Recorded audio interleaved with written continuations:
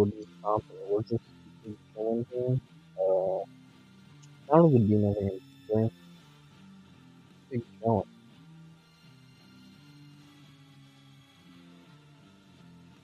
But yeah, we're doing a Q&A, so you can feel free to ask me pretty much any question, particularly about ethics and about what you ought to do and what you ought not to do in life. But I'll answer basically anything. So shoot me questions or don't, and you can just big chill, and other people will shoot me questions, and you can just stick around and dig it.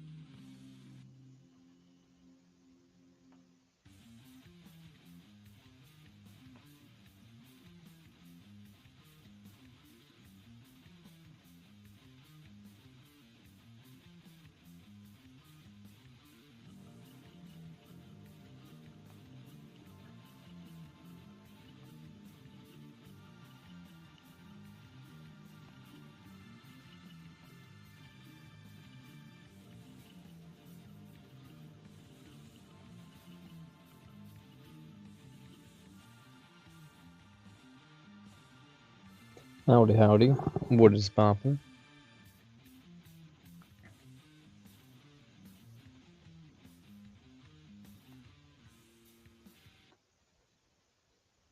With the link to join if you want to talk on stream down there.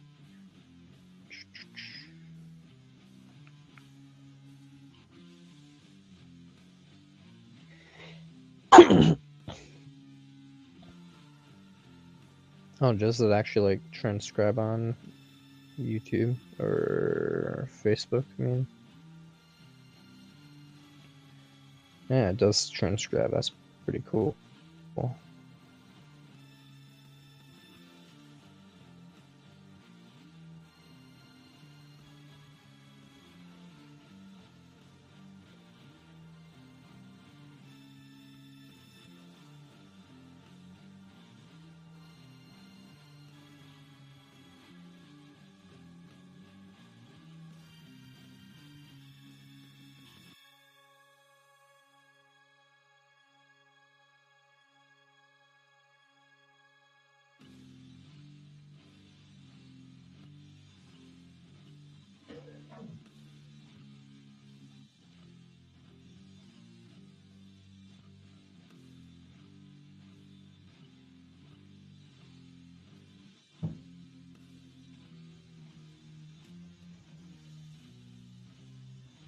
There we go. We just launched a message into the Sentientism chat. We'll see if anybody bites.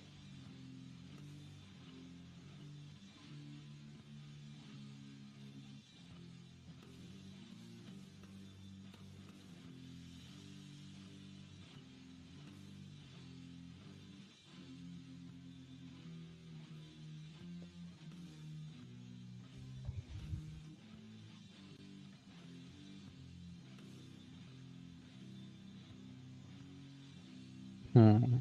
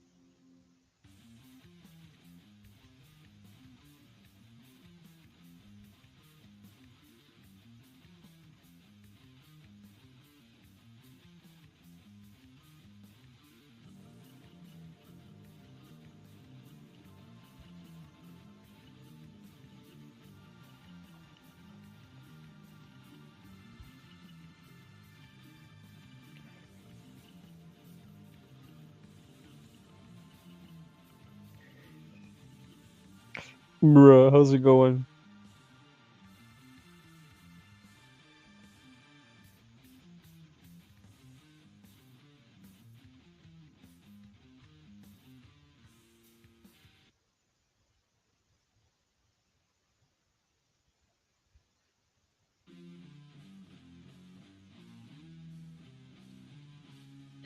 The song's by Nefarious Rockers, by the way, so if you like it, check out Nefarious Rockers.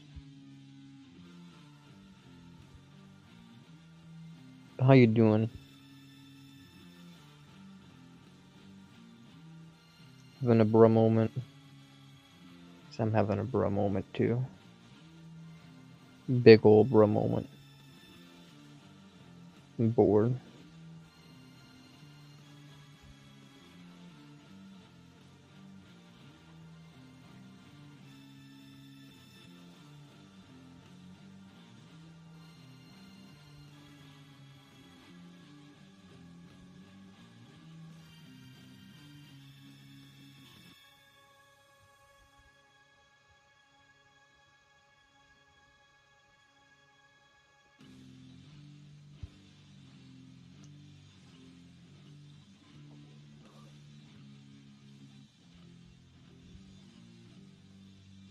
Yeah, man, I've known Seb in the band leader since 2016, maybe. Oh, hell yeah, that's awesome. So I'm guessing you recognize the riff then? Well, that's Nursery Rhymes. Or I said it was Seb's music. Yeah. He's been on the channel before, so he's been like, you can use my music. So I'm like, fuck yeah, okay.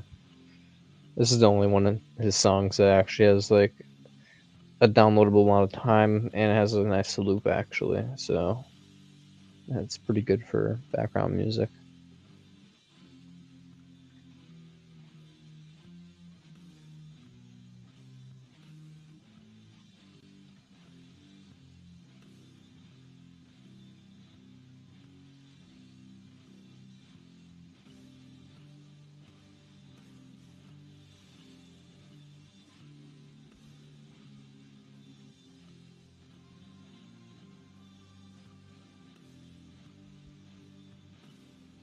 Hmm.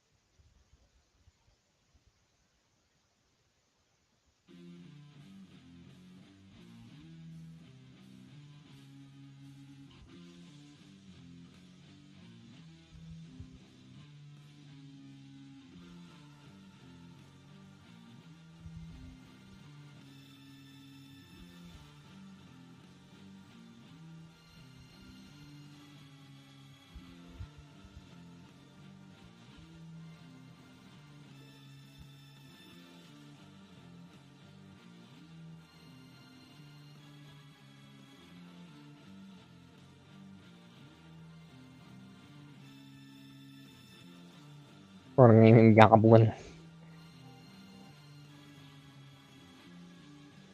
Goblin, of course, has to be a goblin.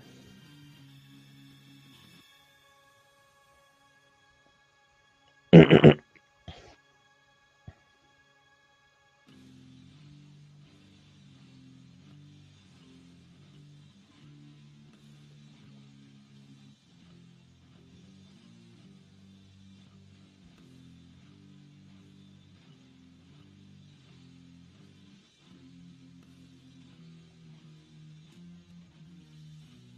used to make an A&R rap song, but I deleted them all. I used to make A&R rap songs, bro. That's pretty cool. I mean, to each their own when it comes to deleting them. I'm not a big fan of rap, so I mean, I wouldn't have been a fan of it. But I mean, it's cool that you're making music regarding the genre, anyways. I mean, that's cool. It's more than I'm doing other than activism. I do a little bit of activism, but I mean, like, I wish I had the talent to make music and rap. Otherwise, I'd do some stuff like that if I could. So it's cool that you at least try, even if you're not proud of it and feel like you should delete it. You know, at least you tried. Trying is better than not trying. So I give you props.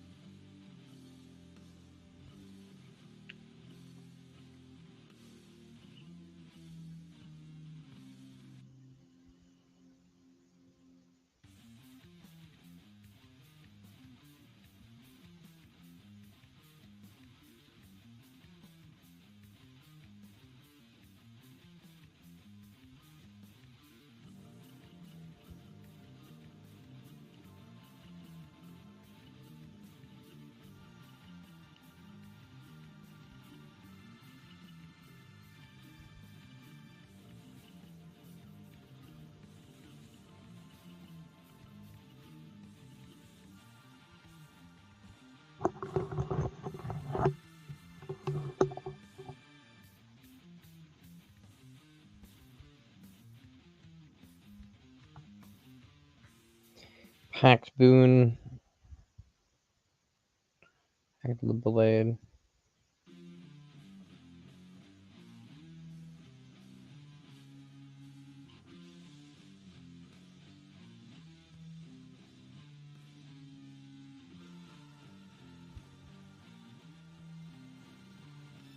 Otherworldly Patron.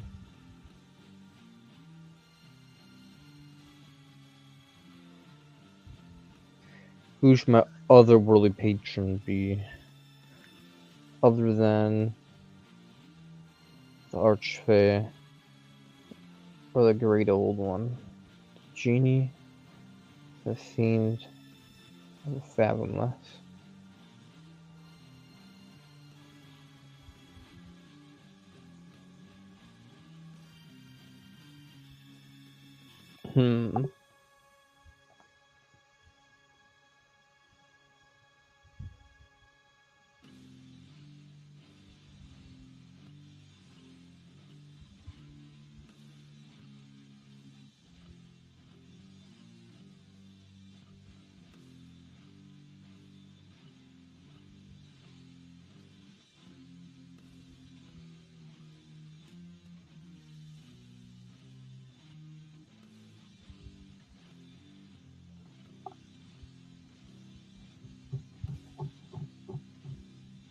I'm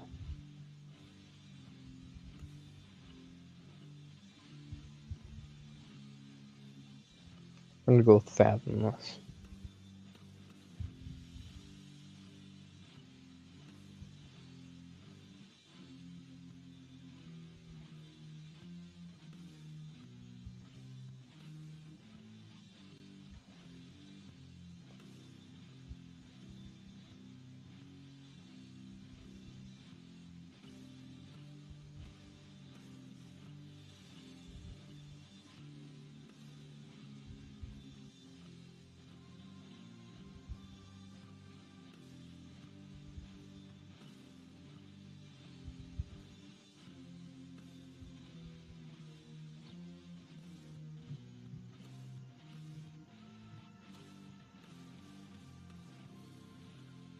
Ooh, okay.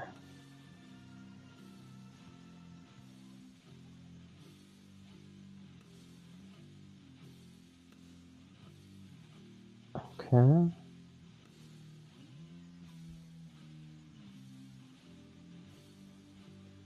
Okay.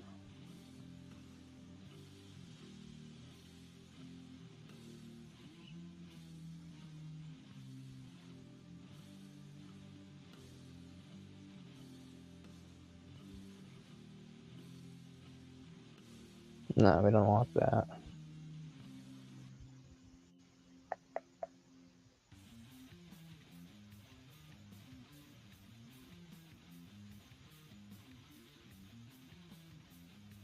We want Tomb of Leviticus.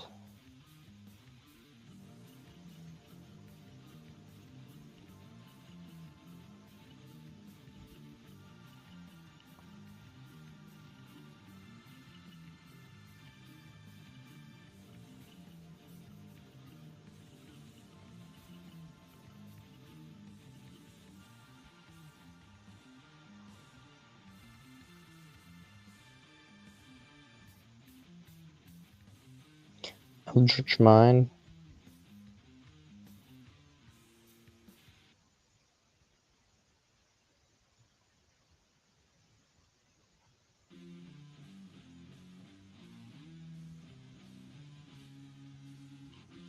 Armor of Shadows.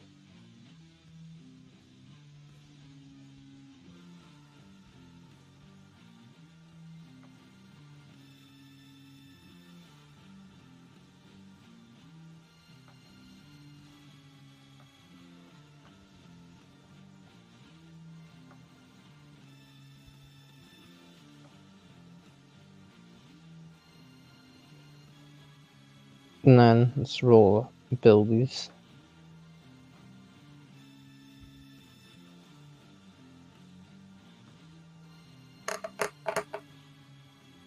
Holy shit, I'm gonna come.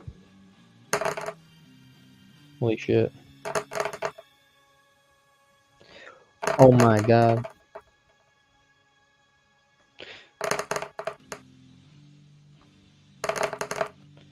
Oh my god.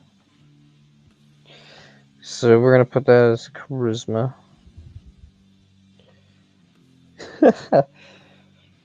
Okay, we're gonna put that as dexterity. As con.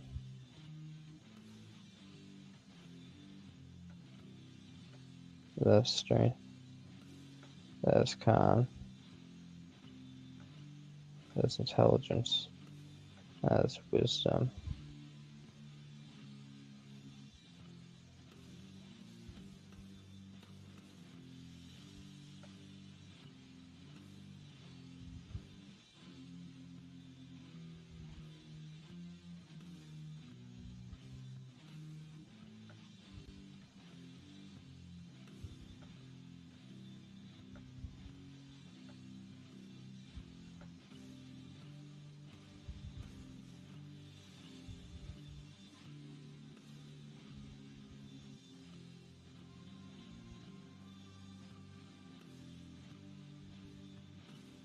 You know what? No, I'm gonna do something.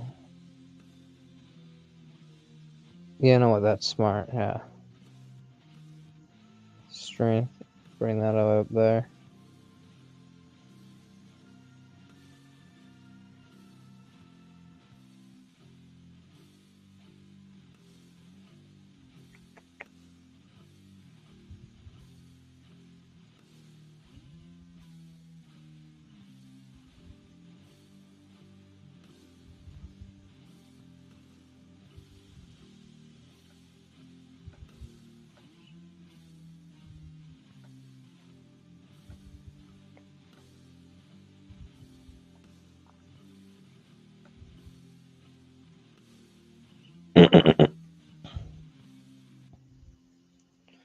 There we go. Now we have that. Bam. Go to ability score improvements.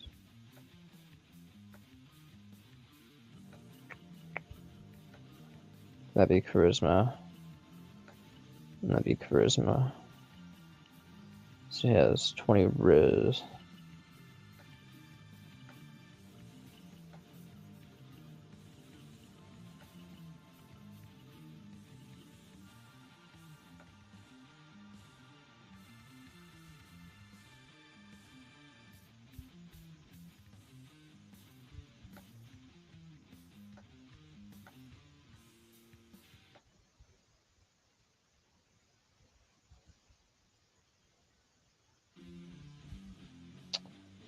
Let's turn that to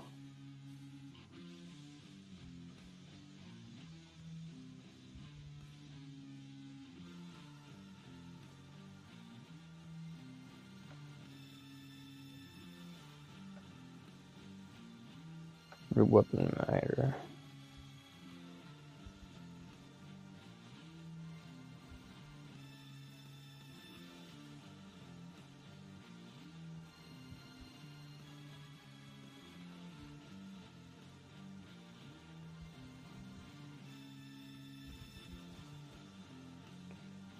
We can't make this character too broken because this is Joe's campaign.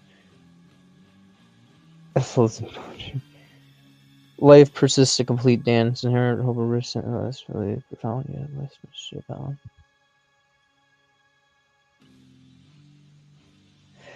Oh, were you saying some of your raps? It shadows deep where life does bloom a choice to make a different tune. Antinatalism was yourself in the air, question the path we hope dear. To birth or not, the heart does weigh a world of joy, yet pain array.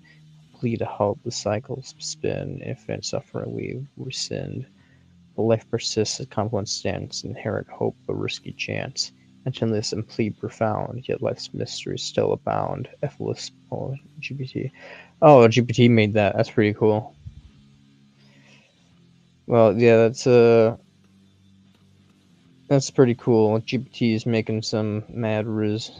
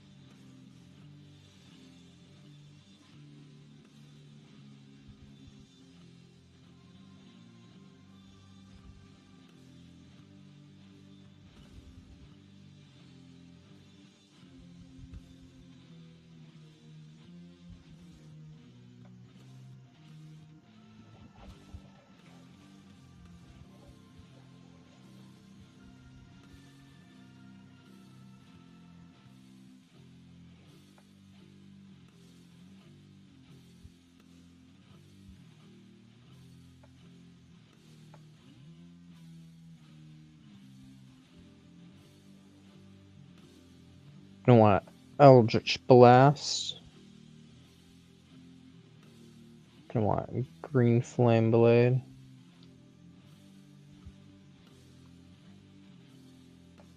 No, we're not. I want Mind Sliver. And Prestidigitation. And Sword Burst.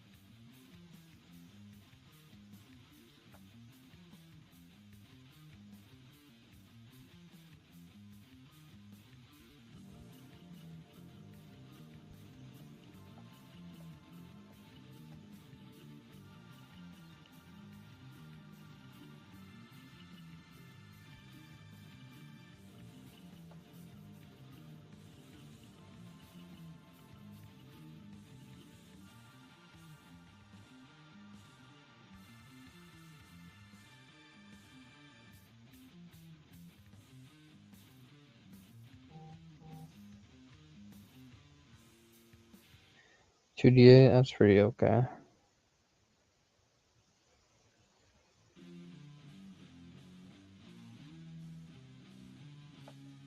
Summon Elemental, Summon Aversion. These are all concentration. I kind of don't want concentration spells. I kind of want something that does massive damage. Lightning Bolt.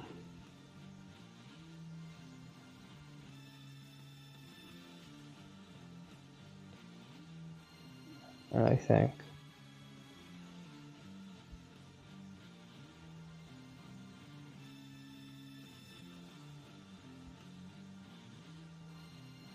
Hold Person.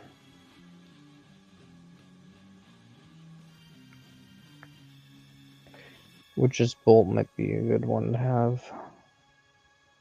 Thunder Wave.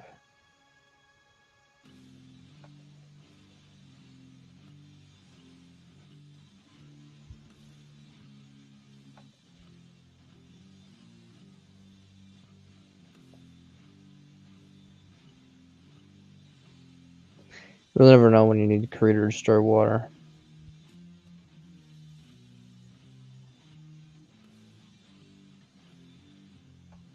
Or Charm Person. And then Armor of Regathus.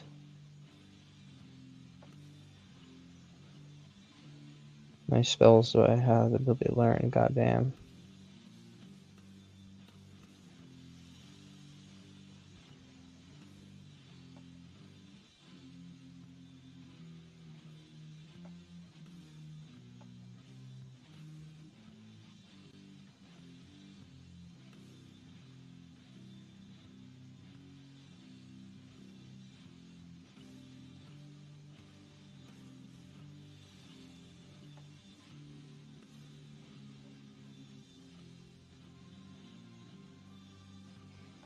$12d8.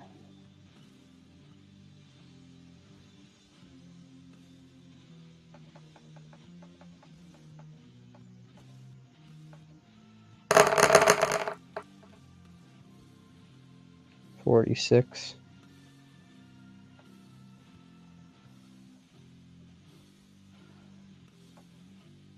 God damn.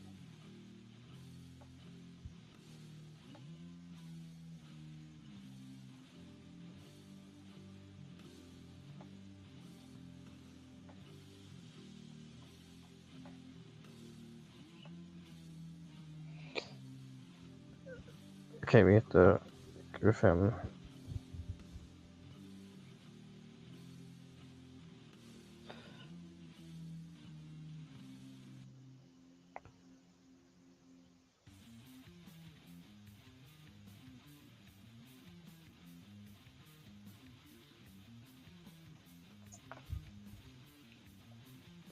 No, I already have that. I may have to change this up to.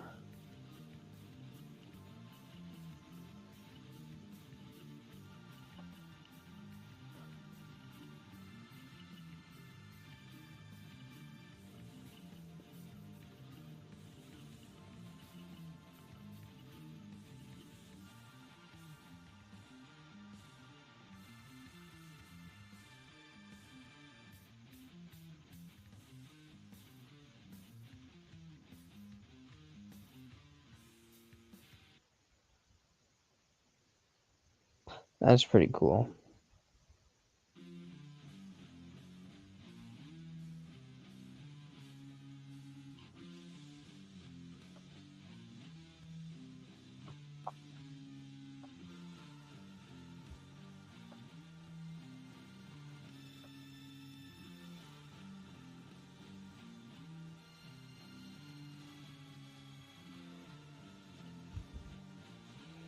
So you can have an armor class of 15.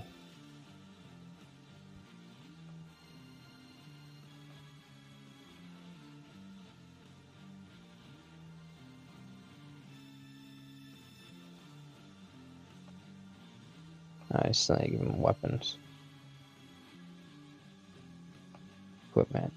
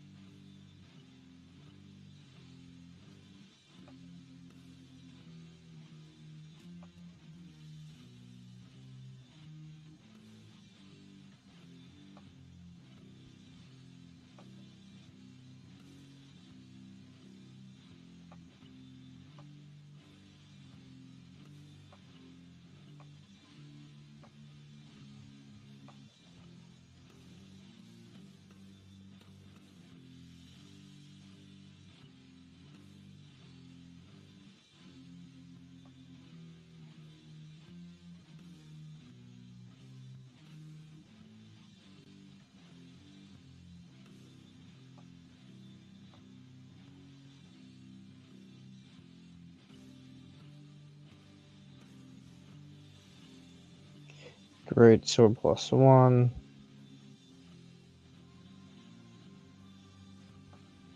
Well, by now we should get great sword +2.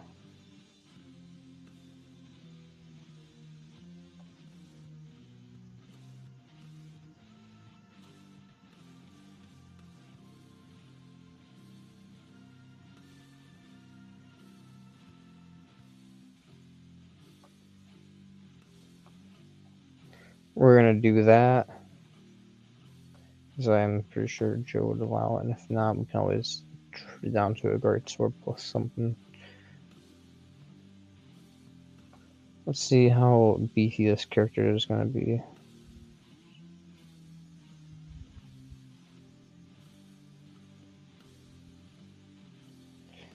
Why do I have so many fucking leathers?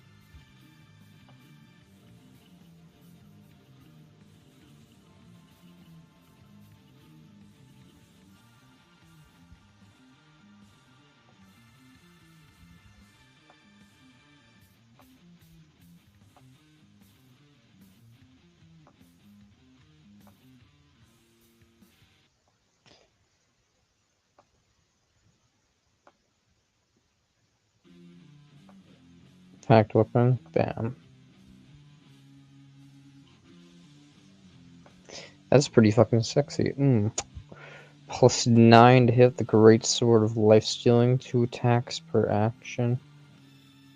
Oh my god.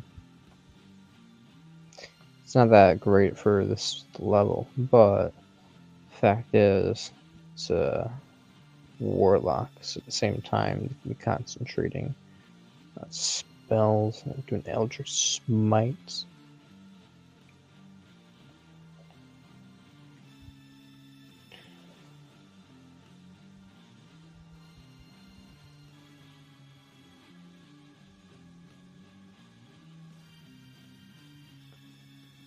Fuck yeah.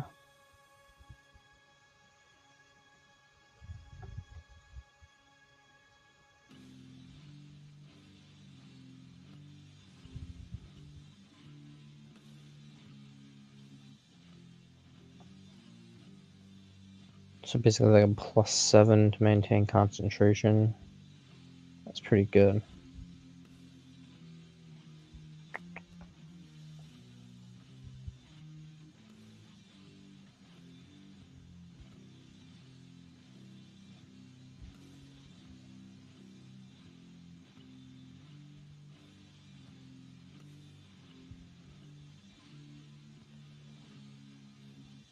Yeah.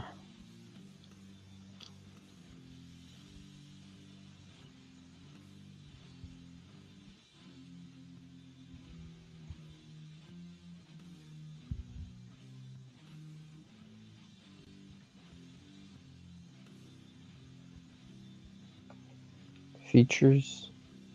Tentacles of the deep. Human other stuff.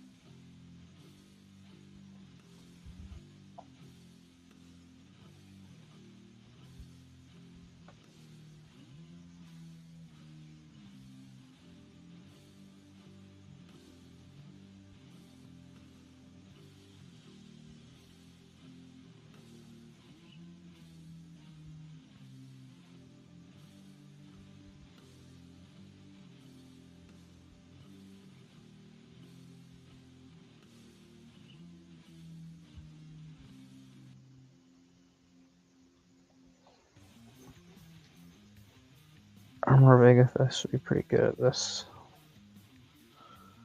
Yeah.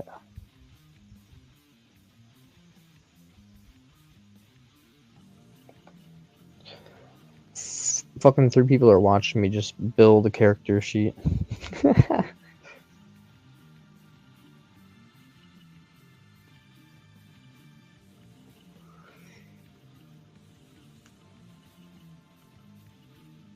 You can do a lot of shit though, look at this.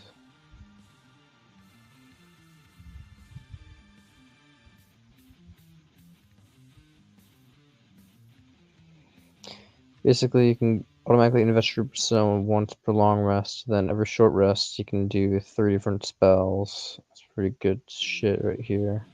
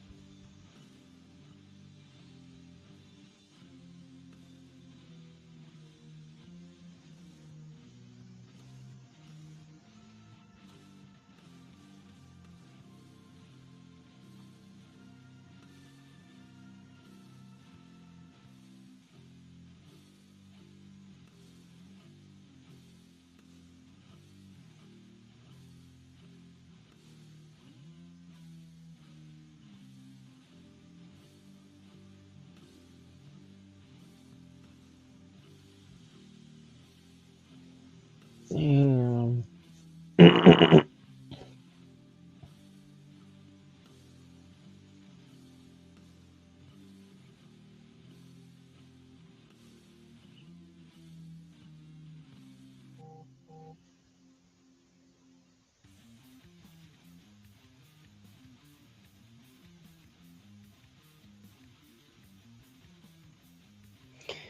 Okay, this is a pretty good character sheet I just made here.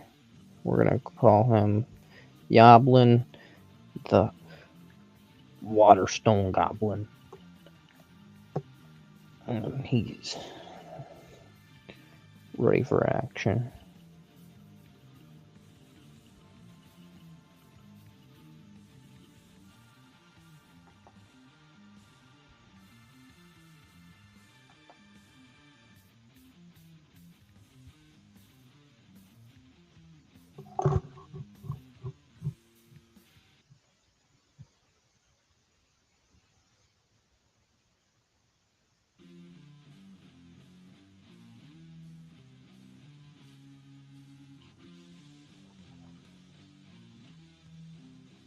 Hmm.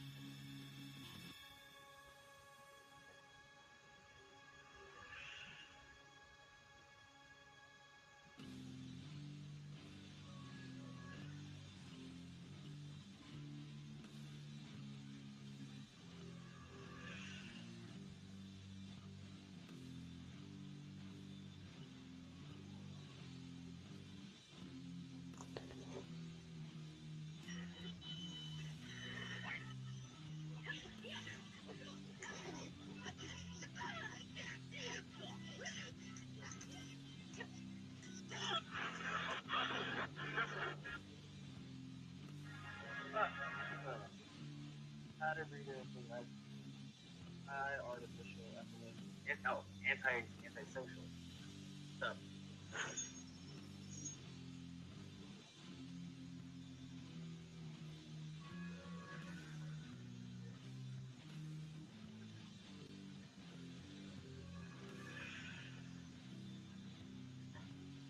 I thought stadium started.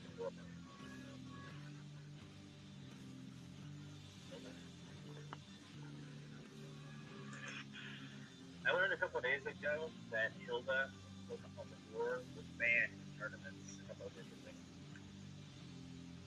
That's her debut game too. I don't think she announced it now before. And she's banned from tournaments. Funny. Because she has a fucking instant death bring out mode option. Any area of the dragon.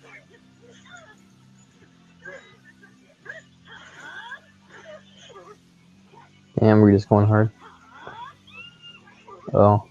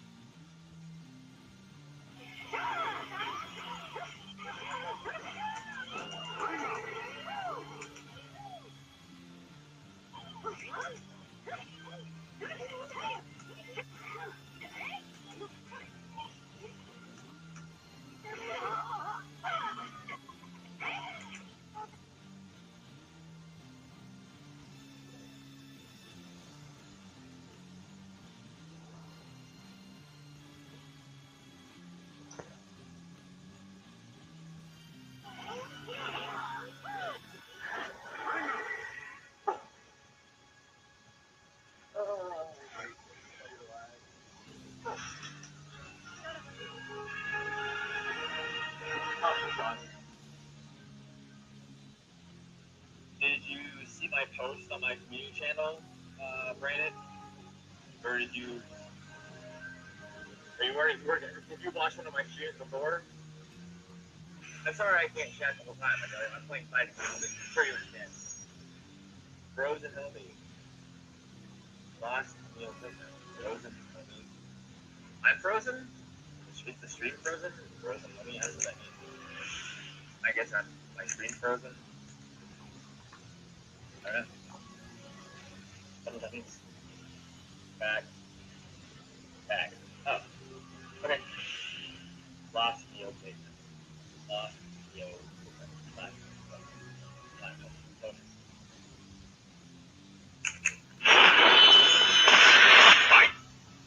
Fight.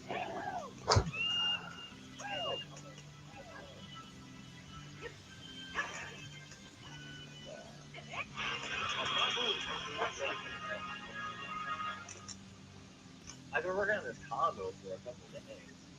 Hours. I never seen the last one, but I watched it. Gotcha. I appreciate it.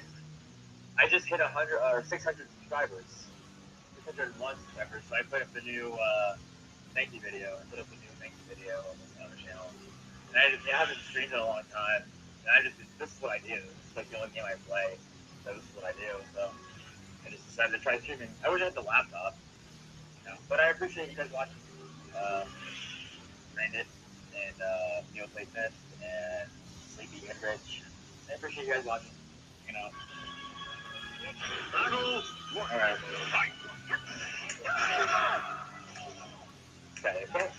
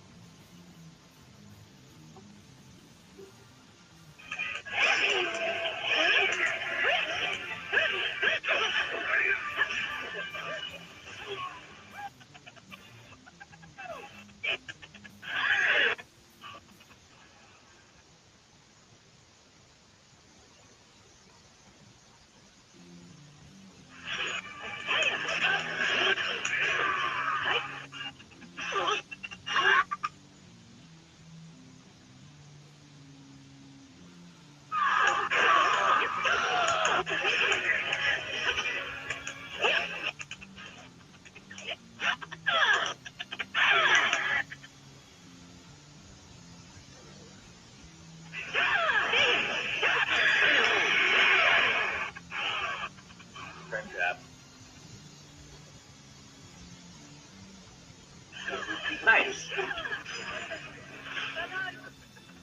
Am I already?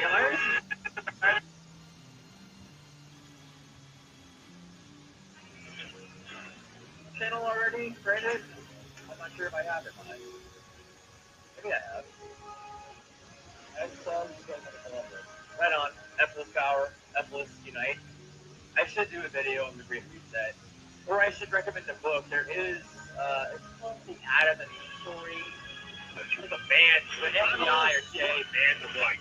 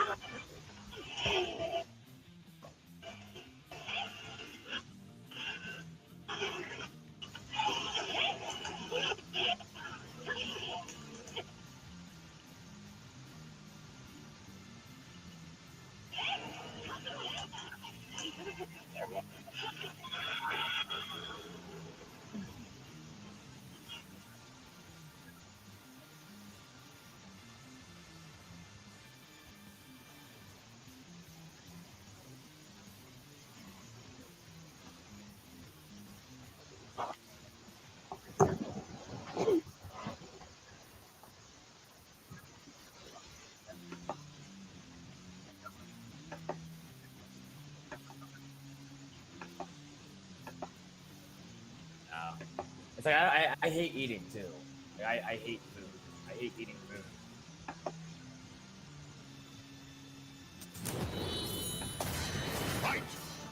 Rita McCloud streaming, my dudes. That's combo. Like I'm supposed to. So the combo I'm working on, guys, is like this. Like I launch him, and that's the extender. Like that's already like this is just the part I'm working on. This into this, and I like. There's two ways to do that, but I don't know how to fucking do it. Xbox. Yep, Xbox. Yeah, this combo is fucking rough, man. I still don't know how to get. I got it. Challenge your limits. I don't know how to get it regularly.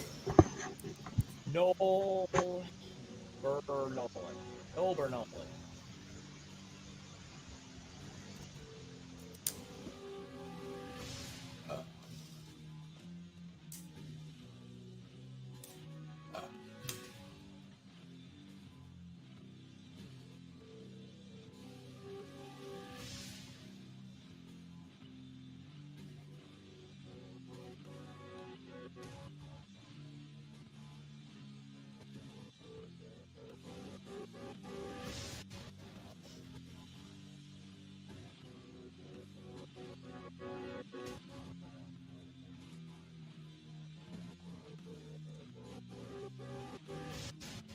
Wasn't really. Yeah. Oh, all right. Would you ever consider coming on to my stream and talking about it? I would, yeah. I would totally do that. Yeah, for sure. For sure. I love. Yeah, Brandon. Brandon. Gil. What do you prefer? I knew that. Yeah, that's mine. But yeah, I would totally go on your stream. I don't know how I would do that. Is that able to be done with the phone? Can I join your stream on my phone? I don't know how to do that.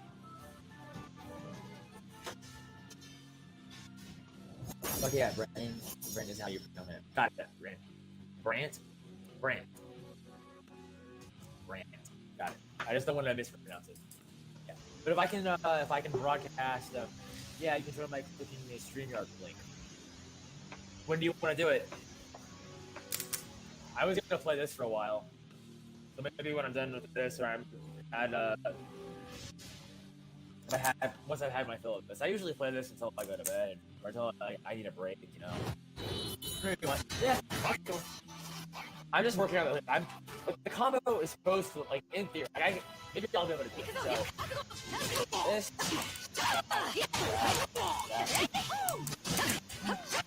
Oh wait, fuck. See, that was it. I almost had it. But I held. Yeah. Oh,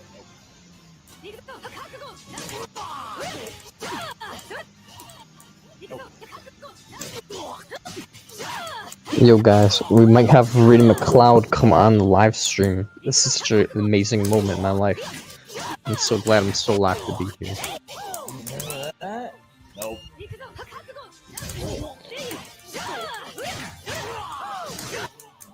Nope. Not cancer.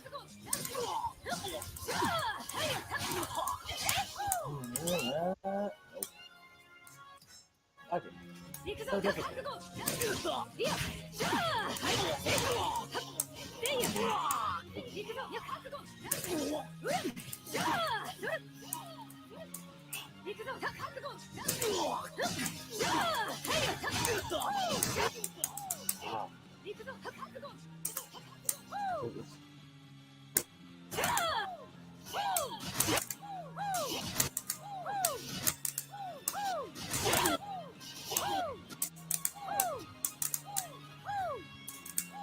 That's the easy part.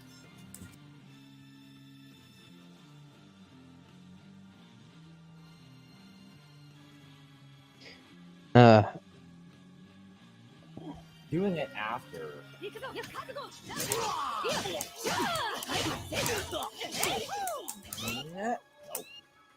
That's the fucking thing. Right there.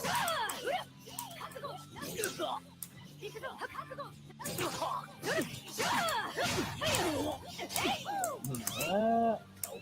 keep getting saucy. Also, do you have any preferred form of communication besides the comment section? No big if you'd have it. No, yeah, I have Discord and I have Facebook Messenger. Yeah, Discord or Messenger, that's fine. Yeah. Dr. RB Spam, Mr. Libble. Yeah. My Discord is Rita McCloud as well. Out for revenge. I like your style. You're out for revenge. Who do you want revenge against, Mr. Libble? Anyway, let's go. Believe in your power and reach for victory. Oh, he can hear me. You're toast. Believe that. I'm not toast.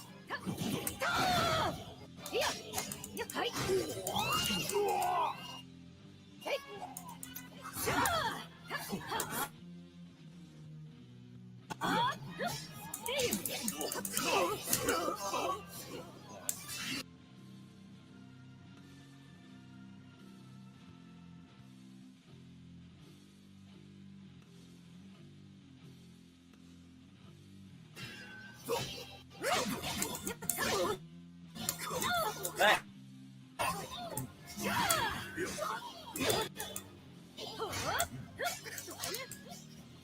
Nice block. That. Oh, alright. Oh, wow, we got T-Bagger. Okay.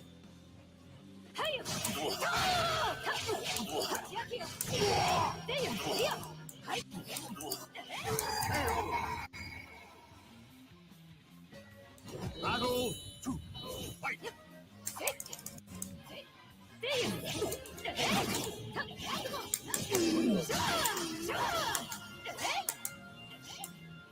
All right. So what's the game plan? Are we playing? What is this?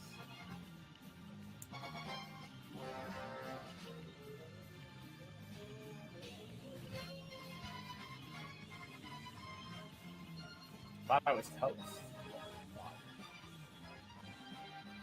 Controller problems. I don't know.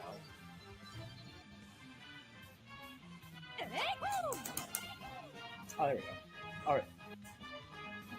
Are you ready? Are you playing? Oh, I'm just gonna work on my combos. What? What? Are we playing or like, I don't know what you're doing? Full screen. Oh, God. I'm done. Battle 3. Fight.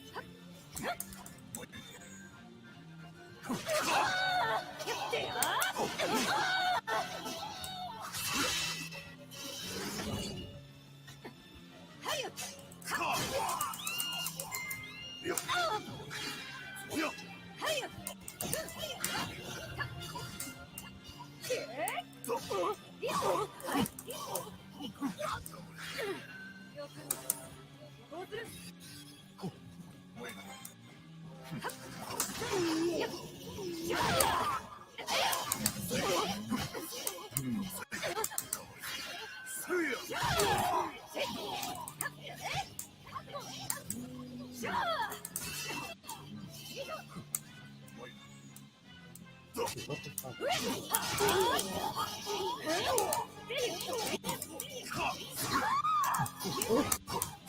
Oh. Oh, damn. Dude. The battle is over.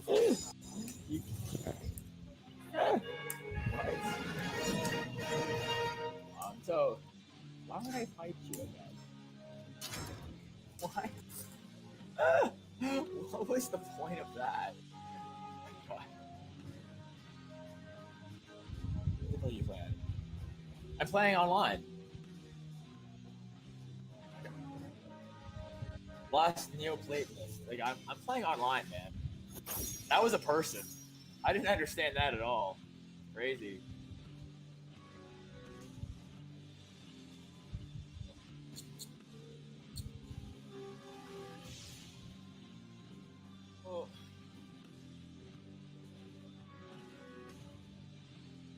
That was man, I got.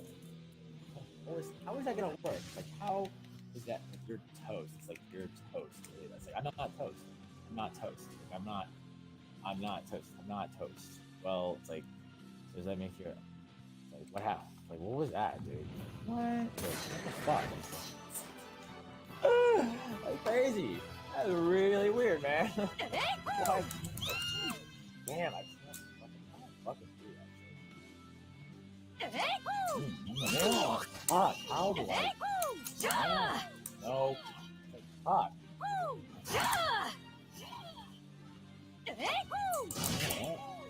Yeah, look at that. That's a lot. So.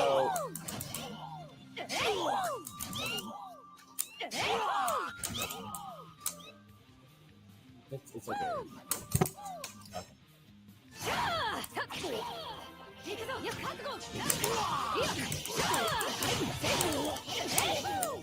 Oh god, dude. That is really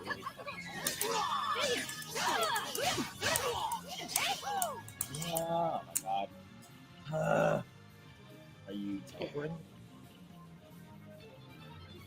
No.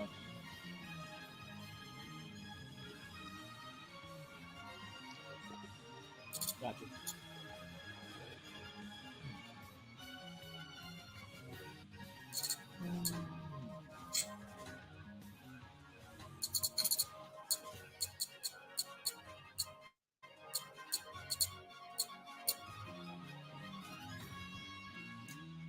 I don't know what you mean by teleporting.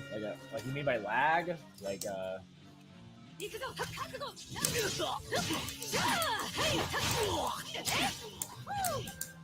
man, that is really fucking. Gotcha. A battle of destiny.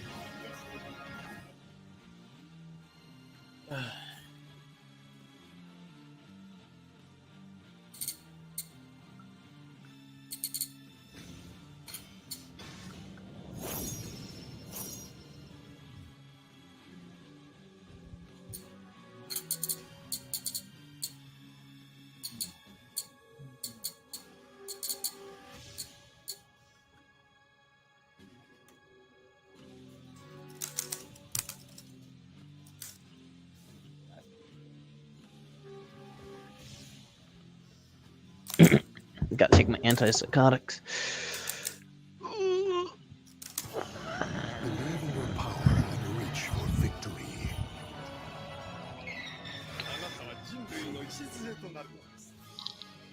Battle 1. Fight!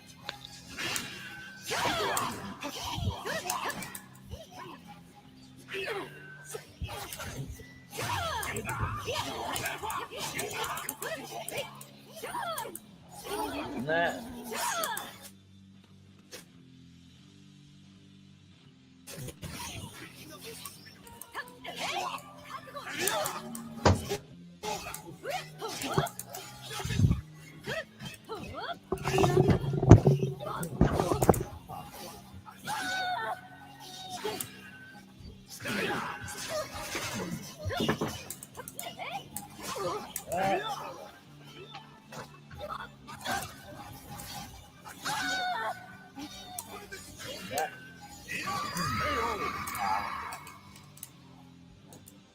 Battle 2. Fight!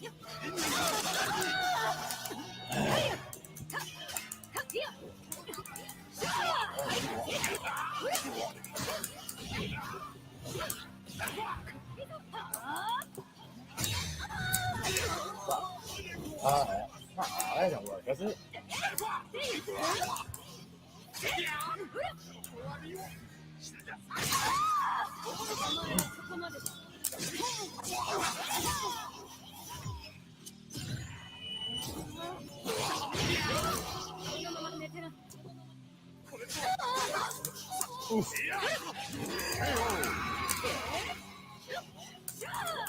Battle 3.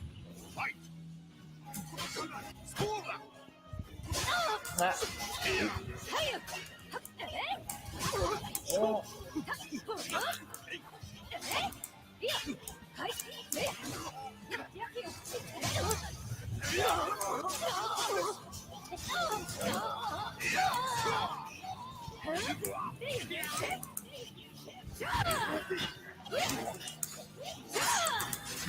Fuck on.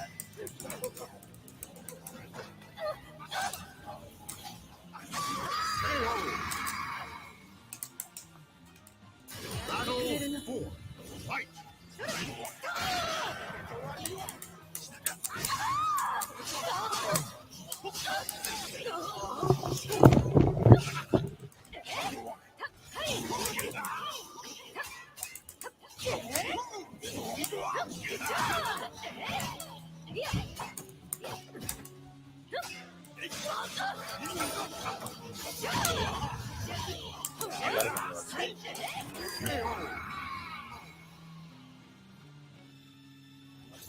Final battle. Fight.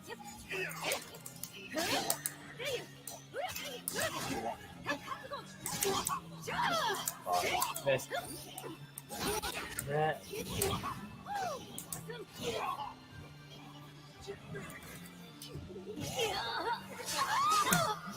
Nice. Yeah.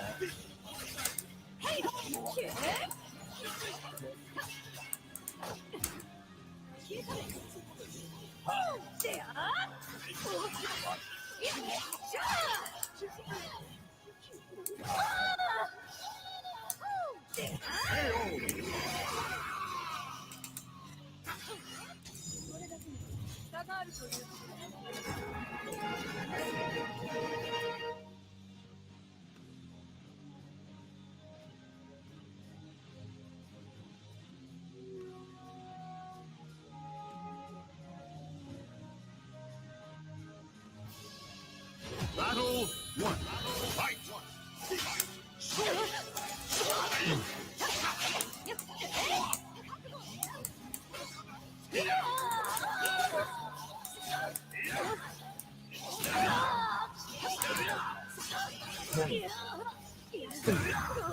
Ah, gone.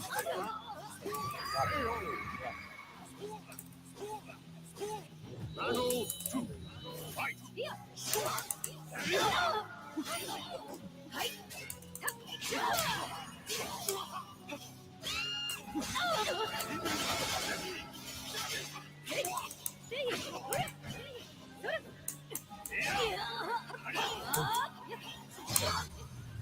Oh, he's stuck. Ah.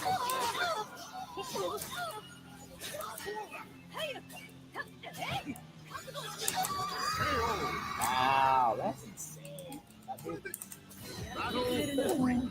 Fight. why did that move?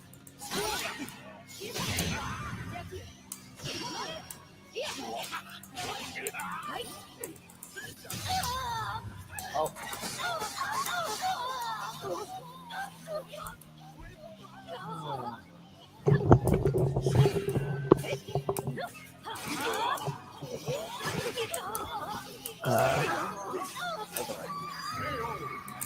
KO. Oh, oh, bitch. You pussy.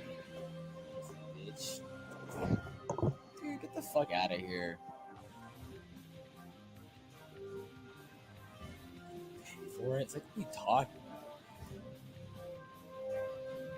You don't know what you're doing. Put it in how you're supposed to do that. It's like, what do you mean? It's like, well, you know, it's like, well, it wasn't difficult. That's a story. It's a story for a video. I mean, that's a fucking hilarious story. There's nothing that will help us besides dying. Gonna be stuck during this until that final moment. Just don't get it. Oh shit. Fight. That's how it be.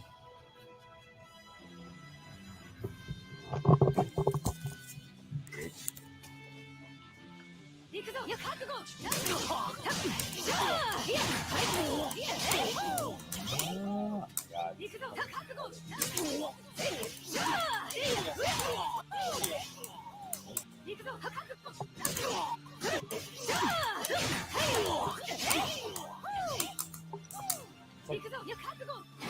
A battle of destiny.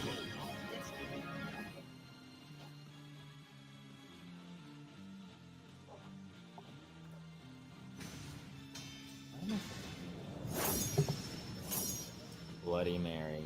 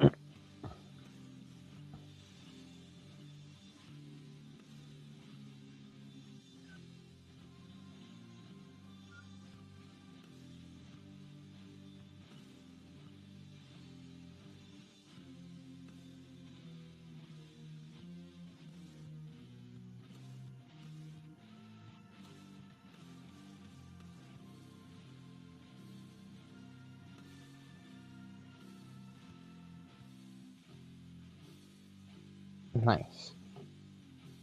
I'm watching Rita still. I'm just not streaming his stream.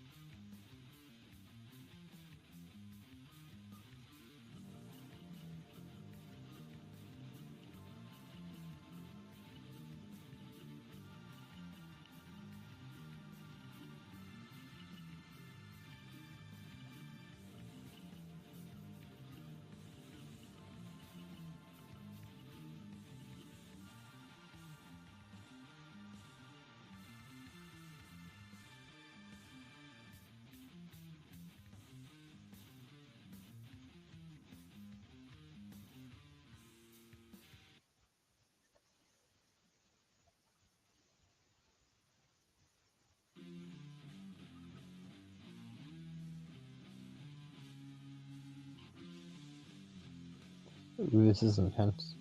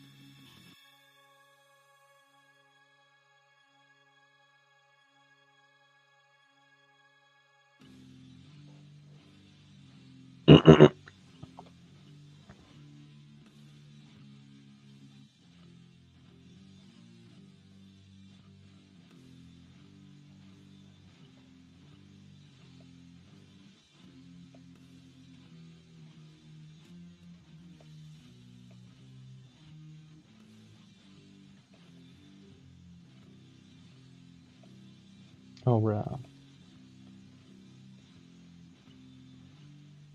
Yeah, I guess, here.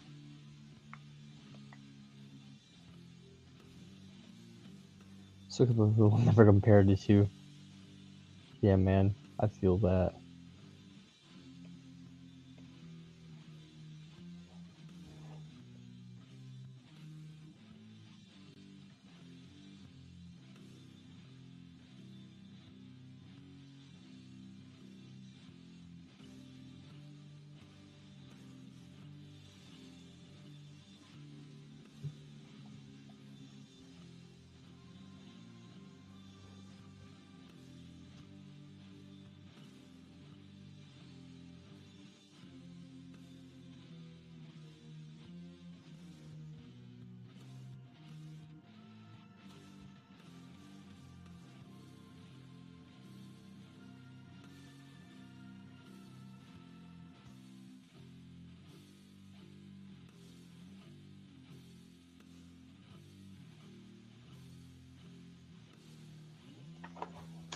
Okay, we're having a smoke break.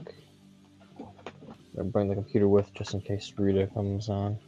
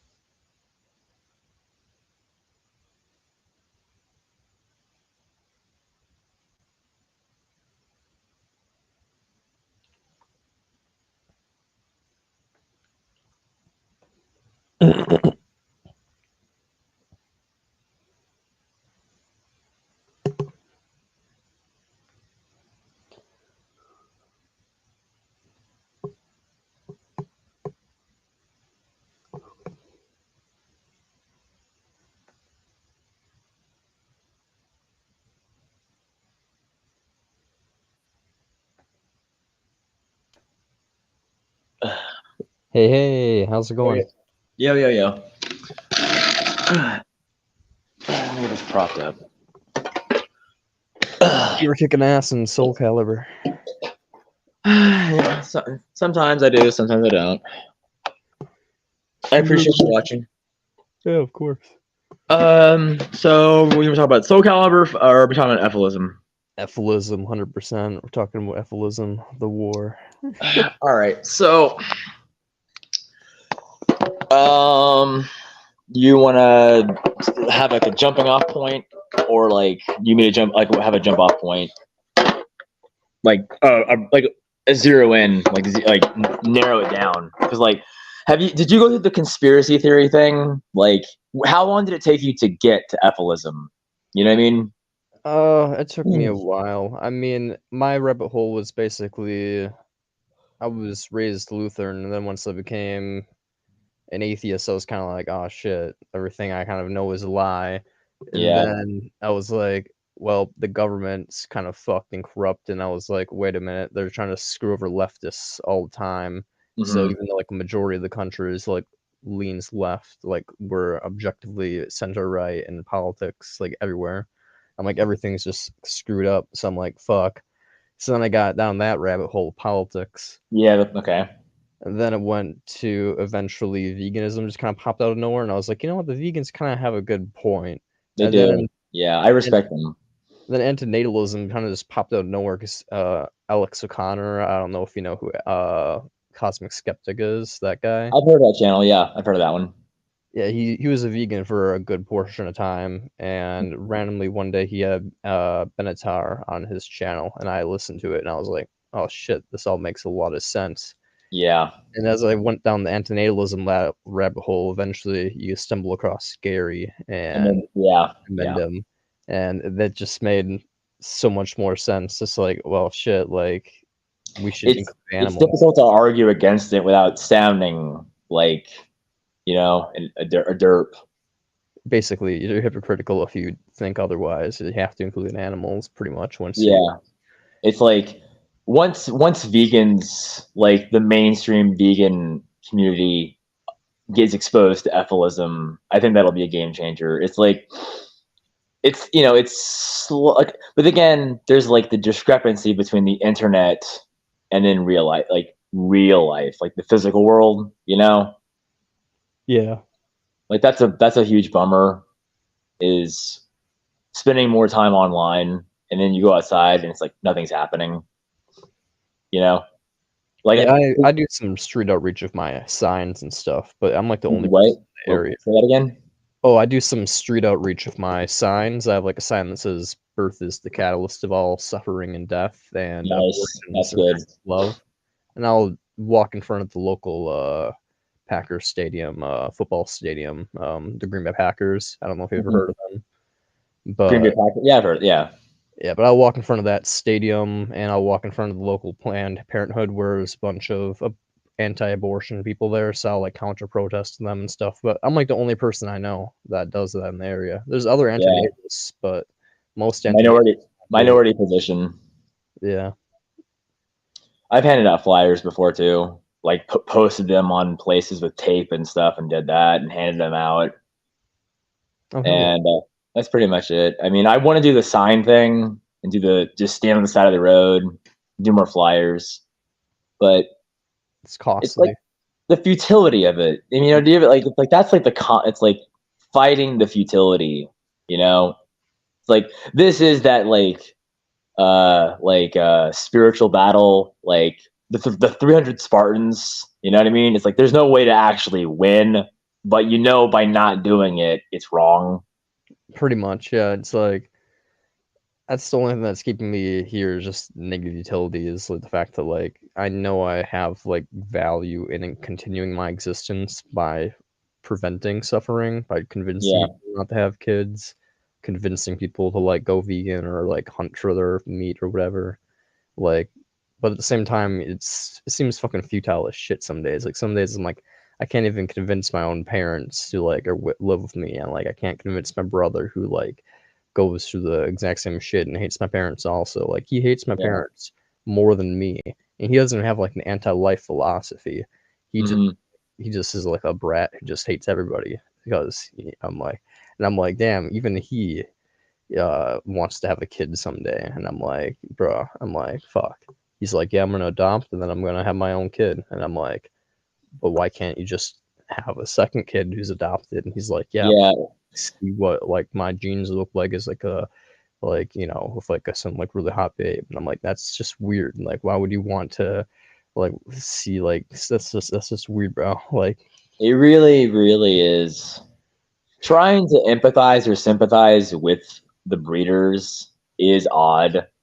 You know, there was a time when I wanted a daughter, like I wanted to, a kid, but it was very short lived. You know what I mean? And it was like either adoption or but I never like really went anywhere with that. And it's just like I want a kid. It's just like that. It's like, you know what I mean? Just that is like that's the beginning of it. It's like I why? want, and Why? you're like, shit. It's like why do you want a kid? It's like I want a cheeseburger. It's like it's just something that someone wants, and it's like that's the problem, you know.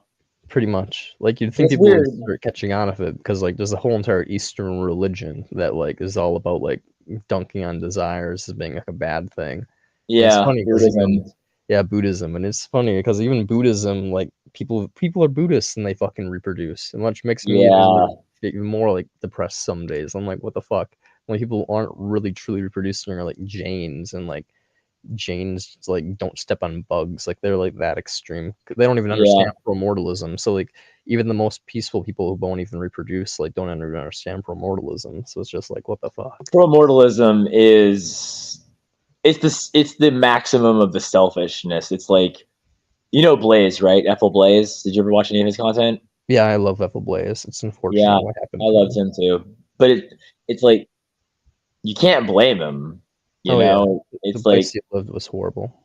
yeah, but he got to I think he was in Turkey. Wasn't that where he was when he left? I think it was Iraq or Afghanistan, or it was one of those third world countries or poorer countries, and then he got out on a student visa. But it's like I wish I was dead. And I wish I could kill myself every day. Oh yeah, But you know what I mean? It's like it kind of sucks. But he made his videos, so he made his contribution, and it's like I don't understand how Gary is still Gary's oh my insane. god, it's true. Like, how is he? I mean, his latest video, he seemed rather hopeless. I don't know if you watched it, but in the very beginning, he was just like, I forgot what he said, but he's like called himself like worn out, like I'm no longer a Mendem, I'm like worn out or something like that. He called me Yeah, worn out. So like I mean even it's got to he's be like over 20 years of content. yeah, it's fucking crazy.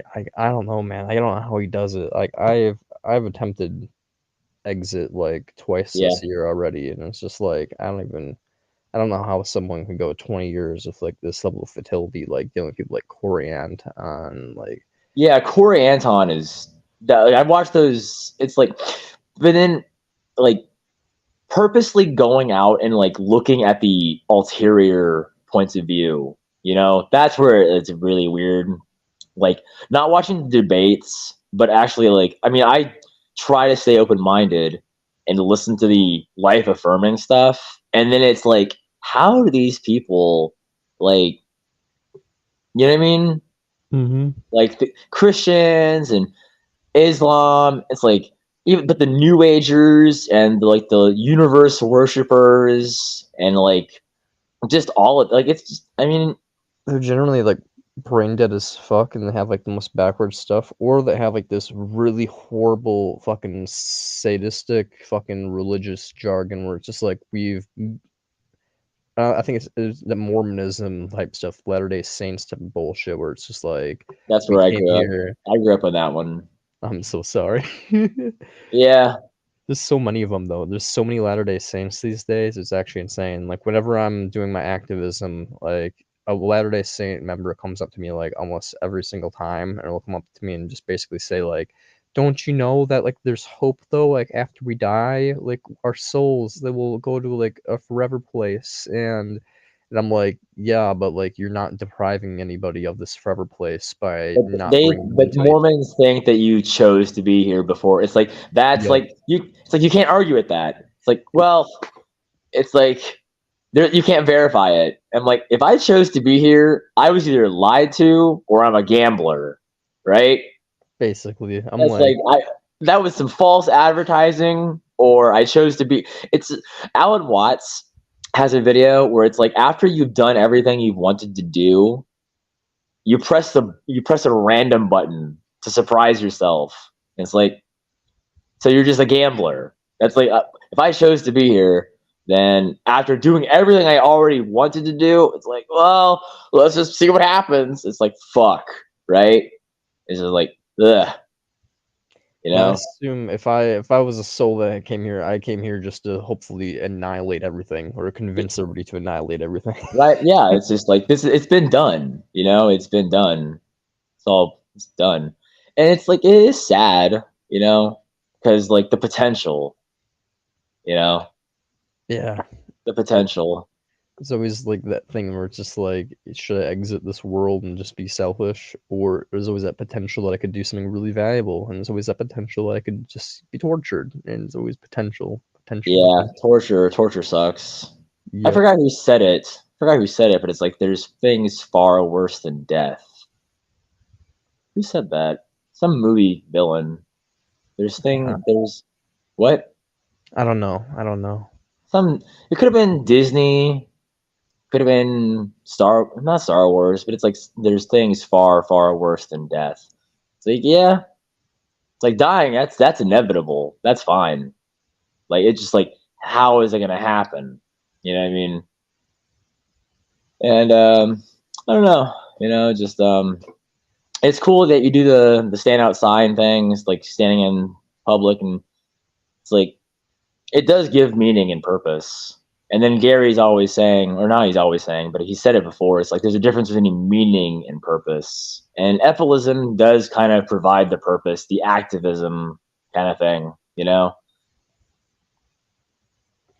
Yeah, it does provide of meaning, like in the fact that you feel like you're doing something, but it also puts it right in your face and how ignorant the public is, like, and how little shits they give in regards to ethics, like whatsoever. Like, I'll be standing there at like a farmer's market with thousands of people that are like walking directly by me. It's like they're literally out and about with the intention of like visiting stalls, just seeing things with their free time.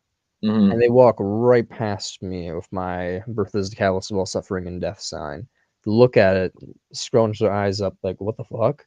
And then they just keep walking. It's just like, they're so NPC like that. It's just like, they will just look at it. The brain just goes boop, beep, boop, boop, boop, and just, they keep walking. And I'm like, okay, do you agree? Do you disagree? Like, if you disagree, like, please come up to me. It's like, I want to have a conversation. It's like, if you agree, like, please, like, give me a sign. Like, don't just be like, yeah, of course, and then just like walk away. But most of them don't even look at all. It's like the most bizarre thing. It's like there's a guy with a sign holding it up like nonstop for 5 minutes straight, Mm-hmm. and just everybody just walks right by. It's like the most bizarre thing ever. And people that look at you usually just give you middle fingers or like It's tell pretty you like, surreal. It's yeah, very odd. hell yeah, man. Do you ever wonder like what what evidence would it be, or what evidence would you need to disprove or discredit Efilism? Like what? I mean, like, we're already here, but it's like, what would make having kids a good thing? Like, it's like you can't. There's all the arguments that you already know, but it's like, what would make it wrong?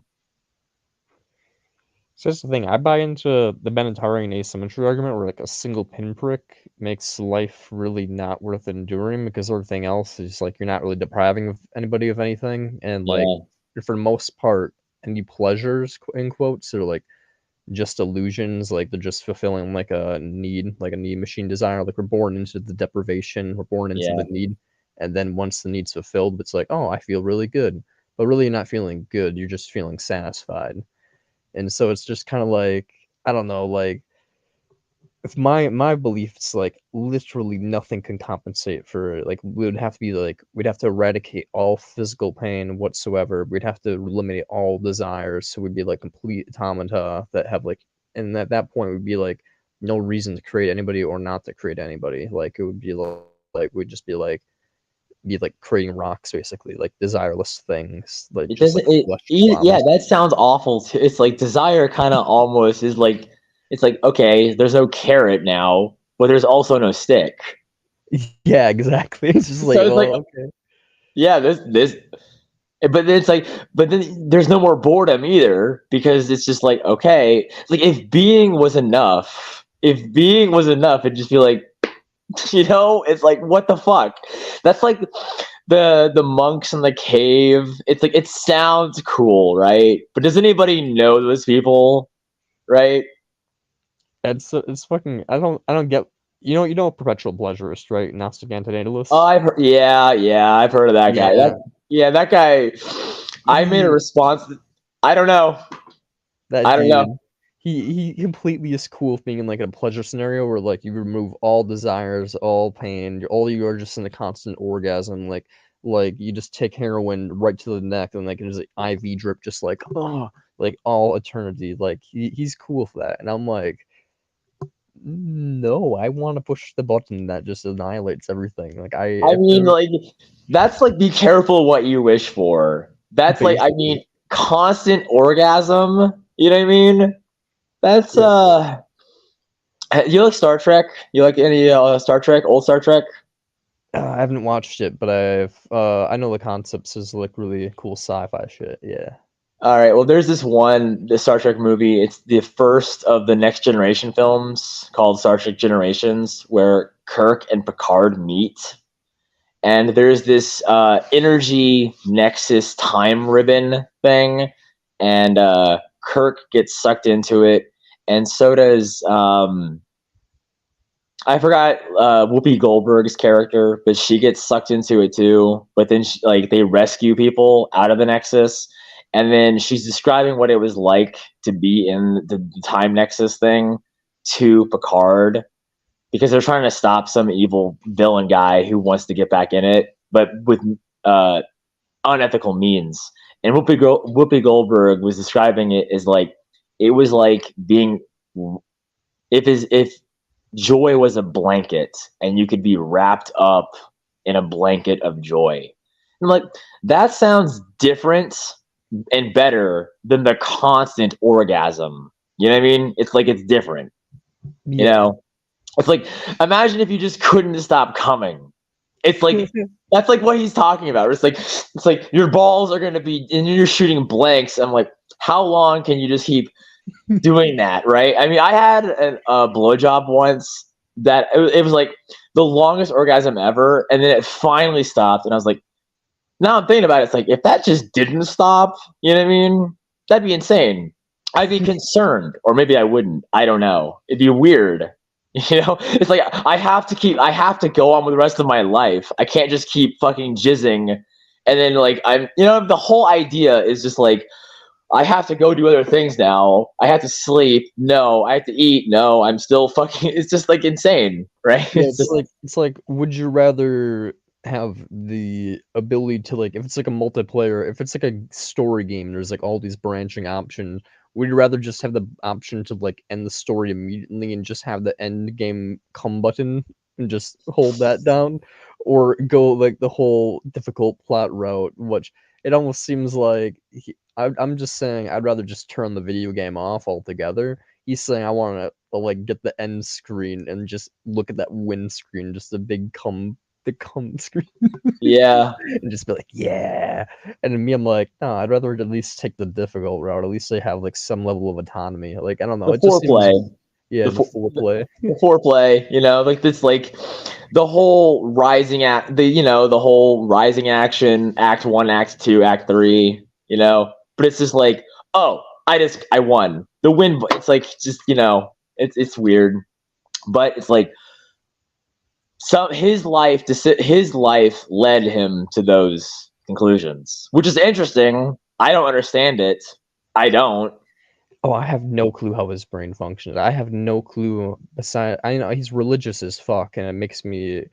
But like at the same time, like it's just like, how can you be an antinatalist and at the same time just be like, yeah, man, just enjoy life to the fullest to the point where you're like literally causing suffering to other things, but like just enjoy it, man. Just ignore the fact that you cause things to suffer. Just be like, be ignorant in your sadism. And then I'm like, whoa. I'm like, you're right from a hedonistic, egoistic perspective, but Yeah. like that's it. Like we shouldn't be egoist and we shouldn't be hedonistic. I mean, we're all psychologically hedonistic, but we shouldn't be like actively hedonistic. Like that's a good way to, like, if everybody did that, would be a fucking disaster. Yeah, that's like an interesting idea, is the philosophical concept of the universal preferable behavior, the UPB, the universal preferable behavior concept. Like, if everyone behaved in X way, what would be the best, like, what would be the UPB, It's like, I would argue an ethilistic and vegan, and an anarchist point of view, and secular, right? Secular, but it's like, just because it back up in your last comment, you were saying that perpetual plagiarist was a hedonistic egoist or egoist. I think that may be our dialectical difference, but like, I do make a I think there's a distinction, I don't know if you agree, between egoist and an egotist. Like an egotist is like the one that's like perceived as the bad one, and an egoism versus egotistical. You know what I mean? Like, okay. Yeah, egoism. Like he subscribes to egoism, like really embracing the I and the individual and like what one self wants. yeah, Like, I mean, I agree. I would agree with that. Like, I mean, have you ever read any Ayn Rand? yeah, I actually own one of her books. Which one? Let me try to find it. I think it's called A lot of people trash on her. I don't like Ayn Rand very much, but What is the? I'd like to talk about that. Like, why are you not a fan of her works or her ideas? I guess there must be one disagreement is like she's kind of an anarchist. I'm not an anarchist. I believe that I'm more of like, how do you say it? I mean, I used to be an anarchist. Now I'm like an anarchist in principle. Like I wish we could have anarchism, but I feel like we need something more like a philosopher king, like something like an authoritarian figure that just like overpowers like the dumb majority. 'Cause I feel like, Palpatine. we need like a Palpatine basically. Like I mean Palpatine is like evil and all about power, but like if it was like a benevolent dictator, like someone who's just like, no, we Dude, I need to totally agree with that. It's like, I annihilate everything. totally agree with that idea, but it's like, you never see it. Like in Yeah, history exactly. or in fiction, like there's never like a good single leader, right? They're always, or they get killed off. They get killed off, like Ned Stark, or like not Jon Snow, the other one, Rob. Like the person who would be the good leader gets killed off by other people. But it's like absolute power corrupts absolutely. It's just like, it's like, you're right. I mean, like, I understand that anarchy is I agree with anarchy, but people kind of on their own, like what people would do with their freedom. But on that argument, it's like it would go back to natural selection, right? Yeah, I just It think would we need like an organized body to like direct people to like try to cause this mass extinction event like on Earth of all species. Otherwise, like people, if we just leave them to their own means, are just gonna like some people are gonna go to like rape and pillaging. Other people are gonna be like, oh, well, I just kind of like want to live in the countryside, and they're gonna like go to themselves, which is great for them, but like for the other people who are like starving to death and like still dealing with the like process of natural selection, it's gonna really suck. So, you know, Yeah. so it's kind of like I love anarchy in terms of like an egoistic perspective. Like me, I would love it because I'm a fucking, as my name implies, antisocial. I'm kind of a psychopath of sorts, so I would love just to be able to just run through Yeah. the countryside and just hack motherfuckers up in But their sleep. logically, it's like people do kind of need to be told what to do. Exactly. And that's like the worst part is like that, like, it's like, well, it's like, it's like if people are only good if you have a gun to their head in like jail or a gun or even the afterlife, like hell, it's like, if there were no consequences, like no jail, no gun or handcuffs or hell, what would people really be like? Oh, they would do a lot of fucked up shit. I was talking about this pro-abortion people that I debate sometimes. I talked to one and I basically was like, yo, so like, what do you think? Okay, he's like, why do you think there's so much sin in the world? And he's like, free will is the reason we have so much sin. And I'm like, okay, so you're saying everybody on earth has the desire to rape, because what you're saying to me is everybody on earth has desire to rape, because if somebody in the planet doesn't have the desire to rape, that means God could have created us with free will without the desire to rape, but he chose not to. And the guy looked me dead in the eyes and said, no, I believe true and fully that everybody in this earth has the desire to rape and kill and molest and all that stuff in their hearts. And I went, so you're saying you have that in your heart? And I'm like, he's like, we all do. And I'm like, hey, I'm a fucking psychopath, so I'm not gonna say you're wrong. But at the same time, like, damn, dude, like literally just like a dude just pulled that card on me. I didn't think you'd have the balls to do it, but like people are out there, and I think that he's I probably mean, I'm a psychopath too. It's like I fantasize about hurting my mom and dad like all the time. Oh yeah, same. I mean, it's a cope. It's a really good. It's just like thinking about it. You know what I mean? It's like as long as you don't do it, then you're fine. Mm-hmm.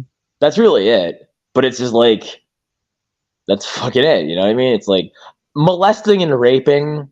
Nah. You know what I mean? It's like Yeah, I wouldn't want to. that's not Like, cool, but I can't deny that I do have really horrible fucking sexual fantasies. Like, oh yeah, you know that's everyone's curse. You know. basically. Yeah. I mean, like feeling guilty about it. You know, you really don't have a choice. You know, it's like believing in free will. It's like, it's just free will. You know what I mean?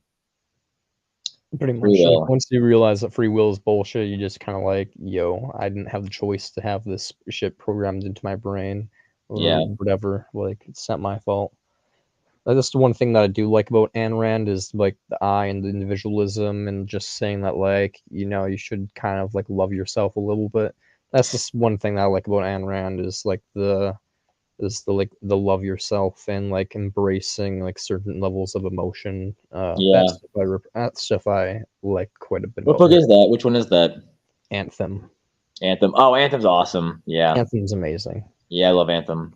I actually wrote a paper about Anthem and why the main character was wrong and why he should have conformed to the society. Really? When did you do that? It was like 2 or 3 years ago, like my freshman year of college. I'm like, clearly this society had like a reason for being like that backwards and like coming to the point where like they outlawed all this technology. I'm like, he for some reason put his own egoistic single-minded view above the whole entire collective like history of like of his community and the Mayan communities around him to decide to basically go back to like a primitive state. And I'm like, he should maintain with the collective of like, putting his emotions aside and putting the self aside for the greater good. But because I'm really about the collectivism and the greater good, but now I don't quite agree with it because I think like Anthem's gone a little bit too far. Their society has because that was when I was a pure utilitarian back in the day. Now I'm a negative utilitarian. So now I'm more like we should Yeah. extinct all life. Back when I was a utilitarian, I was like really all like the giver and like It would be really anti-society. interesting what Rand. It would be really interesting. I'm sorry to cut you off. Oh Sorry. no, it's completely cool. It would be interesting to hear what Ayn Rand would think and say about Ephilism, right? Because like you were saying that the character in the book was wrong for leaving the collective. I will agree with you. He was wrong, but for the wrong idea. He was wrong at the end of the book for wanting to have kids. Yep, the girl he ran away with. Yeah. It's like, oh, it's great. They got away. Just too hot. Just they're good. They found a home on the mountain, and it's like almost. It's almost perfect, and then they're gonna have kids. Fuck. Fuck. And it's just gonna start all the way over, right? That's what it would be. It would just now we have this whole thing going out again. It's like they don't realize it's like that's the whole thing. It's like two people. They have a kid, and then it eventually becomes the collective again that they just left from. That's the cyclical futility of it. Especially because in the back, I think in the really end of the book, they go back trying to like grab people from their society and shit to like reform their own society. No, they don't. No, they just stay at the house. They just stay at the house. Damn, they just stay at the yeah. Damn. And he's like, you're going to be the mother of the future generation, and we'll teach them the right way. It's like, just so close. So close. You know? Yeah, he just goes from like, well, they just indoctrinate us about this, and now I'm going to indoctrinate my kids about freedom and shit. Yeah, it's fucking, Yeah, it's like if Ayn Rand were alive, it's like, I don't think she had kids. I'm not sure if she did. But it's like, the logic of it, I don't think Ayn Rand could even object to the logic of it because she was all about reason and objective like logic and shit. It's like, Rand, you can't all the reasons. You already know all the reasons, but it's like, what would she say? She couldn't say anything, you know. She probably couldn't. Yeah, I mean, I imagine Ayn Rand, if she was exposed to like ethicist ideology, especially from your perspective, like an anarcho-ethicist ideology, she would be pretty much like forced into a corner, being like, "Yeah, you guys are probably right."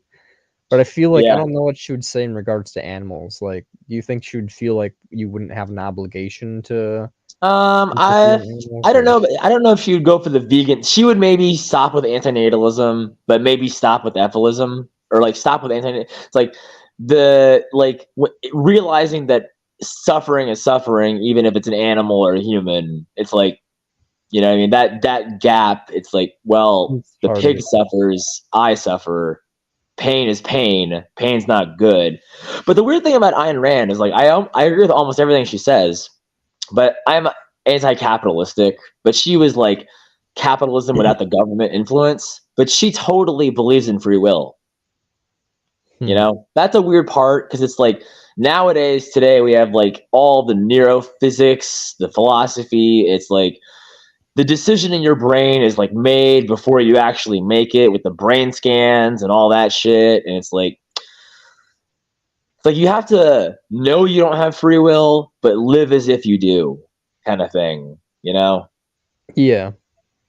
I like to say it's like living by the consequences of your actions. So it's the best way to live. It's basically living as though you're really in control of your actions, and like I live as if I have control of my actions. Like I'm nice to people when I probably shouldn't be, and could be an asshole for no real reason, and I'm an asshole to people just because I feel like it sometimes, even though I should probably not be. I just do things because I want to do it, even though I should just be probably living by negative utilitarianism and just doing like, hey Brant, your self is an illusion, bro. Just put all that to the side. But I don't.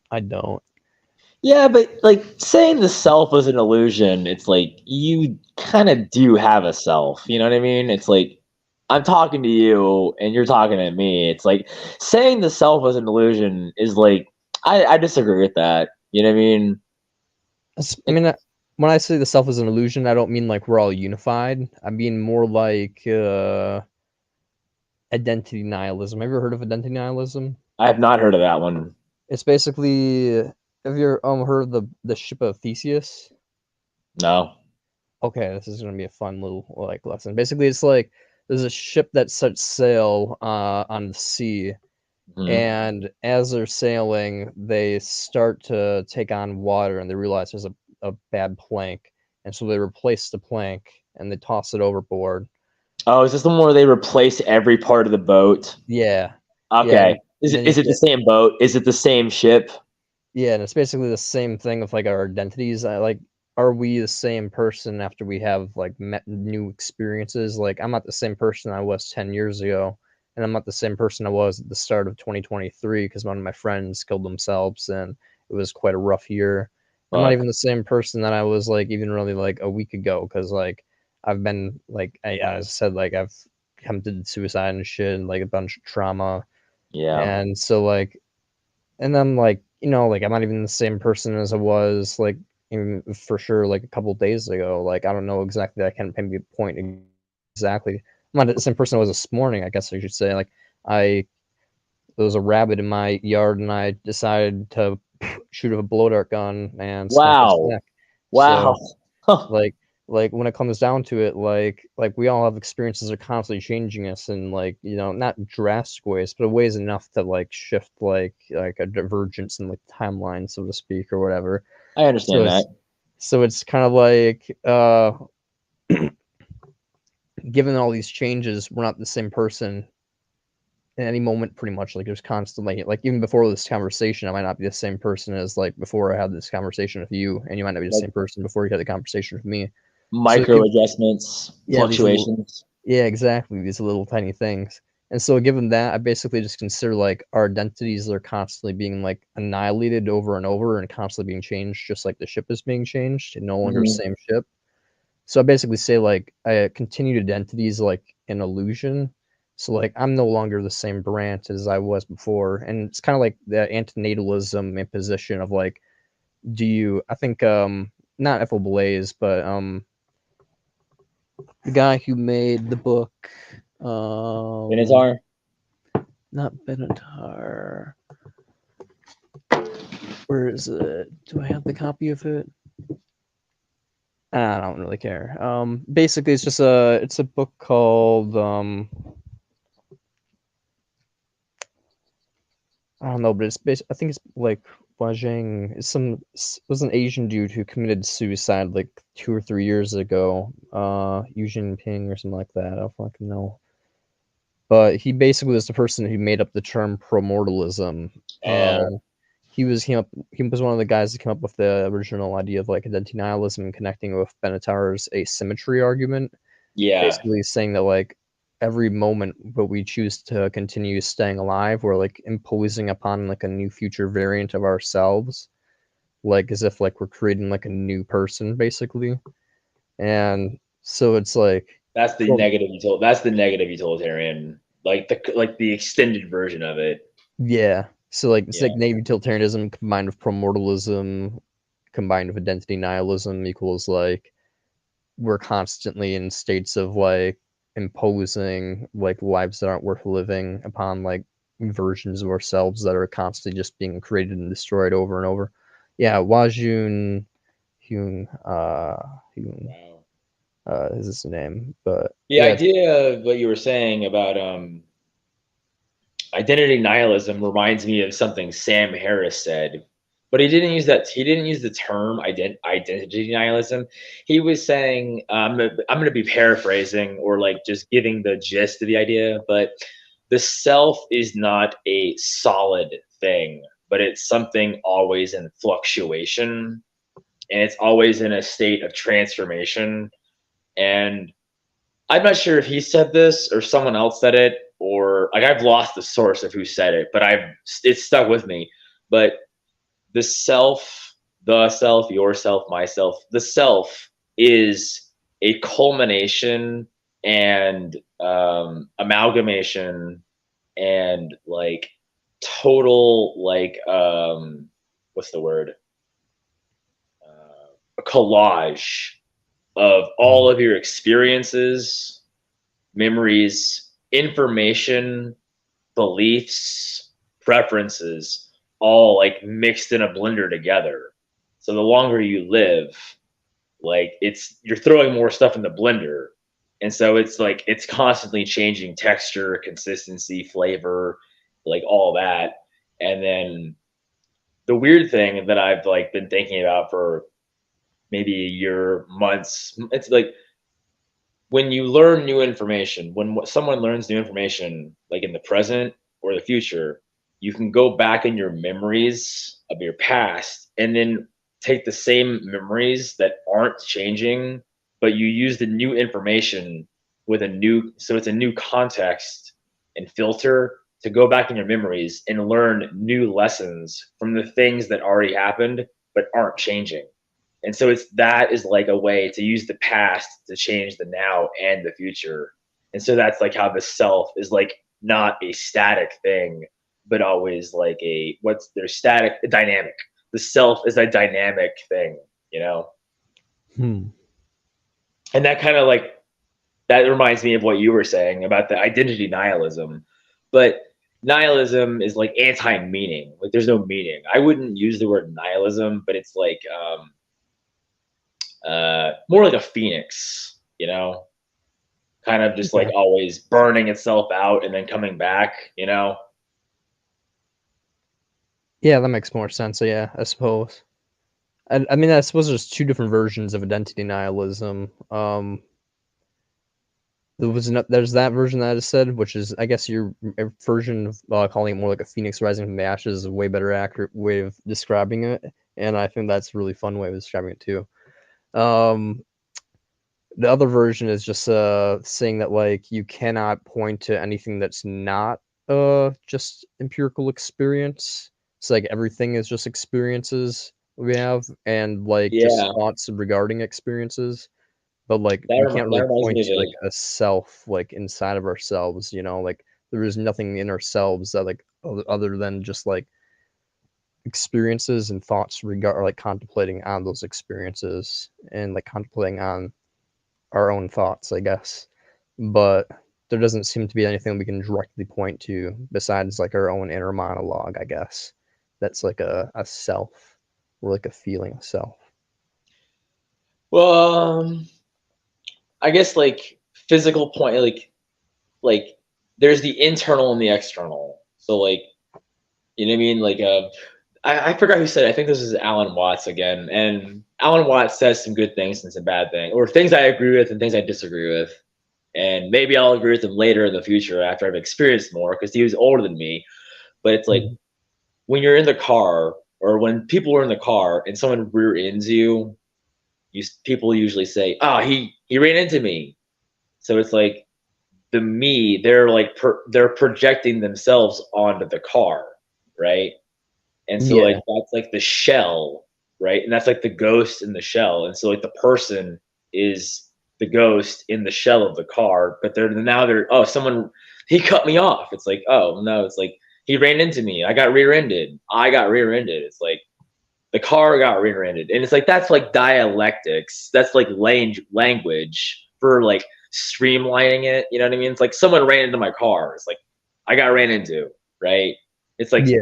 but it's like this is me, this is myself. It's like, you know, I got my arm cut off, you know what I mean? It's like, oh, my body got its arm cut off. But it's like that's like, how do you point to what's inside of you, you know what I mean? And that's kind of where I think art is, what art's about is like expressing and giving tangibility to the untangible, you know? And then Ayn Rand, it has a book called The Romantic Manifesto where she describes and explains the function of art in man's life, which is pretty interesting. What's that book called? The Romantic Manifesto. That's an The excellent collection. Manifesto. That's an excellent collection of like philosophical essays, all like independent little chapters. That's a good one. Okay, I'll have to look into that. Awesome. But self, you know, it's like Sam Harris was saying that like the self, like the feeling of selfhood and free will are like two sides of the same coin, which I think is really interesting. And it's like when you acknowledge that free will exists, like the self disappears, which is a very interesting thing. Like, I mean, you know, like that's like a duality like thing that I never really put together before he mentioned it. It's like the free will is the other side of the coin to having a self, which is really odd. Wait, you might have to explain that a little bit. So if you have free will, then you don't have a self? No, no. Well, we don't. I mean, we don't have. I don't have free will. Like when I say Okay. we, like it's like. Yeah, But yeah. when you acknowledge it, when you acknowledge that there's no free will, the sense of according to what he's saying, that his sense of free will is linked to his sense of self. So he acknowledges there's no free will, and he doesn't experience it sensationally according to what he says. Like I'm going off of what he says. He doesn't experience the illusion of free will. He understands determinism and like experiences it in his life. But he's saying that the sense of free will is linked to the sense of self. So that's why Sam Harris says the self is an illusion. Because he's Okay. which is weird because he's like it's like marrying these two concepts, right? And it's like it's weird, you know what I mean? It's like I don't know if you when No, I you think it makes a lot of sense. Like, do yeah, you like understand it? I think so. Yeah, like if you're just like a bunch of particles kind of bounce around, and that's basically your brain is just particles doing little particle things. I Yeah. mean, and all we really are is just like basically chemical reactions that have formed cells, and these cells are just stealing other things' star energy, basically, because we're just like stars ejected their energy, and that's coagulated and chemical reactions formed, and now we're just stealing star energy. Like now at that point, it just kind of seems like you can't really point to like a self, even like in general, like for multiple reasons. Like one, the Antinatalism thing, but like two, like the atoms, the energy that makes up our brains, because he's like a neurologist, I guess, neuroscientist. Yeah, Like, neurophysics. yeah, neurophysics. Basically, like our brains are like the hardware, and then like the energy is like being shot around in our brain is like the software. So we're really just like the energy being shot around in our brain. Like we're like the pathways that are being formed. I would argue with that analogy or metaphor that the self would be the self would be the software. That's Yeah, like yeah. that's like what the hardware is generating, the sense of that self. But then that's what I don't understand is like understanding that there's no free will doesn't diminish the sense of self for me. Like Hmm. I don't believe in free will and I see everything is determined, but I still feel a self, you know? And that's like the weird thing is he's trying to marry those two concepts. Well, I I would think it's just understand I like, would understand him saying that like free will not existing eliminates the necessity for hate and punishment and guilt because deterministically everything was already set up before it happened. So I understand that like oh you should forgive people and hate is irrational and all that. But the sense of self, I don't see how that can be solved with the no free will. But the other ones well, I I can guess buy. no, actually, I know what you're saying now. Yeah, I could actually agree. Yeah, I don't know how free will itself connects to it. I guess like physics is like the branching thing that connects them both. Like physics shows that you don't have free will, and physics also would show that like you don't have like a sense of self. That like we're constantly just taking in energy from other things, and our brains made out of that energy. So we're just constantly like expelling energy that was what we're made. Our brains are made up of. Like our self is the software, and our software is coming from outside energy sources. So we're constantly just like cycling who we are like throughout our bodies, but like the hardware, which is our brain matter, and it's like the nerve system's like staying the same. Well, generally staying the same, but like fluctuating as like different neural pathways form and stuff. I have a question. Yeah, go for it. Do you regardless of what you already believe or feel, do you want to have a soul? Like if you No, did or not, regardless, you don't want to have one. No, I want to be annihilated upon death. I don't wish there to be an afterlife of any sort or reincarnation. If there is if there is reincarnation, I hope I come back as someone just like myself, so I can at least try to prevent suffering for other beings. But I don't want to put my I don't want to gamble. So I really just hope that there's nothing afterwards. That like when I die, that I just get sent to the shadow realm. Yeah, nice. There's this video. Have you heard of the YouTube channel Pursuit of Wonder? Pursuit of Wonder. I have not. That's an excellent, excellent YouTube channel. And it's like a lot of short stories, but like with deep metaphysical, philosophical, like moral lessons and shit. And there's this one, I'm gonna spoil it just for the conversation. And it's relevant. This person died, right? And then he's like in this chamber, and there's this figure, and pretty much the figure shows him his whole life that he lived, and then there's a portal to go back to Earth, and then there's the void, right? And the person who's talking to the dead person is like, you can either go back to Earth and do the human thing, but you won't have the memory of this conversation, and you'll be born into a random body, or you can go to the void. And it's pro-life. It's a positive pro-life thing. And so the character who gets to make the decision, he's like, if that's heaven, I choose hell, pointing to Earth. And so he just goes back, and it's like, that's the gamble. It's like that's like the choice is like in the video. It's like you get to go back to the nothing void shadow realm, or you get to go back to Earth. And it's like you have no idea. It's like, but you won't remember. And it's like, if me and you chose to be here, and we had that moment where we were dead, and it's like, I had a pretty good run last time. I'll pull the slot again. And it's like, so you just got to remember next time you get that chance, it's like, okay, I've had enough. I finally have had enough humanity now this time, right? You'd think, but you'd think their ancestors would have had enough. Like what? Like I have AC. I have like. Yeah, it is pretty strange. Like, that means that conversation, that choice has happened so many times. That's like the whole thing of reincarnation is that, like, have you heard of the egg story where it's like you have to live every single human being's life, but you don't remember it, and then you have to like you're either gonna fuck somebody over or you're gonna do good, but you don't have the memory. And it's like, well, that's awful. I wouldn't want to live anybody's life, right? Yeah. There's like who has the best life? It's like the richest people alive are still getting divorced. You know what I mean?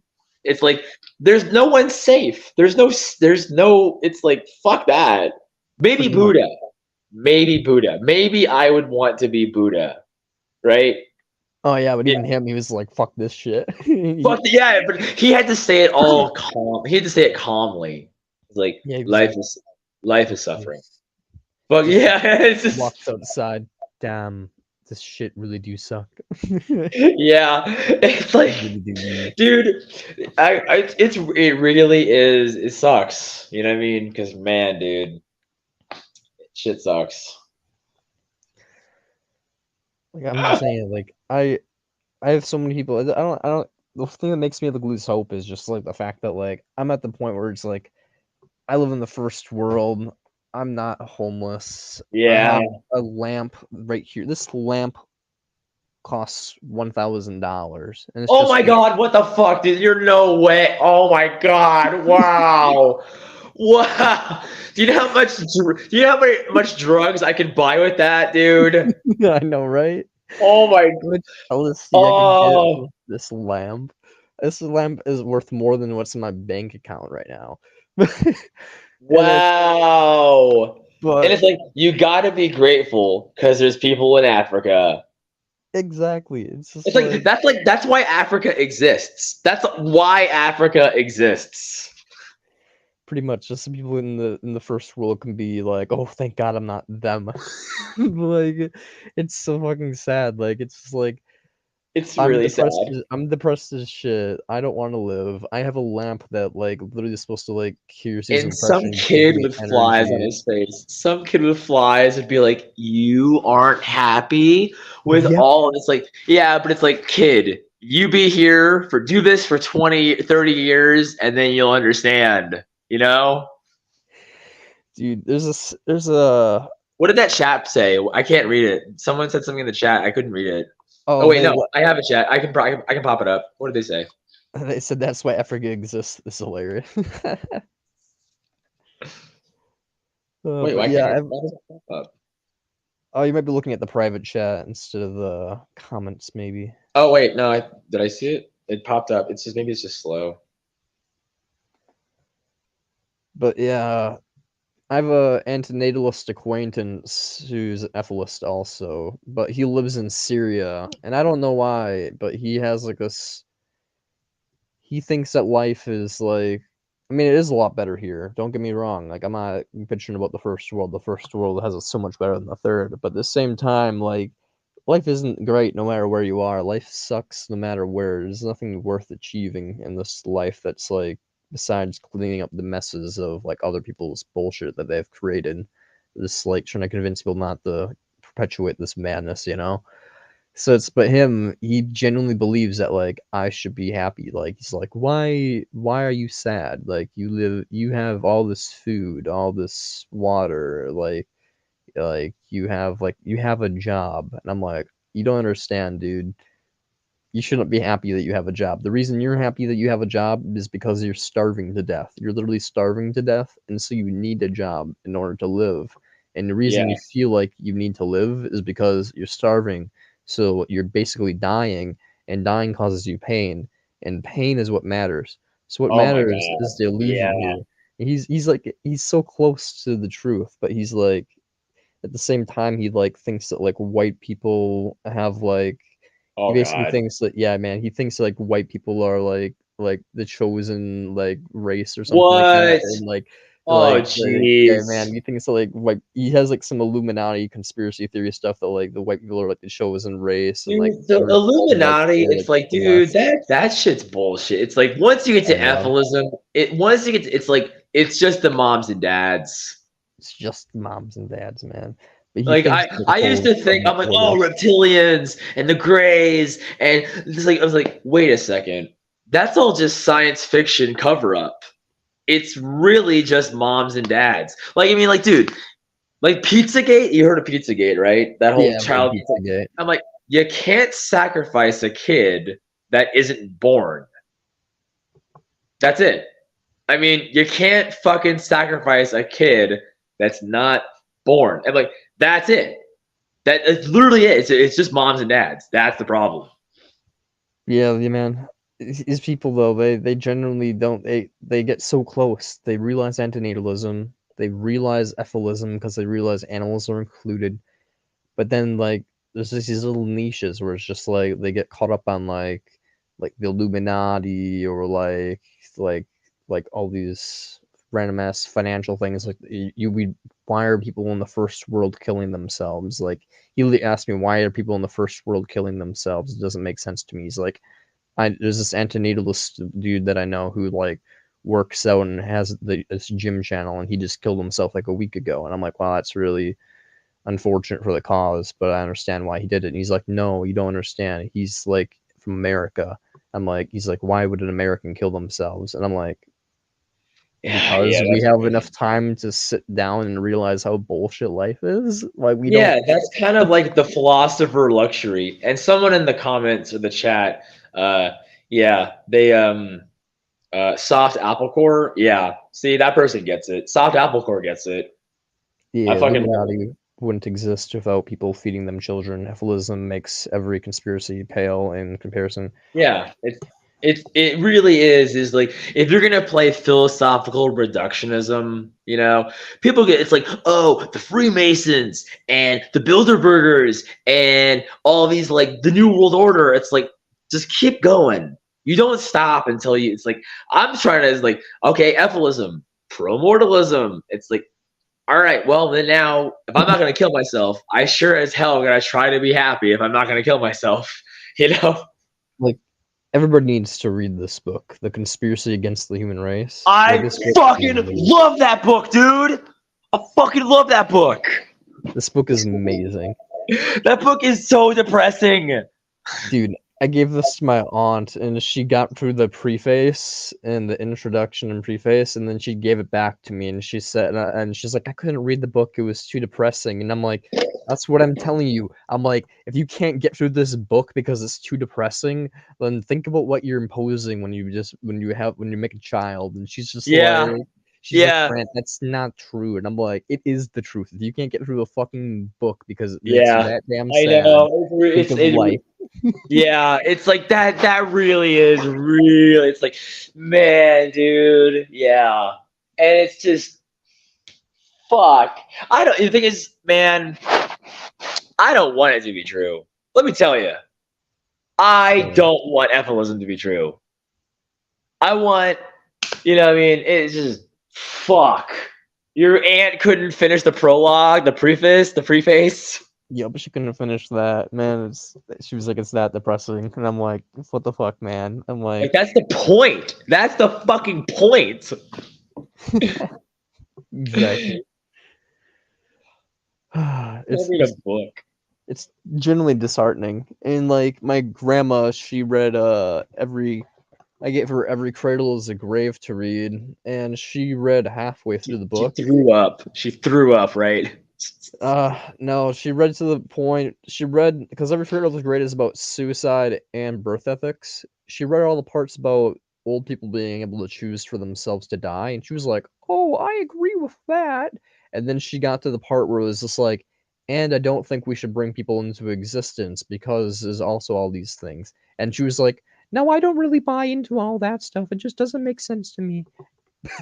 So, she buys into like the whole egoistic stuff that like benefits the existing people, but when it comes to not imposing suffering on other people, she's just like, she doesn't get it. She also doesn't get the Benatarian asymmetry. I gave her Better Never to Have Been to read, and she Yeah, said the like, asymmetry. All right. I guess I have two questions. yeah, go for it. Two questions. So, like, do you think that we're currently like that? Everyone looks human, like bipedal, 2 arms, 2 legs, and a head, penis, vagina, tits, right?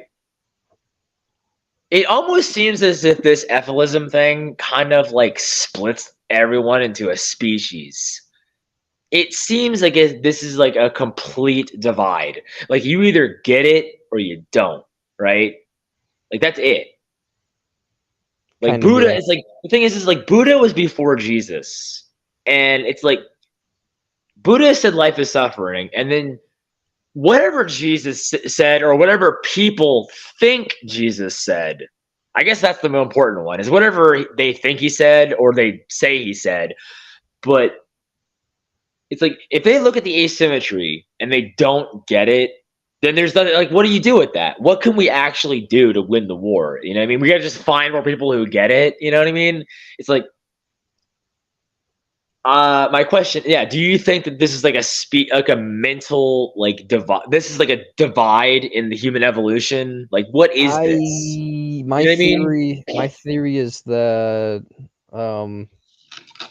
is a well, whenever I say this, I kind of sound like I'm gearing up for war. I can always get like a little war rowdy whenever I do this, but Okay. there's a theory that out here that 50% to 75% of people do not have an internal monologue, and I believe it. So it's just like I believe it. Unfortunately, like if you talk to people, it's just like so many motherfuckers out here. It just seems like they're not thinking. They're just doing things. Like this act completely on emotion. They don't consider things beforehand. They just do. And I'm just like that theory says that basically like 50 to 75% of people don't have inner monologue, and I'm at the point where I'm like, yeah, I think that might be the thing. All right, so like, wait, what if that is misinformation though? That's where like the skepticism and doubt. It's like who would benefit from that information being told? You know? Well, it's a very niche thing, I guess. So it's not like too many people But know about it also does seem true. It kind of, I mean, I can go outside and look at the highway, and it's like, I've always had this idea, this fantasy. It's just like, what if everybody like just stopped in their tracks? You know what I mean? Like in the grocery store, and they all just, what the fuck is going on, right? what are we doing right now? Like, we pay this much for bread? It's just Yeah. a bunch it's just a bunch of fucking yeast. Like, Yeah. Have you heard of the fucking wheat theory? oh, the one where like, actually, I'm not entirely sure. And I've heard of the wheat theory, but I can't like describe it to you other than the fact like it's like artificially inflating like our calories and stuff like that. Oh, like, no, not this one. Not that one. It's probably, well, that one's probably still true or probable or logical. But I heard this one from my ex-girlfriend's current boyfriend.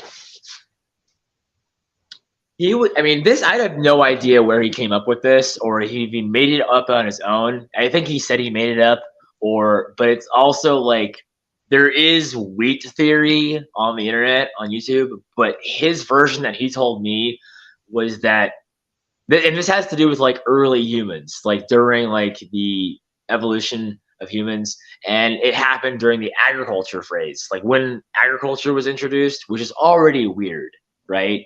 Like the idea of like learning about the moon cycle, planting seeds and growing them accordingly. That's the whole thing, like agriculture.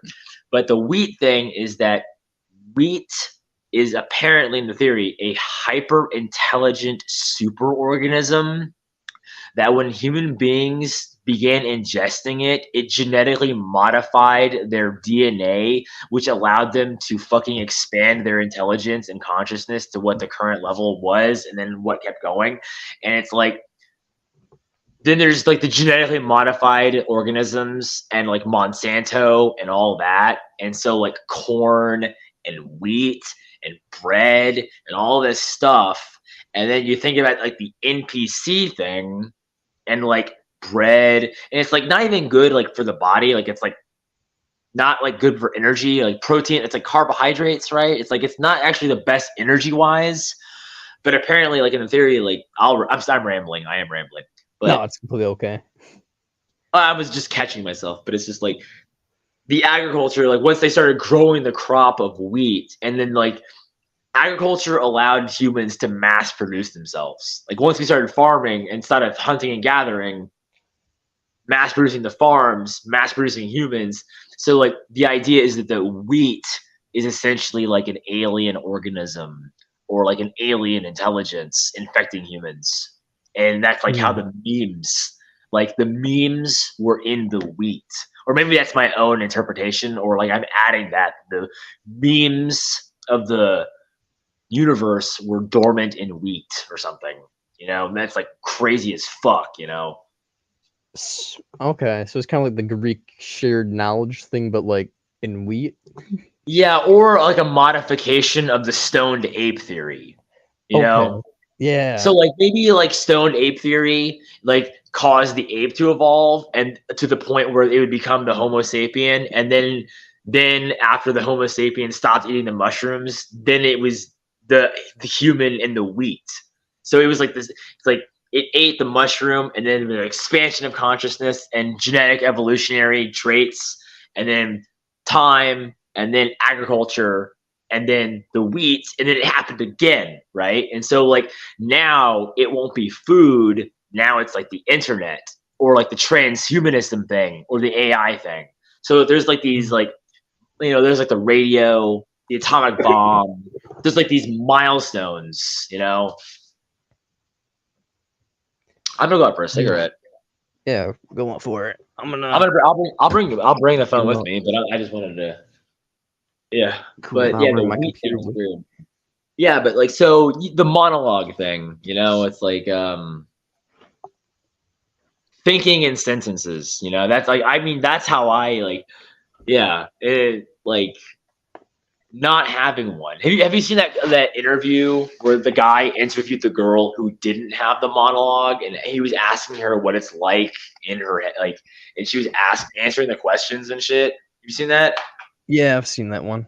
That one was really strange.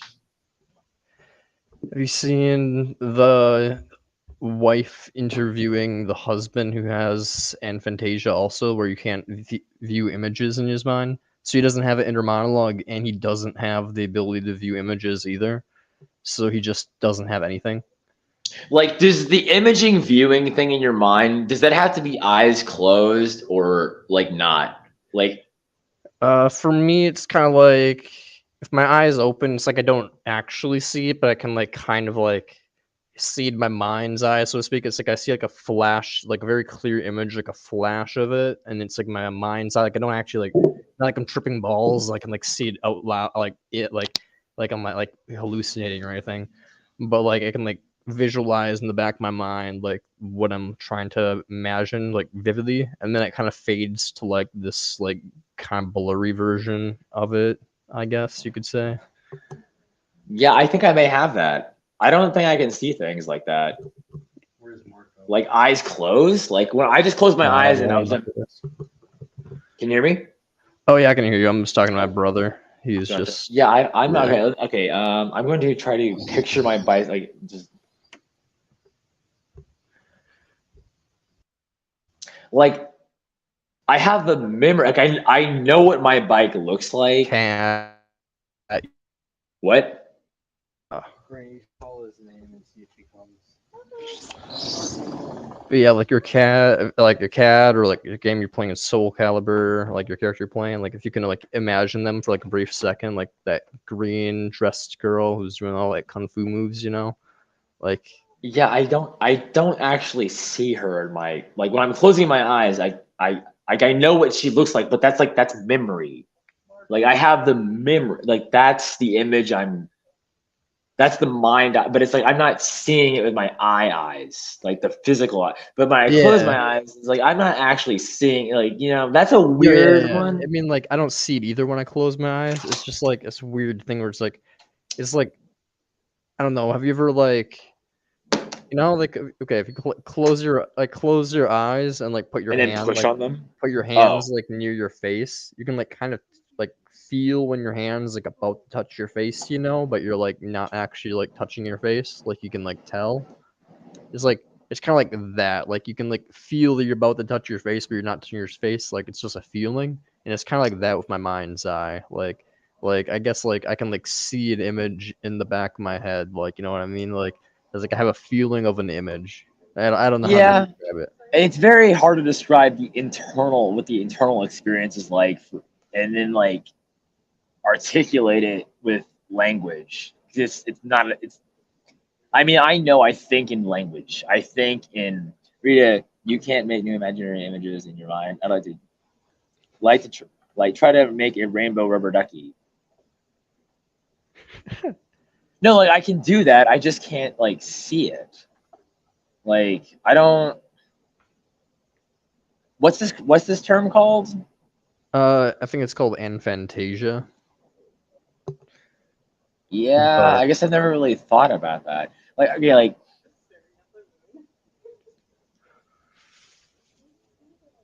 when I'm thinking of an image right now, and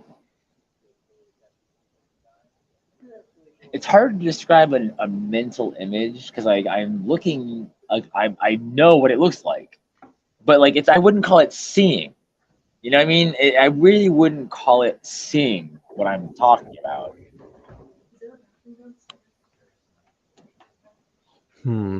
yeah, I guess I wouldn't really call it seeing. I don't really know. It's different than like psychedelics, because like psychedelics you can like actually see like with your eyes closed.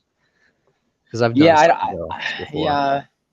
It's like that's weird. It's like different than psychedelics. Because psychedelics you actually see imagery like when your eyes are closed. Like it's like Oh, I've done psychedelics too, but I haven't had closed eye visuals either. you haven't had psychedelics.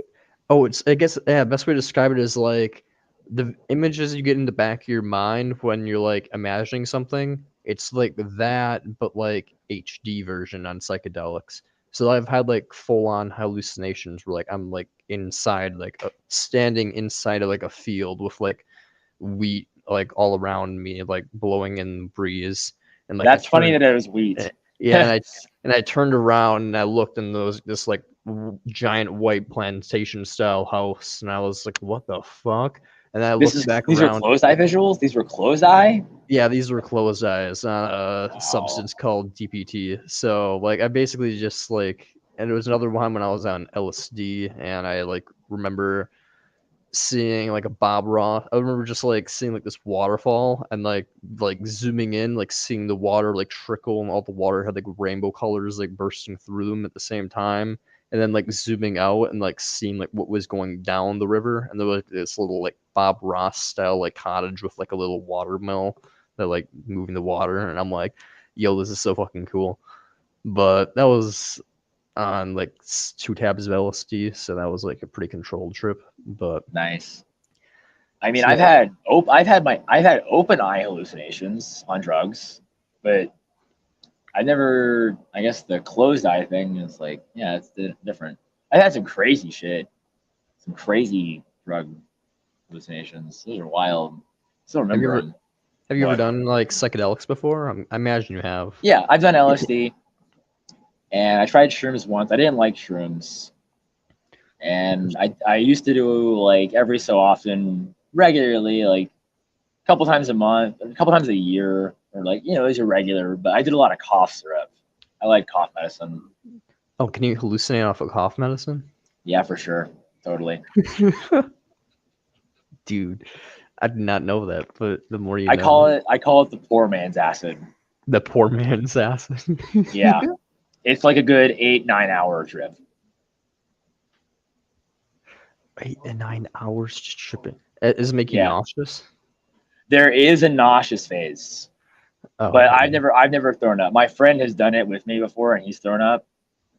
And I've had some crazy hallucinations on that one. And one of the weirdest ones. So like, I've done this multiple times on cough medicine. Like I've done it. I can remember at least twice. Maybe, no, I'll say 3 times. I remember 3. One time I did my cough medicine. It was the tablets, the triple C, the Corticidin pills. And I went for a bike ride at night. and I cannot remember if it was a hallucination or if it actually happened, but I remember crashing and flipping off of my bicycle. Amazing. But I don't remember if it actually happened or if I just thought it happened. But then it was just really, really strange. I remember, yeah, totally flipped off my bicycle. And I have some wild stories from my psychedelic adventures as well. There was a time when I was in 7 tabs of acid, and I went to a gas holy station. crap. 7 and you go in the gas station? Oh my god, that sounds like I went to the gas station with my brother's friend, and yeah, it was pretty. I was just taking a piss, and there was a guy in the stall giggling to himself, and I thought it was really funny because I was tripping balls with 7 tabs of acid, so I was just like, why the fuck is there some creepy dude laughing in the stall? That's so weird. And so I start laughing out loud. I'm like, and my brother's friend looks at me and then looks behind at the guy like the stall, and then out of nowhere, the guy in the stall just goes, "You find something funny, kid?" And I'm like, "Oh shit!" He's just like, "I've stabbed the N-word. I've murdered mofos. I've raped someone. I've done sexual assaults. I got felonies. Was it?" And I'm like, "What the fuck?" what the hell? And I just start laughing even more because I'm getting threatened, and I'm like, "This is the most surreal thing in the planet. I'm being threatened on acid in a fucking public bathroom." And my brother's friend just looks me dead in the eyes and goes, "We need to get out of here right now." And I'm like, "Okay, my dude, if you say so." Yeah. Holy shit. I was litty as shit though. But yeah, that was an awesome night. I went to a Subway a little bit after that, and the whole place turned into like colors. The fucking table turned into like a bed of seashells. I went to the bathroom and looked in the mirror, and like there were black holes forming in my face, and the walls were like hieroglyphs. Oh Like, my gosh! Wow. yeah, they looked like the codes from the Matrix, only it was like orange hieroglyphs popping out of the wall, going up and down, like the Matrix code. Jeez. And it was the most wild fucking thing I think I've ever experienced. Don't do 7 tabs of ALD52. It was the drug that I took. It's like an analog for acid, and Is that the research chemicals? Is that what that yeah, is? Yeah. yeah. Basically, what I didn't know about ALD52 is that it's like it converts to LSD, like in your body, basically. Oh. So on lower doses, it's actually weaker than LSD because your body's kind of synthesizing and getting used to it. But in Okay. higher doses, your body's used to it and better at synthesizing it, Uh-huh. so it's way stronger. So I was tripping for like 16 hours straight. Holy shit! That's way too long. That's like Yeah, wow. dude, it was life changing. I went through so many emotions, like every single emotion you can experience on that trip, like pure anger, fear of every single kind. Like Yeah. Yeah. I thought I was gonna go purely insane, never come out of it. Like I was like, like really deep, like thinking about like suicide. Like, what is the meaning of life? What if I never come out of this? Will Yeah. people blame themselves for my conditions? Blah, blah, blah, blah, blah, blah. Oh my god, that reminds Like, me. got That really reminds me of this urban myth. I don't know where I heard this because it's like it's in my brain, right? I must have heard it from like elementary school in the DARE program or something. I don't know where I heard this from. It's just some urban legend or urban myth. And it was like some guy, he did so many drugs that he ended up thinking that he was a glass of orange juice. And I was like, what? And then he spilled himself. I was like, what the fuck is that, dude? Like, where is like he ended up taking so many drugs that he thought he was a glass of orange juice. Like, what? Like, I wish I could transcend to being orange juice. Hey, my brother thought he was water once. That was pretty well, funny. well, I mean, 75%, right? That's true. He was so fucking blitzed. He thought he was made out of water, and then he saw like some blue dude with like 8 arms or some shit just sitting on his chest. It was pretty Oh, that wild. sounds like some Hindu god stuff. He says he believes in Hinduism because of it, but I'm like, fair enough. Yeah, that's valid.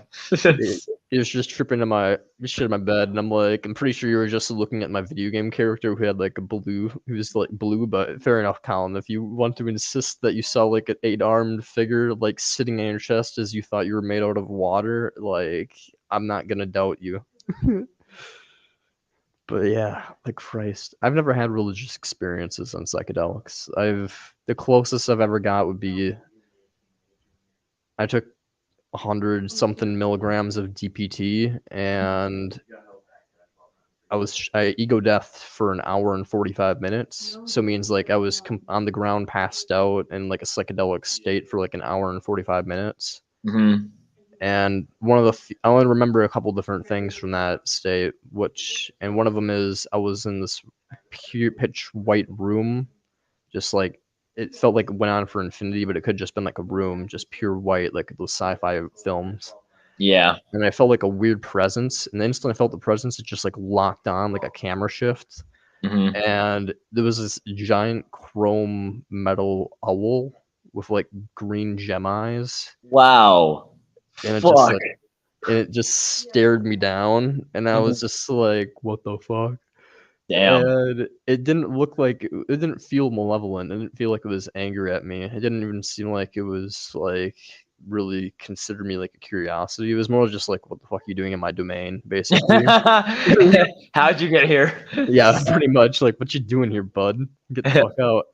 And then I don't know how much time passed, but it was like an indeterminate amount of time, and all of a sudden, just like I was like cast into this pitch black void. Just felt like this was primal terror, like this pure fear incarnate. Like, and I shot out of my trip for like 10 seconds, maybe 30 seconds. And I was like, oh my God. And then my friends were like, oh my God, are you okay? And I'm like, yeah, I think I'm good. I just, what the fuck? And then I went and passed back out again for like Jeez. another 40 minutes. But dude, like, all I remember, I don't believe in God and I don't believe in anything like that. Gnostic Antinatalists said perhaps that was like the malevolent evil deity, like the demiurge or something shit like Yeah. that. But I don't believe in any of that stuff. But when it comes down to it, like, I don't really believe in anything spiritual. But the closest thing I've had to a spiritual experience is like this creepy fucking chrome owl. Yeah, that sticks with you. That sounds like it would stick. Yep. Robo owl, you know, like just. Yeah, it's so fucking cool looking. Oh, it's so cool. I've had some fucking crazy ones. I'm trying to think of which one I want to tell you. Like the ones that stick out are, which one? Well, I remember. All right, here's a weird one. This one's a weird one. This one's a really weird one. So I was on the cough medicine, the corticidin, and this was when I was hanging out with my homeless friends. When I wasn't homeless at the time, but I would go to the woods a lot because one of my friends was homeless, and we would hang out and we would smoke meth and shit. But that's my favorite drug. That's my favorite drug. I don't even Meth? care. Yeah, I fucking love it. It's so good. I've never tried meth. I'm not going to because I've heard if you try it, it's too good. So Well, here's the thing: is I was addicted to crack for 2 years. Meth got me off crack. meth got you off crack? Yeah. Yeah, crack is like, I mean, this may sound racist, but it's like crack is like being a slave on a plantation and having the master whip you when you're not working. And so when you're out of crack, it's just like, you go get more right now. And I'm like, oh my God, leave me alone. I'm like, please just stop. It's like, what the fuck? It's like that bad. So meth got me off crack. But the psychedelic story, when I was on the corticidin, the triple C's in the woods with my friend, I do this thing where when I'm on the triple C's, I'll just like end up becoming like a statue, and I'll stand somewhere and I won't move for like a very long time. And people will be walking by and they'll be like, he's still standing there. And they like walk back and go on do something else. And then he's like, he hasn't moved. And I don't know, like I'm not noticing them while this is happening. So they tell me after the trip is over, or I'm sitting down somewhere and not moving, not talking. But like one time when I was in one of those statuesque, like fucking gone moments, I like lived a completely separate life as like an Amish guy in an Amish community in a I had a whole family, and I got married, and I was in a cabin with like the fucking like candles and like the whole fucking fire pit and like wife and like pitchforks, and I was like in an Amish person's life on triple C's. And someone said my name or something, I had to move, and so they snapped me back, and I got jolted all the way back to fucking Rita in the woods, and they're like, you want to go smoke? And I was like, yeah, sure, okay. Yeah, just becomes Amish for a few moments. Do you want to smoke a doobie? Yeah, sure thing, brother. No, it was meth. We were smoking meth, but I was there for like, it felt like years or like months. I was living this Amish man's life. It was the strangest fucking thing. Dude, that's fucking awesome though. Yeah, I was like, should I go be Amish? Is that where I'll find a girl? Should I go try to do the Amish thing? You know, like that's your calling. Is just to retire from Ephilism and become an Amish and try to like communicate your message to like a small community. It's like, hey guys, having kids is wrong. Here's why. It's like, whoa. Maybe they would listen. Maybe they would. Go from Amish community to Amish community, extincting them all, converting them to Ephilism. I had a vision when I was on cough medicine that I was a Amish person, so that's why I came here. It's like, what? It's like, yeah, one time I got high on some fucking medicine that you're not supposed to do, and I got transported into an Amish life for what seemed like years or months, and I had a wife and everything. Like, what? It's like, this is crazy as fuck. And that's just like one of them. And it's like, I don't even know how accurate that is, but I definitely was like living some other like life, doing like normal person things, and there was other people around, and I remember a woman It was like a candle in a cabin and shit. It was fucking weird, like a marriage ceremony. It's like, it was like, I'm like, why Amish? Like, why that of all things? You know, just it was strange. What if when you woke up, like in the alternate timeline, you just got like killed? So it's like your friend just like, "Hey Rita," and then it's just like a car just like hits the Amish person's buggy in like that reality. I get isekai'd, you know. Yeah. Yeah, I've had some fucking weird ones. There was another one. This one's really crazy. I'll end with it. No, actually, so like back to the idea of like two separate species. Like, is this like?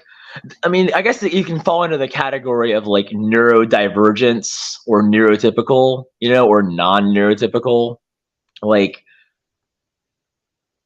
and then here's the other idea: is like, do people like you can't choose to understand something? You either do or you don't, right?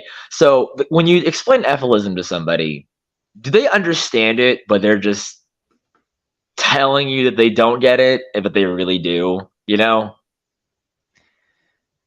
I feel like a lot of people get it, but then they just Don't care. they don't care, or they think that like have like this dumb thing of like hope of like an afterlife or something. Like if they're religious, it's like they can get it, but then they're like they either have like this hope thing or like this fear of God as like a power entity where they're like, well, what if I don't want to go to hell, so it's like, you know, I'm gonna do what the Bible says, which is have kids and, you know, mind my own business, and the soul imposing on people and imposing on animals and all that stuff that's not in the Bible, so I don't have to listen to any of y'all. So the whole fear thing, like I believe in God, so even if you guys are right about experience generating value and pain really mattering, it doesn't matter because God. Or they are like my mother and they're like, I think you're right, but I like want to help in my own ways by like doing art and like all these other like little niche things that make me happy. And I'm like, that's not really helping though. That's just like making someone feel better for a little bit, and then like that's it. Like it's like curing their afternoon like boredom. Like Ephelis kind of is an extreme thing. Like this is like we're extremists, you know. Like, yeah. I mean, this really, it's like, I understand how someone could go, you guys are radical extremist zealots. It's like, well, I mean, I think that this one of all of them maybe kind of warrants it, you know. Oh yeah. But is that self-righteousness, or is it just like, I mean, I would love to hear a counter argument. I've listened to David Benatar versus Jordan Peterson, David Benatar versus Sam Harris, and it's just like, what do you say to this? Like, it's like actually having kids is a good thing. Like, because these reasons. It's like nothing bad happens if you don't. Pretty much. You know? It's just there's a lot of nihilists, I think, that are like that nihilism's kind of winning. I almost feel like there's like this war of like religion versus nihilism. Nihilism really is kicking ass right now, and we're just like the third party, just being like, "Hey guys, the religious people are stupid, and the nihilists are wrong. Things matter, but not in a positive way. Things matter in a really negative way. Like we have to get rid of all this negative shit." And people are like, "Nah, man, I don't wanna get off my ass and have to do things. I'd rather just either be like the religious people and think that I can sit in my ass and get a free heaven."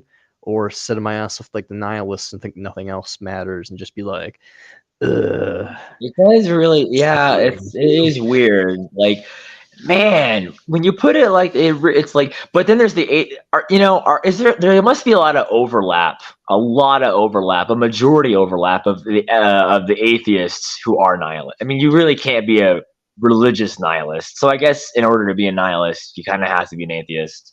Or at least agnostic, right? I don't know. Yeah, I think there's a lot of recovering nihilists to turn to religion, because I know like a lot of people wow. But there's like, but yeah, it's like there's way too many atheists or people who are super duper nihilistic. Hey, I'm a nihilist and I still am a nephalist. Don't count me out.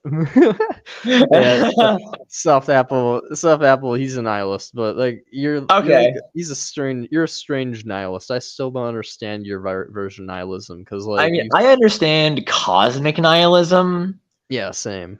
but that's kind of far removed from like I guess the anthrocentric like conundrum, right? Like yeah, the universe like Mars is like there's no meaning to Mars, right? It's like Yeah, but it's like Mars doesn't have a brain, so who cares if there's no meaning to Mars? Like, you know. yeah. So like the meaning comes from the sentient value expression of pain or pleasure.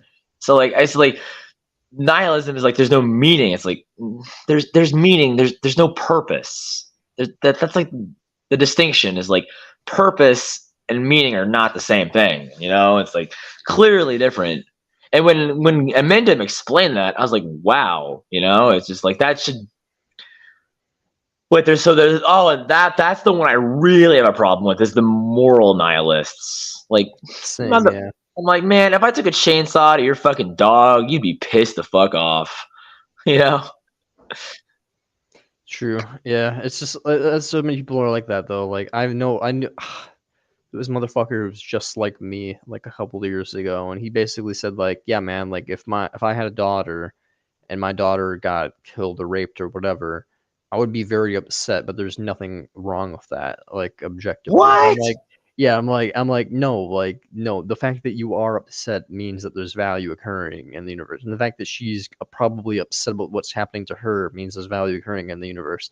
Like, there's something about that, like inherently that makes value. And he's just like, no, man, like it's just feelings, it's just atoms bouncing together, and The feelings don't have value. Like what? I'm like, well, like then like feel what? I don't even know how anyone can. It's like the feeling is the important thing. It's either a bad. I agree. I just think there's no objective meaning or purpose, just universally subjective meaning. But it's like there's only two feelings. There's no values independent of subjective beings. Is all I think. It's like. I mean, yeah, but like, it's like that's kind of a dialectic thing because it's like the bear and the bear trap. It's subjective because it's not you. That's the only thing that makes something subjective. It's like, oh, that person is suffering, so it's subjective. But to them, it would be objective. That's like the whole like differentiation between self and other, like otherizing. Otherizing is making something subjective. Like if I'm suffering, would be subjective to you, right? If you were suffering, it would be subjective to me. But it's like there really is no subjective. Suffering is objective. Suffering is objective. It's life is suffering. You know, it's like generic subjective continuity. Only I don't like that idea. I don't either. I don't like that. But that seems like it's tied in with quantum immortality. That seems like it's like I'm like, so you don't die, but like what about entropy then? Right? So like you're still gonna like how can it's like it's quantum immortality, it's not quantum indestructibility, right? So like if you're like 129, are you still brittle and frail and old and decrepit? But every time you're about to die, you just jump over to the next universe and you're in the same body? Like that idea, it's like, well, so like and then here's where it gets really fucking like the implications, right? It's like people say these I'm sorry to cut you off, man. What were you I'm sorry, no, I apologize. What were you gonna say about subjective continuity? I was just gonna say that yeah, what were we saying? Agree there's no universal meaning, there's values independent of subjective beings. I don't really know. That's all right. I was saying for the last thing that the person said in the comments, my last spill was that objective suffering is the thing, like the bear trap thing, and then your suffering, my suffering. That's what got you onto subjective continuity. Does that help? Their suffering, my suffering. Now my brain's blanking. I'm sorry. I'm too high. I'm sorry I interrupted you. I'm sorry. No, it's completely cool. No problemo. but I feel bad because I was like, well, now let's talk. Well, like, what is subjective continuity? It's just like when I'm sleeping, consciousness stops, and then I wake up. Like, I don't understand what subjective continuity is. Or I guess it's like the idea that like if we perceive like time in like a way that like I guess we just perceive reality from our perspective, and like if you like were to get like put under, like you just black out, and then once you wake up, it's like a snap of the finger, basically. Like you don't experience the absence, so you subjectively generic subject use subjective oh, continuity. it's like So it's like it like it's like edit you it can it, yeah, it, it's like it edits reality back in. Like, yeah, it's like edits back in. It's like that gap there just gets like blanked out. So it's like you continually have like a subject, even if there is like no subject. So it's like saying like when we die, even though we might not like come back, it might not be like that exact same way of like we come back and like say like you get hit by a car and it's like you build up into a new reality where that car misses you by like 1 inch, or something like that. It might be more like generic subjective continuity more implies that like just as your pain is equal to my pain and my pain is equal to your pain, your experience is equal to my experience. Like when I die, my atoms kind of disperse into the universe. They'll be taken up by other things, and it's almost as if the experience of myself never really ended because it's just kind of being like replaced by another person's experience. Or you can look at it yeah, from like or you can look at it the exact way that you looked at it before, I guess, because there's multiple ways you can look at generic subjective continuity where it's like you die and then it's just like the subject immediately gets like it's not like you transfer to another reality, but it's almost as like that reality already exists, but you now experience that. It's weird. I don't know how to explain it really. Huh. yeah, because like the whole idea of the quantum immortality, it would be like the reality in which you died. People would see you die, but you wouldn't be dead because your consciousness would transfer over to a one where you didn't. Yeah. So, but it's like,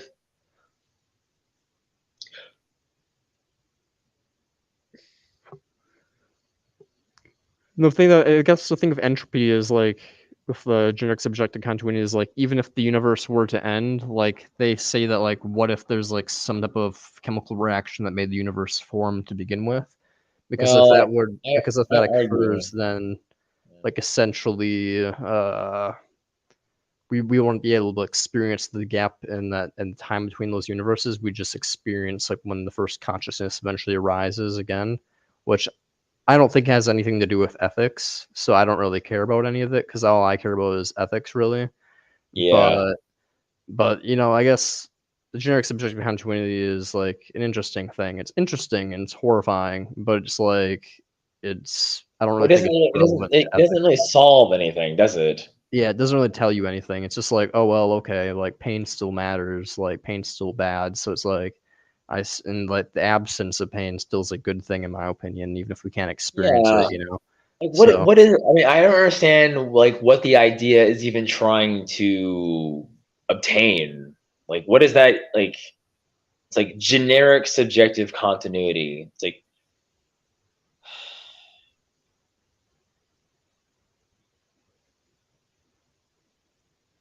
I can't make any real sense of like how that's applicable or like where an example of that. It's like string theory. It kind of seems like it's like in the realm of like really weird abstracts that aren't really like quantifiable or like tangible, like I think string theory is really interesting, but I dabble, like I do have interest in science like physics, but I do more think I think that ethics and morality and the philosophy is way more important, because it's like the Higgs boson, it's like all that stuff. It's like the pain and suffering is like the problem, like I don't understand what the scientists like. I think they've lost their minds. I mean, what's your opinion or thoughts on like modern science? Like what's going on with them? That idea, like that group. You know? Capitalism's kind of a bitch and has infected everything. So like Yeah, whatever appreciate it. gets funding, basically, they're gonna hop on board with and be like, oh yeah, we should totally do more research on climate change or do more research on XYZ. And a lot of it I think is really important, but at the same time, a lot of it is completely bullshit and just being done to because they want money and they need a job. Yeah. So it's like, some things are really important discoveries that like evolution and understanding like physics, like we probably came from the Big Bang and like black holes and stuff like that are like deep connections to this stuff, and the universe is really constantly expanding, but expanding at a rate that makes it like you can tell there's gonna collapse, so like the universe will end. So it's not like this impressive infinite thing that's gonna go like woo Yeah, forever. It's that's eventually gonna end. So it's like all these certain discoveries that are important to just showing like how meaningless the universe is and like how like chaotic and like bullshit things are. But there's a lot of discoveries that are just like, who gives a damn? yeah. I mean, you got to keep yourself busy, right? I mean, Pretty like, much. uh, As Mendham says, we kind of already figured out everything that we need to know, and now at this point we're kind of just learning to learn. It's like, we're learning like everything at this point. I think is kind of just learning like, oh, that piece of grass is growing at like 0.002 centimeters per minute. It's like good, cool, I guess. Like I didn't need to know that, but now I know that, I guess. And that's kind of how I look at like all modern science at this point. It's like I appreciate it for what it is, but at the same time, I kind of look at it as like this kind of weird, useless endeavor because we already kind of know life is suffering, and like yeah. this point, it's just kind of like trying to figure out different instrumental tools to end it all, like bigger Wow. bombs or like Shit, bigger, man. more Fuck. powerful The diseases. way the way you like phrase that is like, wow, I totally want to kill myself right now. I'm so sorry. No, but like I do appreciate the fact that I can feel that, and the way it's like we already learned everything we needed to. It's like, ooh, ow, ow, ow. It's like, ouch. It's like, but we already know that life is suffering. It's like, the way you put it though, it's just like, ow, that's a new way. It's just like, oh, you're right. We already did learn everything we need to know. But it's like, how do I be happy now? It's like, it's Yeah, just I like, know, right? fuck. It's Pretty like much. desire sucks. Desire sucks. Yeah, man. I don't know. I don't think you saw it because I reached out to you on like fucking randomly when I was feeling big sad last week. I think it was on Twitch because I think Twitch it was in your there's like a little live bar that anybody can like text into. But yeah, I reached out to you like last week. I was like, "Yo, bro, like, why do you live?" I'm like, please, bro, help me out. I'm like, I need to know why you as an FLS live because life is just so fucking horrible. No, it wasn't Twitch. It was a YouTube comment, right? Oh yeah, I reached out on YouTube also, but I reached out on Twitch first, and then I reached out the next day on YouTube because I was like, uh, Why do you live? I'm like, please help me. I'm like, I need to know like what Bro, I'm gonna gets tell you you. I'm gonna feeling. tell you, man. It's meth, handball, and fucking fighting games and chess and music and my friends. You know what I mean? It's just like friends. There's not really an order, but I fucking love meth, dude. I fucking love meth, man. Love that shit. And fighting games. Fighting games kick ass, man. Fighting games really kick ass when they're Oh good. yeah, Modern fighting games are trash, dude. I fucking hate this shit. like I feel you. Like I feel you when it comes to like I love hanging out with my friends too and stuff. But then like there's always that weird part of the back of my mind that like is just screaming at me like from a negative utilitarian point of view, like just yelling like all of this is just programmed into your billions years. Like you feel good hanging out with your friends because like Cavemen. because Cavemen cavemen like and hunting. monkeys. Yeah, exactly. Cavemen like hunting. The more you Yeah. socialize, the more likely you are to reproduce and be like. I know, right? And I so know. It's so awful. It's and like everything, just all these realizations. Just like you enjoy some sweet food, and you're like, oh, the reason I enjoy that sweet food is because billions of years of programming told me that that sweet taste means more likely to be nutrients based and high in sugars, and which I need for energy. And I'm like, all these things I enjoy. It's just like I can tell why I enjoy them, and I see all the biological programming into it, and like I recognize the cost. Like every moment I'm hanging out with a friend, I could be at a street corner with a sign, or like every moment that I'm like just I don't know, like doing literally anything besides activism. It's just like, ah, you feel it's like the guilt for having fun. Is that you know? yeah. Yeah. Exactly. It's like I feel guilty for having fun when I'm doing things. I But feel like I should be doing to more. counterbalance that, there's also the futility of activism, right? Yeah, So exactly. And then when I'm out there in the corner, it's like when I'm not out there in the corner, I feel like I have to be out there in the corner. Like it sounds like talking about prostitution. yeah, I did. I thought that too. I thought the same thing. You have to work in the corner, you know, you gotta get that dough. But yeah, when you feel like it's be like doing activism, but then when you're doing the activism, you just see all these cars driving by, you see the middle fingers, you see the people like, what does that sign mean? You're like, what do you think the sign means? The sign says birth is the catalyst of all suffering and death. Stop having kids. Like it means what it says it means. Like all suffering, all bad things, every cancer patient, every single person hit by a car and crippled their entire life, all of that stemmed from one thing: birth. Why am I? What's my overall message? Stop having kids. But all these people just they don't fucking get it, man, and it's so disheartening. It's kind of scary when it really is.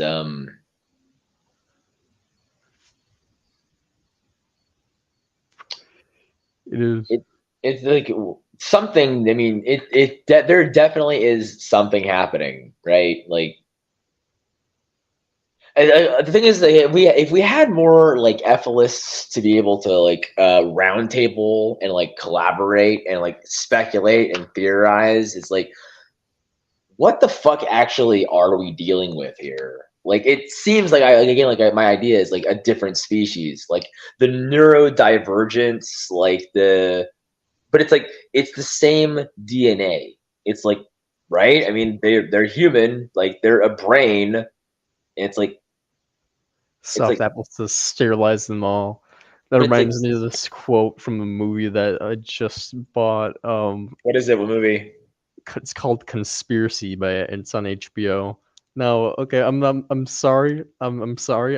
This is like one of these. It's a quote from a Nazi, so it makes me feel really bad. Oh But shit.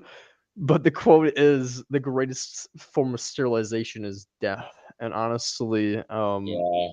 when it comes to the animals, I 100% agree. That's the reason I bought that movie, because I constantly arguing with antinatalists about animals, and they're always like, "Well, we should just sterilize them," and I'm like, "That's." I agree with amendum. Sterilizing an animal and just chucking it back in the wild to be torn apart isn't gonna do shit. The best form of sterilization is death, and Yeah. that's what I say when it comes. I kind of agree with you. When there's gonna be a war over antinatalism and There will. Yeah. nephilitism. Oh man, And I'm glad that you that means you watched that video. Where I was, it's like that's it. I'm like, if people aren't willing to negotiate or talk, it's like once the future like generate, it's like if the internet survives, like I said in the video, it's like once the fucking kids figure out that the problem is the adults, like it really, that's kind of what it always has been. Really, the war is the adults versus the children. You know? pretty much. Yeah. It's always constantly just like the younger people fighting the older generations and their ideologies and the bullshit that's for being perpetuated. Power hungry old fucks. And then the inheritance problem of them just it's just fucking dumb. I'm sad. Fuck. I'm sorry. I always have a way to kill the mood. No, I mean it's like, but like I mean the mood is always the mood is always dead, right? Oh Like, yeah, you know the what I mood's mean? always dead. Yeah, Yeah. it's just It- artificially inflating the mood. I mean, well, it's like it's comforting to know that there's another Epholist, but it's also like I wish you were never born, man. You know what I mean? Thanks, my dude. I'm sorry that you were born. You know, it's like it's such a weird thing because it's like, oh, I'm happy that you're here to talk to me and you wanted to talk to me, but it's like it sucks that you're alive. Just like you know what I mean? It's like it's weird. You know what I mean? It's really weird being an Epholist and talking to other Epholist because it's like, oh, it's so comforting. No other people think like me, but it's like that means other people think like you, and they also are aware of the situation we're in, and we're fucked. You know? Yeah, basically, there's other people that are just as suicidal as myself, and that's just like, oh fuck, I'm sorry. And there will be more. And it's like the happy people are making the depressed people. That's like the fucking mind-bogglingly like. Oh, dude, What? it gets worse and worse. Like the amount of statistics I've been looking at, like these people, they anger me to like no degree because I saw a study recently that said 50% of Americans are depressed and hate their job. Yeah, like It's like a couple of years ago, like it was 8% of people had depression, and now it's like up to 50% of Americans. So I think it was like 48% of Americans have like clinically diagnosed depression. And I'm like, how in the fuck is everybody lying to themselves and everybody else around them, telling them that like I know people with depression just like me who say that life is good and worth living, Yeah. and it's just like, no, dude, you want to kill yourself like every day just like I do. Like, don't lie to yourself. Don't lie to me. Like, you just Yeah. I mean, it doesn't work. The cognitive dissonance, it's like nothing intelligent would want to be in this. It's just like, you know what I mean? It's like, I mean, crystal meth and video games and music and some fucking girl doesn't make the whole planet better. You know what I mean? Even it's like if you had your ideal life, like penthouse, armored car, Ferrari, like AK-47, RPG, and like cocaine, all your LSD, it's like you still know you're an Epholist. oh yeah, 100%. It's like there could be nothing in this world that would make me want to continue living. The only thing that is making me live is the fact that I can reduce suffering for other people, basically, and that I fear death because there's always that like 0.0001% chance that like there's like a reincarnation or hell or something, and that makes me like the primal monkey part of my brain is just like ah. So It's weird that the primal monkey brain is scared of such an abstract, metaphysical, not tangible idea. You know, yeah, it's like I don't know. It's I that, mean, and it's like some days I'm not scared of it. Like the first time I ever attempted suicide, I literally was not scared of hell. I was at the point where I was just so fucking done. I was like, I'll see the one person that I've ever loved in hell, because if there is a hell, she's probably there because she was an atheist also. So I'm like, yeah. I'm like at that point I was fucking so fed up with life. But like there's certain days where it's just like I want to die, but like, you know, like just the fact that like what if there is no escape, you know? Like what if like whatever you try to like do here just brings you to like a variant of this world that's like exactly the same but like just a little bit worse, just a smidge worse, and every single time you kill yourself it just notches it up a little bit more.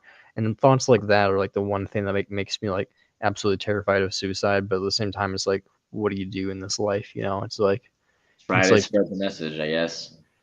basically it's like I don't But then, advocate for suicide, but then here's especially the for but then Epholist, here's but the other idea, and like this one, I don't. It's like, what if the only way out is to kill yourself? yeah, I Like, know, right? it's like, what if you reincarnate because you didn't? That's the like fuck. What do you do with that? You know what I mean? It's like, Pretty much, yeah. yeah. There's You can like there's always no flip it in your head. context. You don't have any context of what's the right choice. It's like I don't appreciate being in a position where I have to be in this decision-making conundrum. It's like, well, meth is illegal, and modern women are kind of like not fun. So video games, oh, capitalism destroyed video games. Well, there's not really much left to just talk about Epholism, right? Basically, yeah. Like I just Yeah. try to talk to people all day about the subject, you know, that matters. And they it's hate it. fun. They hate Yeah, it. they hate it. They hate it. Yeah. It's like your Buzz Killington from Family Guy, you know? Shit sucks. It does, yeah. But someone then needs it's to like- do it. Yeah, it's like I think about Schopenhauer, and it's like, man, that motherfucker. Do you imagine being like the original dude back like when like what was he like 200 years ago or something like that? So the population of Earth was like 1.8 billion. 1900s, 18 or 1900s. Yeah, right? something like that. Like the population of Earth was like less than 2 billion back then. Imagine Yeah, being like still- one but of the he still only people on the knew. planet just thinking this way, and there's like no technology to communicate globally or anything. Oh So my he's god! just sitting there locked in his own head, just sad all day. Just, Wow, yeah, that would be hell. Yep, that's it's like taking away the Schopenhauer existed before then. It's just he's just writing books, and they're the most depressing books ever. So it's like, yeah, pessimism doesn't sell. Pessimism isn't sexy. That's nope, kind of not at the all. that's kind of the thing. Yeah, you're not gonna get laid if you're a pessimist, huh? Like it's like Nietzsche, who is like everybody likes Nietzsche and everybody hates fucking Schopenhauer. And, like even Yeah, my dude, I fucking went through. I'm sorry, I fuck Nietzsche. fucking I hate Nietzsche. I went through a Nietzsche phase, and then I was like, wait a second, fuck it, fuck. It's like, dude, what the fuck is like, what is the fucking fun you're having here, Nietzsche? It's like he's validating and affirming life. I'm like, what the fuck are you talking about? It's just the biggest copium to ever being copium. It's just like okay, nothing else in the world matters. There is no God. Well, then just he's like, I'm sorry. It's like I'm sorry, guys. Like, is like a little bit of thing. Like, I like Ayn Rand because she's an anarchist, but I don't like Ayn Rand because she's an egoist. And Yeah, I think but Ayn Rand hated Nietzsche. did she? Yeah, What? she has a foreword in one of her books where she trashes Nietzsche. And I was like, what the fuck? Because Nietzsche's like the biggest egoist ever. He's just like become the Ubermeister, whatever the fuck that word is, where it's like basically like establish your own form of like morality. And I'm like, okay, that sounds all fun and games until like a psychopath believes that and like is like breaking into your home or something, you know? Then it's kind of like, yo, bro, maybe your version of the Ubermeister is a little bit wrong, bro. Yeah, I mean, like it. But the weird thing is that like they're both egoists. Rand and Nietzsche are both egoists, but Nietzsche also, for credit, did warn against nihilism. He did warn people against it.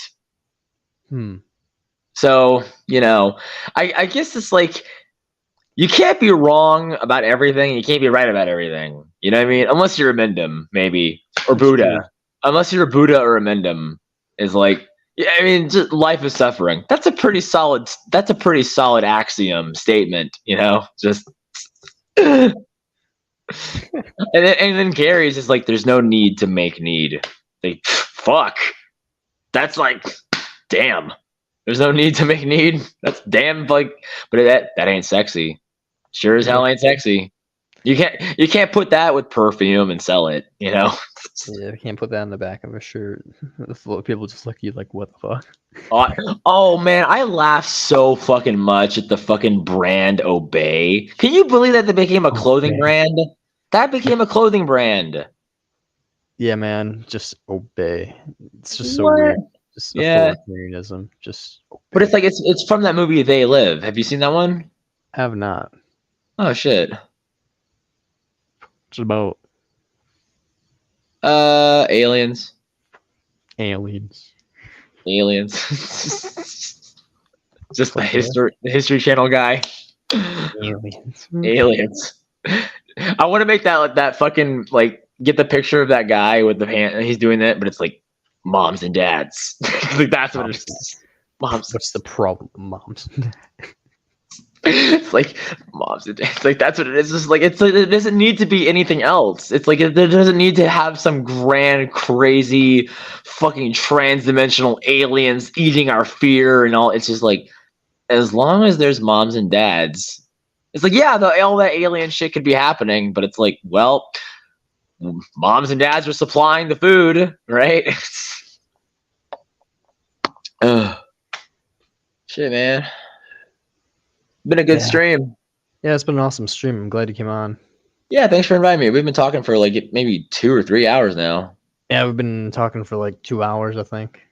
Plus, time flies when it's like you're talking to, yeah, it really, like, see, it's just time is just like I see it there, but like I'm not thinking about it while we're talking, and it's just like it's fucking nice, you know, because it's like you get it. You want to kill yourself, I want to kill myself. You want to kill all humans, I want to kill all humans.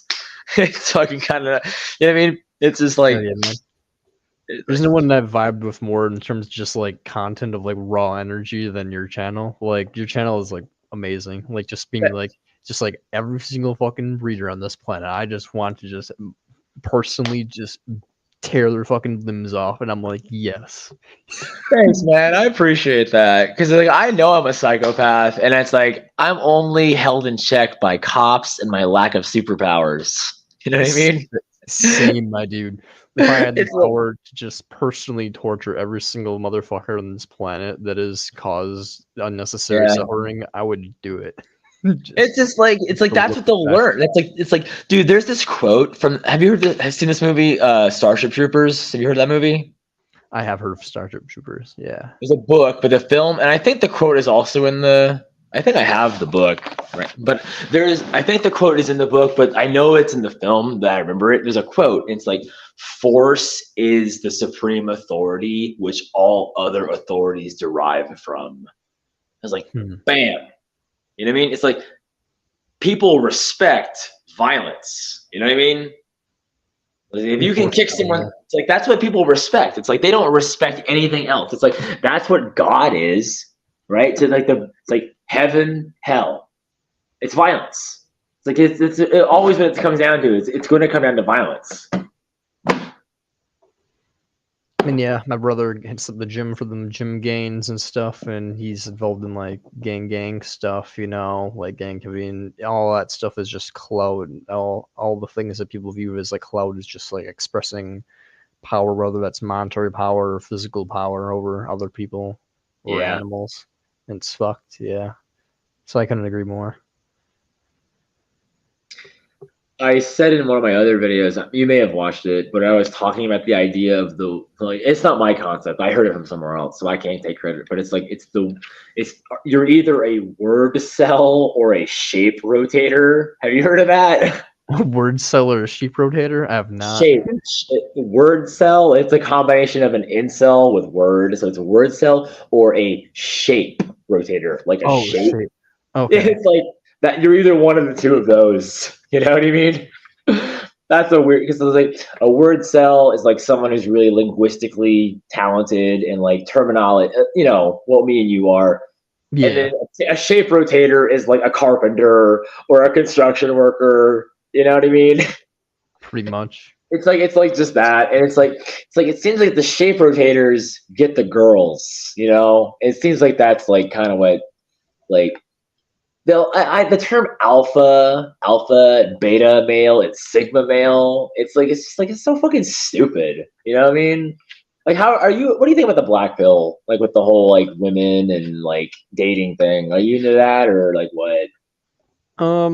My thing is a little. I mean, I have a lot of sympathies with the black pill community. I think it can go a little bit too far where people start to like generalize all women, because I know, like, that is the danger. That is a hard problem. Yeah, because like I know some women who are like totally not into just like fucking around and stuff, or still into romance and stuff, and would date someone like me, but at the same time they're usually not that attractive, and I can admit that, and that's a point that black pill community has like a good point to that, you know, a lot of times. And it's, you know, it's not all women. There's a lot of beautiful women out there who are, you know, still like looking for, I don't know what the word is, like sentio, whatever, like the intelligent men or men who are like, you know, like about ethics and about like, you know, like their personality and expressing themselves. Yeah. I'm sure there's women out there like that. Hard to find them. Yeah, have I found them? I've only found one, but she was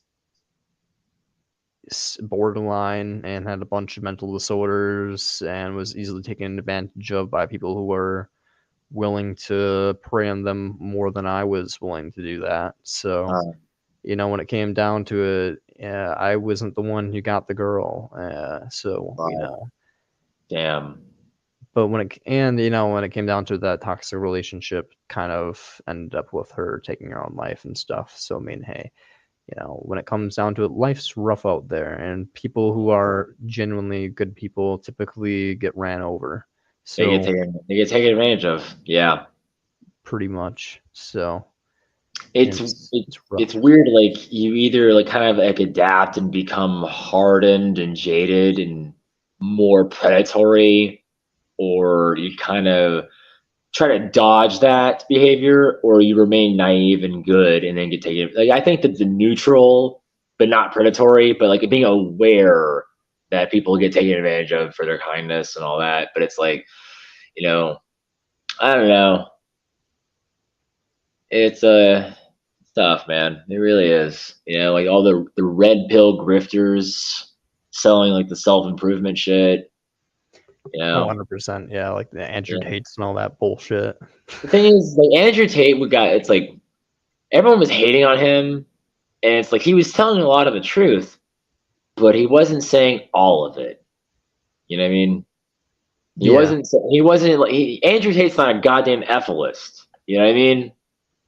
Pretty much, he was telling you that like women are basically out here to get your money, just use you pretty much and toss you away, and that men are basically doing the exact same thing.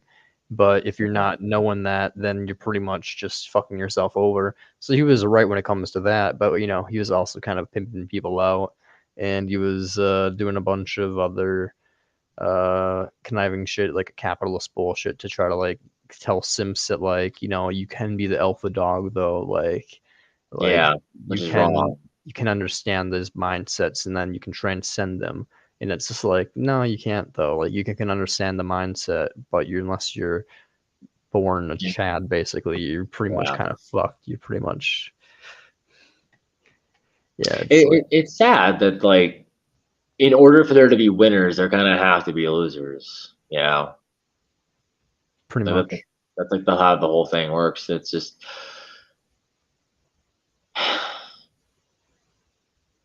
That's always been my major gripe with life, is the fact that they have to have the nature of life is there has to be a loser, and it doesn't seem fair that there has to be someone that has to get the shit under the stick. It's just like, well, eventually that's gonna be you, and it's just like, huh. But what were you about to say? You were about to ask me a question. I forgot the question, but I did when you said fair, life isn't fair. It's like. And then it got me thinking about something else. Like my brain, I have to slow myself down. But it's like nature, like man made fair. You know what I mean? Like my example of that is like there is chess. You know what I mean? Like chess is about as fair as it gets. It's like the only real, I guess, like advantage or disadvantage. It's like someone has to go first, right? Or fighting games, you know what I mean? Like the one-on-one fighting game, it's like, but there's still a loser. There's still a loser. Someone has to lose for someone to win. But it's like they both get an equal chance, and it's like, I don't know. It's just why like there's no answer that could. It's just, you know what I mean? It's like fuck. I really man, talk. It's like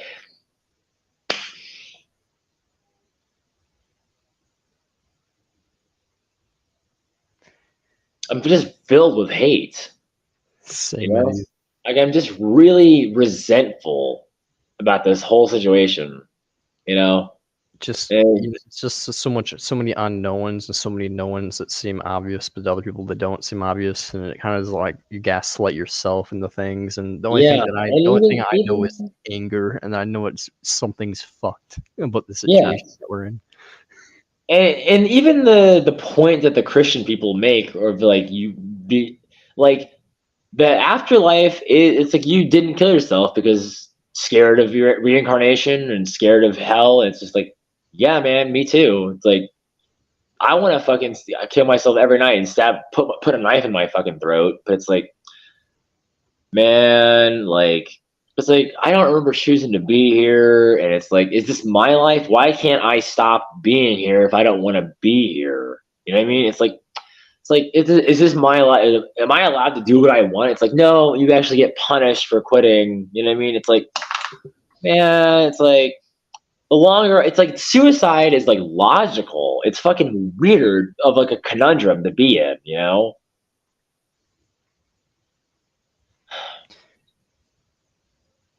Yeah. I don't know, man. Like, there's so many people that like tell me to like people outside the community and people that are like inside the community that like people inside the community usually are supportive and like, you know, you should live and stuff. But there are some that are like, you know, man, like life's hopeless. And there's like some people who are like pretty nihilistic and shit, who are atheists and stuff. They're like, you know, I don't know why people live and stuff like that. And then, you know, there's people that are like complete assholes. Like 2 weeks ago, I was at the farmer's market and some dude told me like to go to Canada and kill myself. And I'm just like sitting here like, bro, you have no fucking idea how much I wish I could go to Canada to kill myself. Yeah. It's just Yeah. like, but yeah, like we're trapped in this situation where you, so as you said, it's illegal to kill yourself.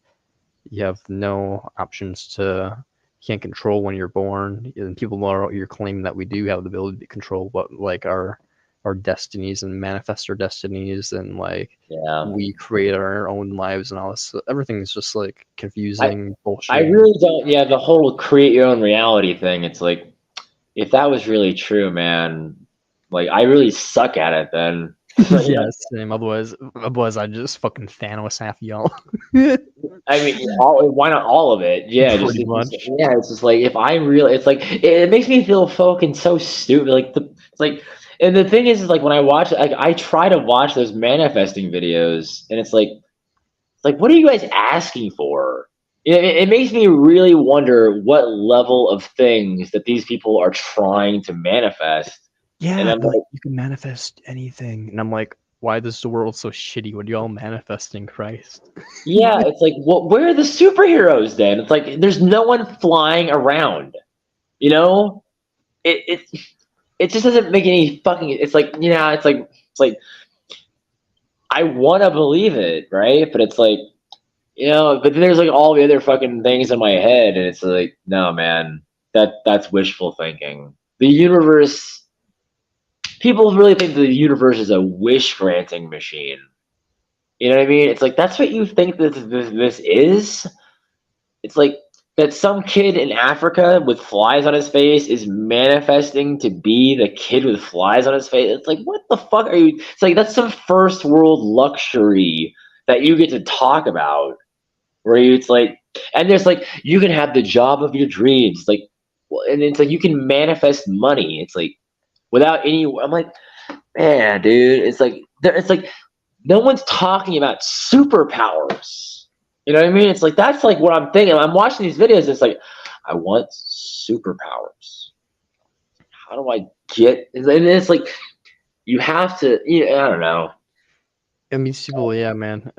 No, I completely agree. Like, it's just they confuse it. It's confusing. You know, it's just I don't like being confused. You know, I don't appreciate that feeling. Me neither. Ambiguity, it's kind of stupid. You know.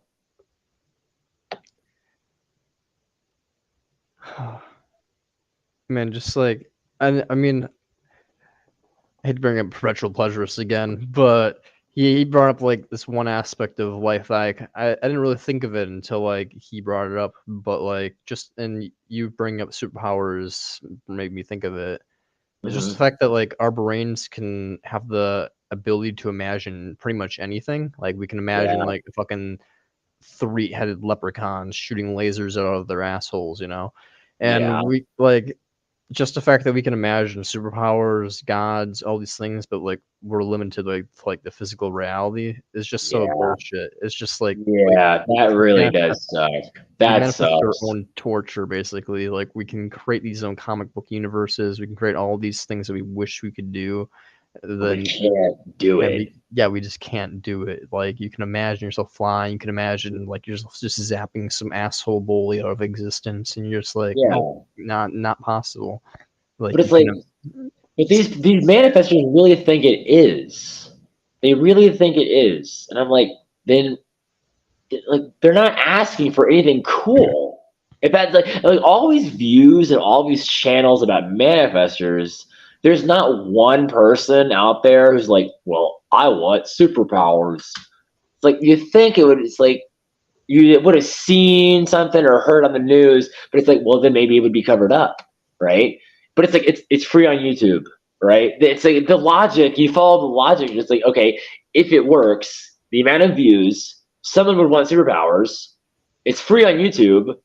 If it's not supposed to be known, then it would not be censored on TV, but it wouldn't be on YouTube. It's like they don't want you to know this secret, the secret of instant manifestation. It's just like, yeah, it's just, you know what I mean? Like, you chose to be born in this physical realm, and you create your own reality. It's just like, well, then, like, man, this I suck at it. I really suck at manifesting my own reality.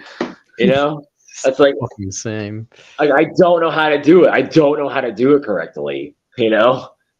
You see, Rita, we're just manifesting negative realities, and see, everything is all solipsistic. So, like, the whole reason the world's so painful is because we're just negative Nancys. That's why.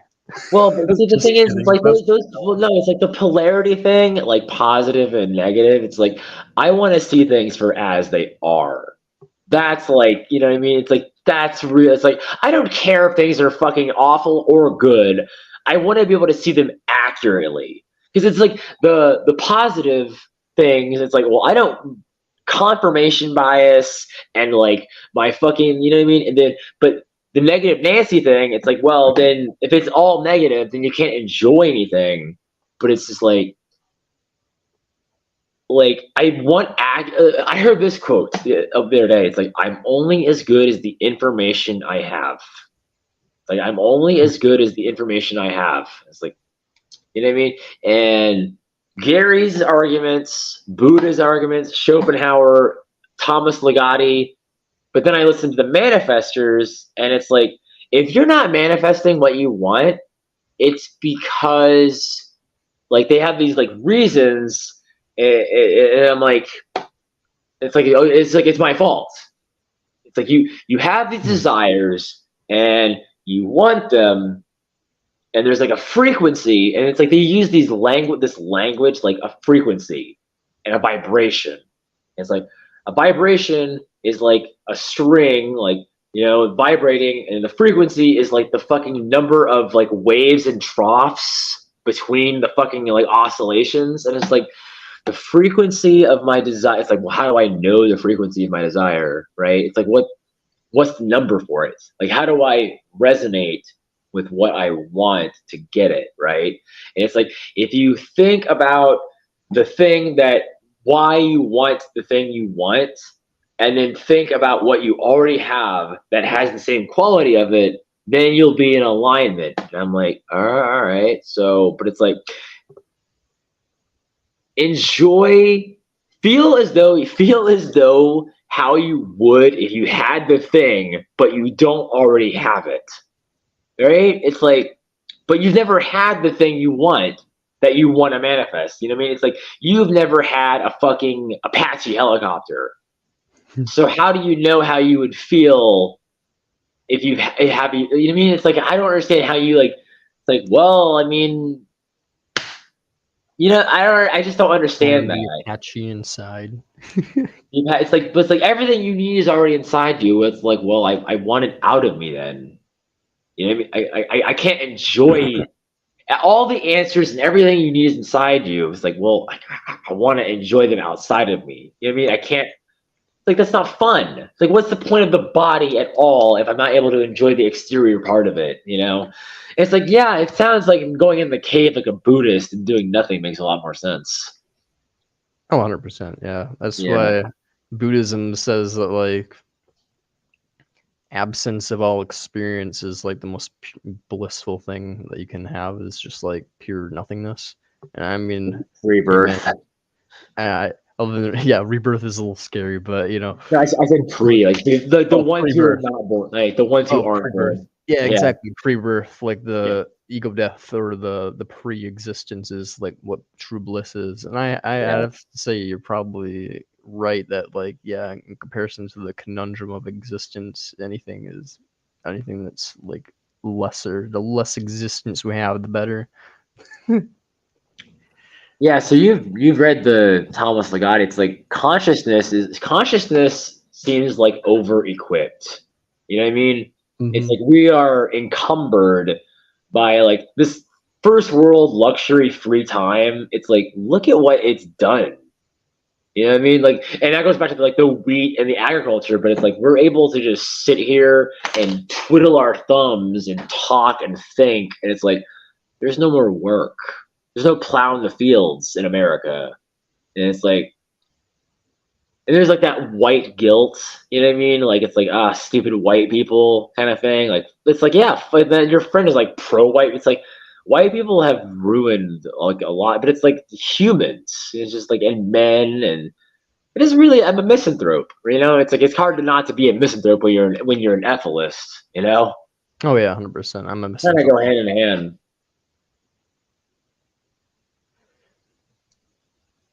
Yeah, they do. What? You go. Oh yeah, they do go hand in hand because once you start to realize it's just human nature in general is nature of like just life in general is just like extortion of other things, and that man has the ability to like transcend this programming, but like we don't. Like it's like it's almost impossible not to hate humanity once you realize we have all the tools we need to stop all the suffering on the planet, but we're just too busy being hedonists to fucking man up and do the right thing, to crack the eggs and make the omelet, so to speak. How do you have feelings of personal guilt for being involved in this? Like, I mean, I know you're an activist and you held the sign, but it's like you don't have a kid, but it's like,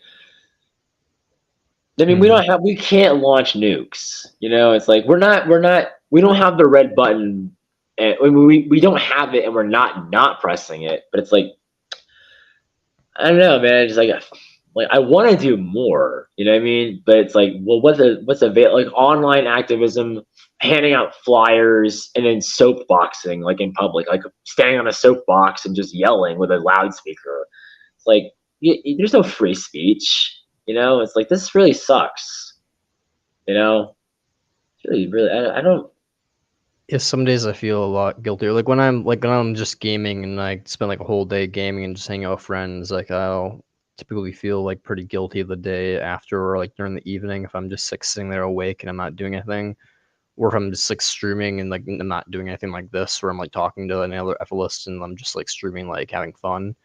Like I'll feel guilty and I'll feel like I have to be doing something of more value. And I'm like just like indulging myself and not actually doing anything of like purpose. But then, yeah, as you said earlier, though, like the futility of all. So it's like and then you have to acknowledge that every once in a while you have to recharge. You know, so it's just like you know like. Then it's just like, when am I recharging and when am I just being lazy and trying to tell myself I'm recharging when I could be doing work, you know, ephilism, activism and stuff. So, yeah, I mean, I do have like a guilt, but I don't have like an extreme guilt. Like I don't like actively like feel bad for myself or anything like that, or like I should be like doing more. Usually it's just like a passive thing that like occasionally will, like just like creep in like occasionally here and there. But when it does creep in, it's like fucking like overwhelming a lot of the times. Like it's like it creeps in and it's just like full force, just like you should just end your life branch. Like everything you're doing is just pointless. Like all these people flipping you off. Like half the time these people, you see those cars going by that are just driving by, not even looking at you. Well, guess what? They are looking at you. You're just being, they just don't even have the energy to flip you off because that's how useless you are to them. You're just another person with a sign, just another person, just a blip in the corner of their vision. So my brain like talks to me like that, you know. So sometimes So sometimes like it's just like, you know, the futility of things and like Yeah, I have that. It's like there's something like you said it just the way you said it there. It's like your brain talks to you like that. It's like there's something in my brain too that also just treats me like garbage. You know what I mean? It's just like what function does that serve? Like what is that? It's just like, I don't know. you know what I mean? It's like it's like I do other people have like nice ones? Like nice, it's just like I can't really understand. Like, but you said 50% of the 50% of the population is depressed. So I'm like, do they have brains that are all just treating them like shit? You know what I mean? It's just like, and then that goes back to like the self and the I, and like, well, what the fuck is being mean to who? Like, what the fuck? You know what I mean? It's like, what's who's being mean to me in my? It's like, and it's like then I feel like then I when I try to do self nice talk, it just feels stupid. Like Yeah, I know, right? it's like I just like no, I'll like I, argue with myself in my head like with like two different voices that sound like exactly like me, but like one has like a more like gruff and like deadpan tone, and one has yeah, like a more like upbeat tone. And I'm just like, yeah, Brand, to like these people, like all these people in your life, like they're all just distractions, like, and then I'm like, no, Brand, but like when it comes down to it, you genuinely need people to recharge your energy, like you, and then it's just like, yeah, recharge your energy, more like waste your own fucking time, and it's just like, it's just yeah. like. And it's just like waste is a little bit of an exaggeration, Brand. Like, like what are we really doing of value anyways? It's like, hey, I'm playing bad cop here, you little motherfucker. And it's just like, Yeah, it's I'm like, so bad. It's so bad, man. It's just like, and then it's just like, fuck, just like, it's like fucking Gollum. It really kind of feels like Gollum in the ring shit. Like, it's it just, does. fuck, this shit sucks. It's like, I want to be happy. I want to make a difference. I want to get high. I want to make out. Well, what's possible? All right, well, what's legal? What's you know what I mean? And then like like it's like God damn, it's like how much suffering is on Alderaan? Star like like the Death Star. It's like there's no more suffering on Alderaan. It's gone. It's done. And it's like looking at all these movies now as an Ephelist, it's like they got it backwards. It's like everything is backwards to an Ephelist. 100%. That's why I say like negative utilitarianism is like the curse to the mind. Like once you understand that like negative utility is just like everything just gets flipped on its head. Like Yeah. It Ethel Blaze is saying that because like once your mind, your intelligence understands that it's stuck in a body, it like there's like this dichotomy of mind and body thing. And it's like I think that philosophers and other people, it's like I haven't really listened to a lot of that stuff, but like the mind body dichotomy, it's like the duality of like, are you a body? Are you in a body? You know what I mean? It's like, well, my intelligence definitely doesn't like being in this thing. yeah, So it's like, I definitely, if I could get the fuck out of this, I would get out of this. I would not recommend it. You know what I mean? Because it's like, I'm like, oh, need. You know what I mean? It's like, you know what I mean? And desire. And it's like, when you get it, it's not ever, you get like a bite, and it's like, it wasn't even that good of a bite. And then you're going to want another one. And I'm like, what? And then when you don't do nothing, it's like, then you get the mean stuff. It's just like, get up, do something. I'm like, I don't want to do anything. It's like, oh, it all sucks. It's like, it's like, I'm preaching to the choir here, man. You know exactly how oh bad. yeah, I know exactly what you mean. You know what I But it's good mean? for the audience in case people happen to watch it and But like it's funny. I mean, it's probably like, we're helping them cope. We're all just helping each other cope. And it's like, there was that line. I'm rambling. I'll stay in one more. But it's like there's this line in 28 Days Later after the daughter gets her father gets killed. Selena, she's like, I don't want her to fucking cope. I want her to be okay. I'm like, yeah, me too. yeah, I feel Yeah, left my fucking soul, man. Yeah. When you hear yeah, like when you truly care about a person, you just want them to be okay. You just want the pain to go away. You don't want them to be like just dealing with the pain. You just want it to be gone. I feel How do like you that's like, how do one you, of the how do you deal triggers. with it? I'm Deal with curious. I it. mean, what made you so akin to like understanding suffering? Because for me it was love, I guess. Like I fell in love Yeah, with a yeah, person, it and was love.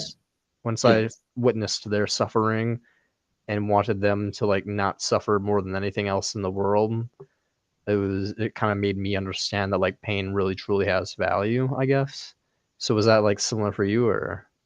I probably would say that I came from it from two different approaches. Like, Hmm. I grew up like with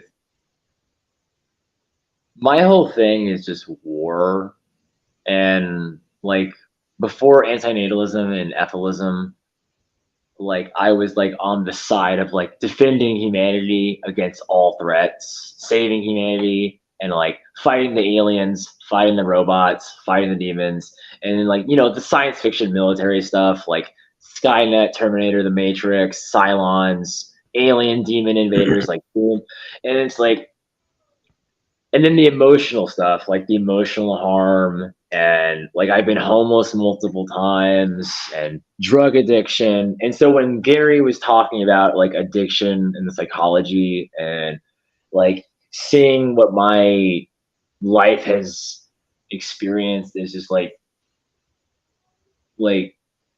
it really like it's extortion. You know what I mean? Like plant War of the Worlds. It's like the Martians wanted Earth, and it's like they're smart enough to travel the solar system and get to our planet, but they can't just communicate and just diplomacy and all of the war in history. It's like World War I. It's like just like all this war, and but it's like I didn't ever wanted to kill humans. I wanted to fight fictional things and all that, but then like it's wrong.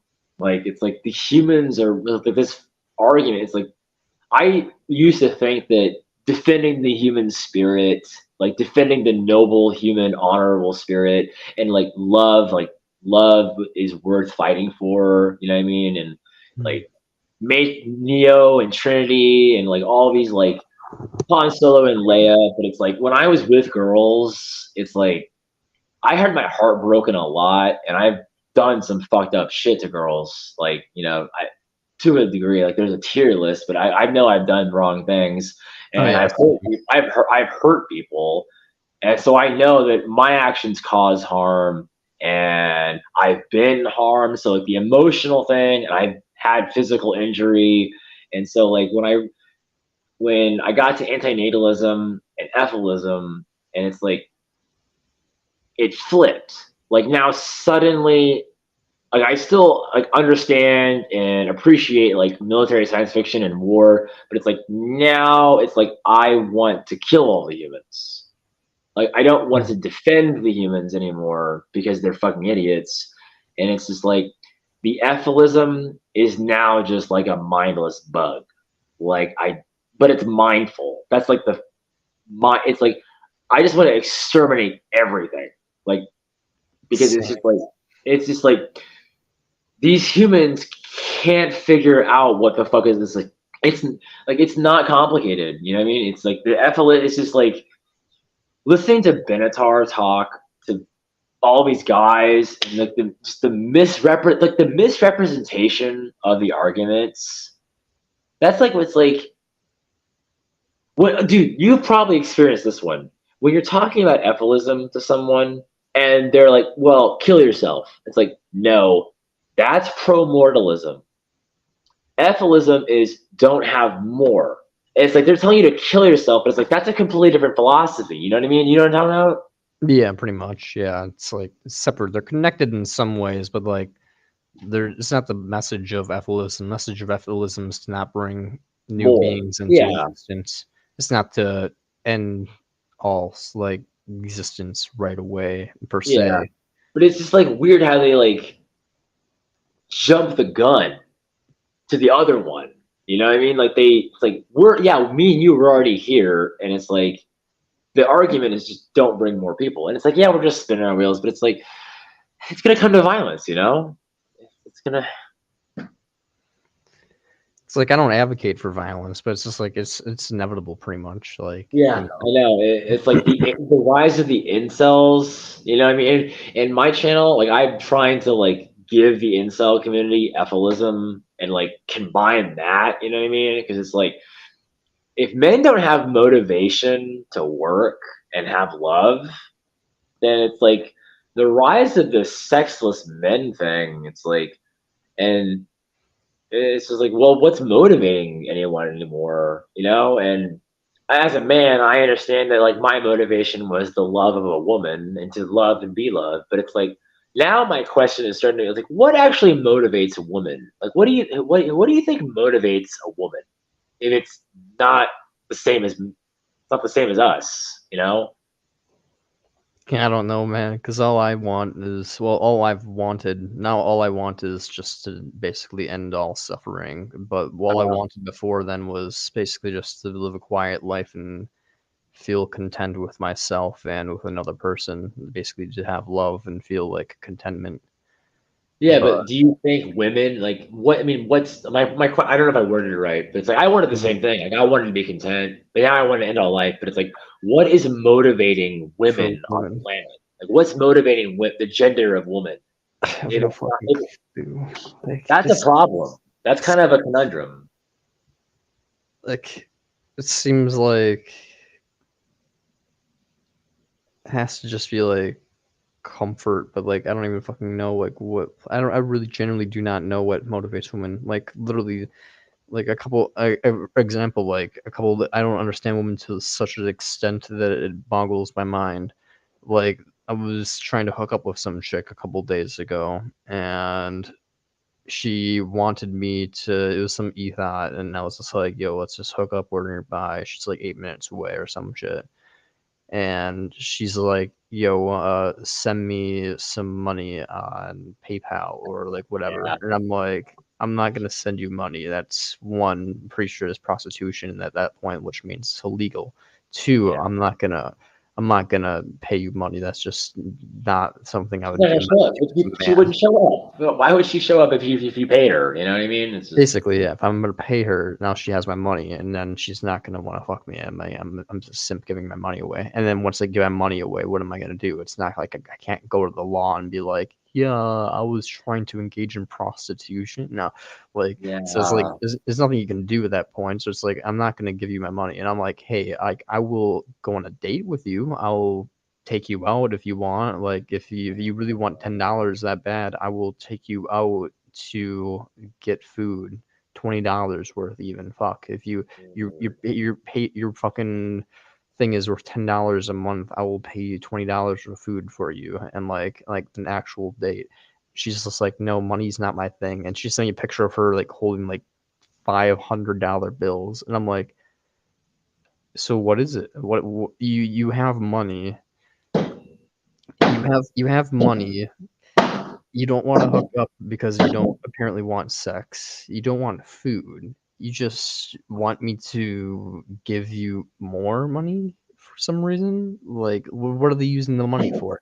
So I don't know That's what. my sweat. It's like, what are they doing with it? It's just like I don't know. It's like I use money to buy food, and I use money to buy entertainment, like video games. And if it wasn't illegal, I'd probably use money to have sex. But when it comes down to it, like I'm offering this woman food, sex from. I don't think I'm bad looking, No, like, no, and it's no, just like, you're not funny. and I'd it's just say like, you're yeah, you're 7 or 8. Yeah, thank you.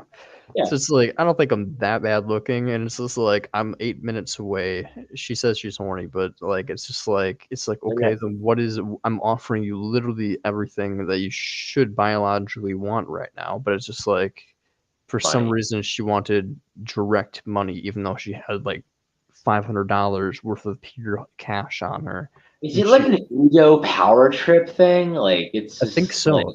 She said it it. was at one point she said it was trust. She's like, I just want you to trust me, and I'm like, I'm not gonna trust you. Like, one, you're a Yeah, they stranger. use it like, dude, it's sad. It really is. It's just a weird. It's just a weird reality we live in. Like I don't understand what women want. I don't understand. Like you ask what women want with their money. I don't know what Have they you want. encountered the girls online who ask for Steam cards? Have you ever had that?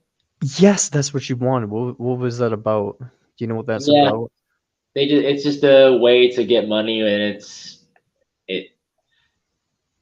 I've talked to a lot of girls online, and it's like I can come over or you can come over, but like give me a Steam card so I can load up my cousin's video games. Yo, that's exact what you said to me. Dude, it's like What the fuck? they all use the same scam.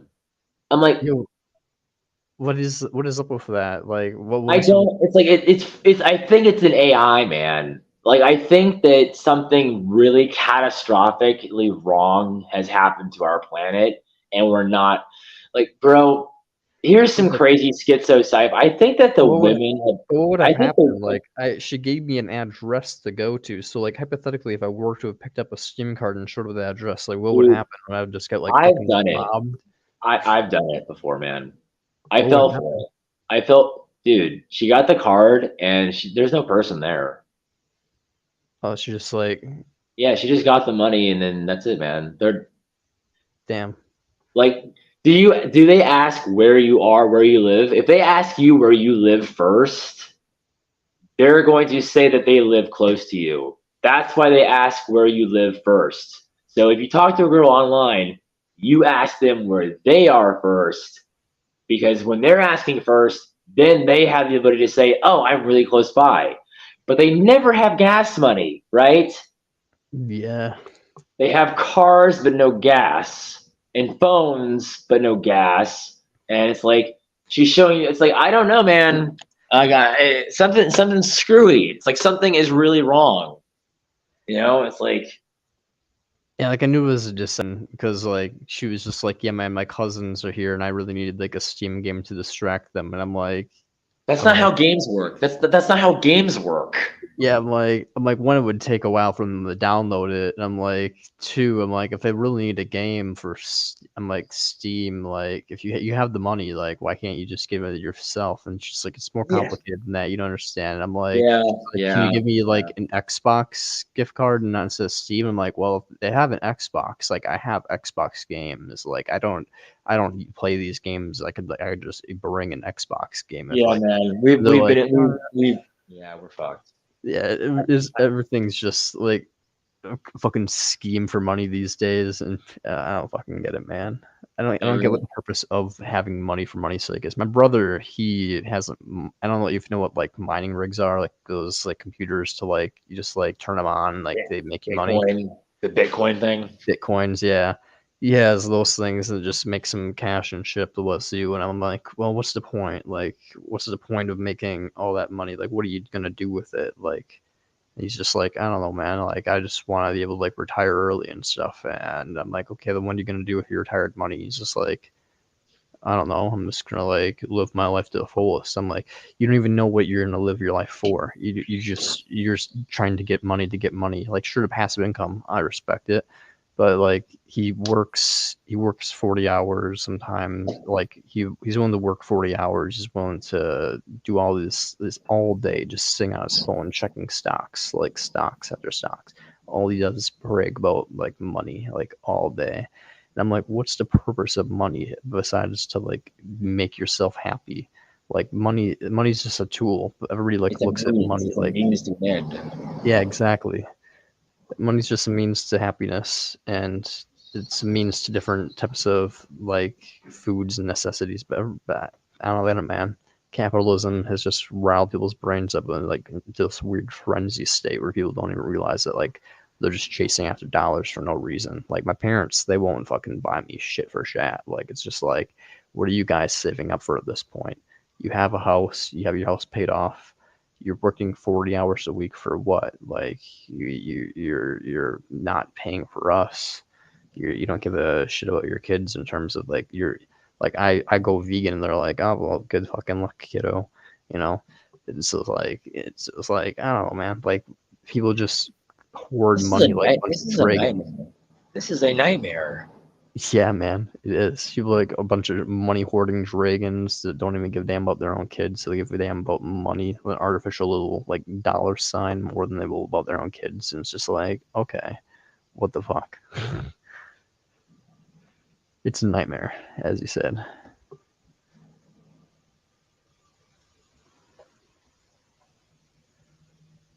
I really you know what I mean? It's like Cypher, you know, like it's really it's I understand why he would go back, but there is no going back. And I like it always was this way. It was always this way. It always was this way. Pretty much. I mean, you look at like the even biblical times, like what, like the whole story of like the very in the Bible, like God tells one dude to like take out his own son or whatever, and then he's Yeah, just like he just did literally it. just just about to do it, and God's like, "Well, it's just a prank, bro. I was just testing you, just to see if you would fall for my power and be loyal to me." And it's just Yeah, like everybody's just craving power and money is basically just the new form of God and capitalism. So it's just like it's yeah, everybody just does things for power, and money's power and capitalism. So people crave power, but more than they crave love or their own children's care or anything. So it's fucked, man. So I feel you. So I understand why you hate your parents. Like I understand I'm why you feeling hate. that way. I'm feeling that way again, where it's like It's nice to like. I mean, I listen to videos about other Ethelists and Black Pillars, but like having a real life conversation with someone else who gets it, it's like our suffering is the same. All human suffering is equal, but it's like you understand the level that like we are just. It's just like this fucked conundrum.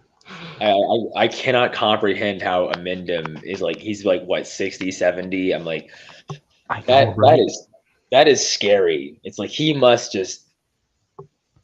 I don't know how he wakes up in the morning. I mean, I've donated him like $100. I mean, if he gets donations if he gets donations like frequently enough, I guess he doesn't have to work very often, probably. But like, still, like, I can't imagine just even without work, like not working becomes its own like mental task of just thinking, and thinking is his own form of pain. So Yeah, I don't even yeah, understand how he true that. like, I don't Yeah, understand how he fucking yeah, like 70 years, and he said like since he was like 8 or something, he was like he claims like since he was like 8 or 9, he stopped believing in God, and just it clicked in his brain that like all this shit's bullshit. Like I don't know how you yeah, can go fucking 60 years on this planet like every day just wearing you down. Like what the yeah. fuck? I knew pretty early on that there was nothing else going on. Like, this is something I say in my videos. I don't know how many, but it's like, what's your first memory? Like, when did you actually like click on and like, where were you? What was happening? It's like, it's usually a bad thing. From what I've accumulated when I ask people, it's usually a pretty bad memory, you know? Hmm. I don't really know. I don't really have too many memories, I guess, from like when I was a kid, at least not like in like a chronological order. Yeah. Like they're all kind of just like scattered. I guess like some of them are like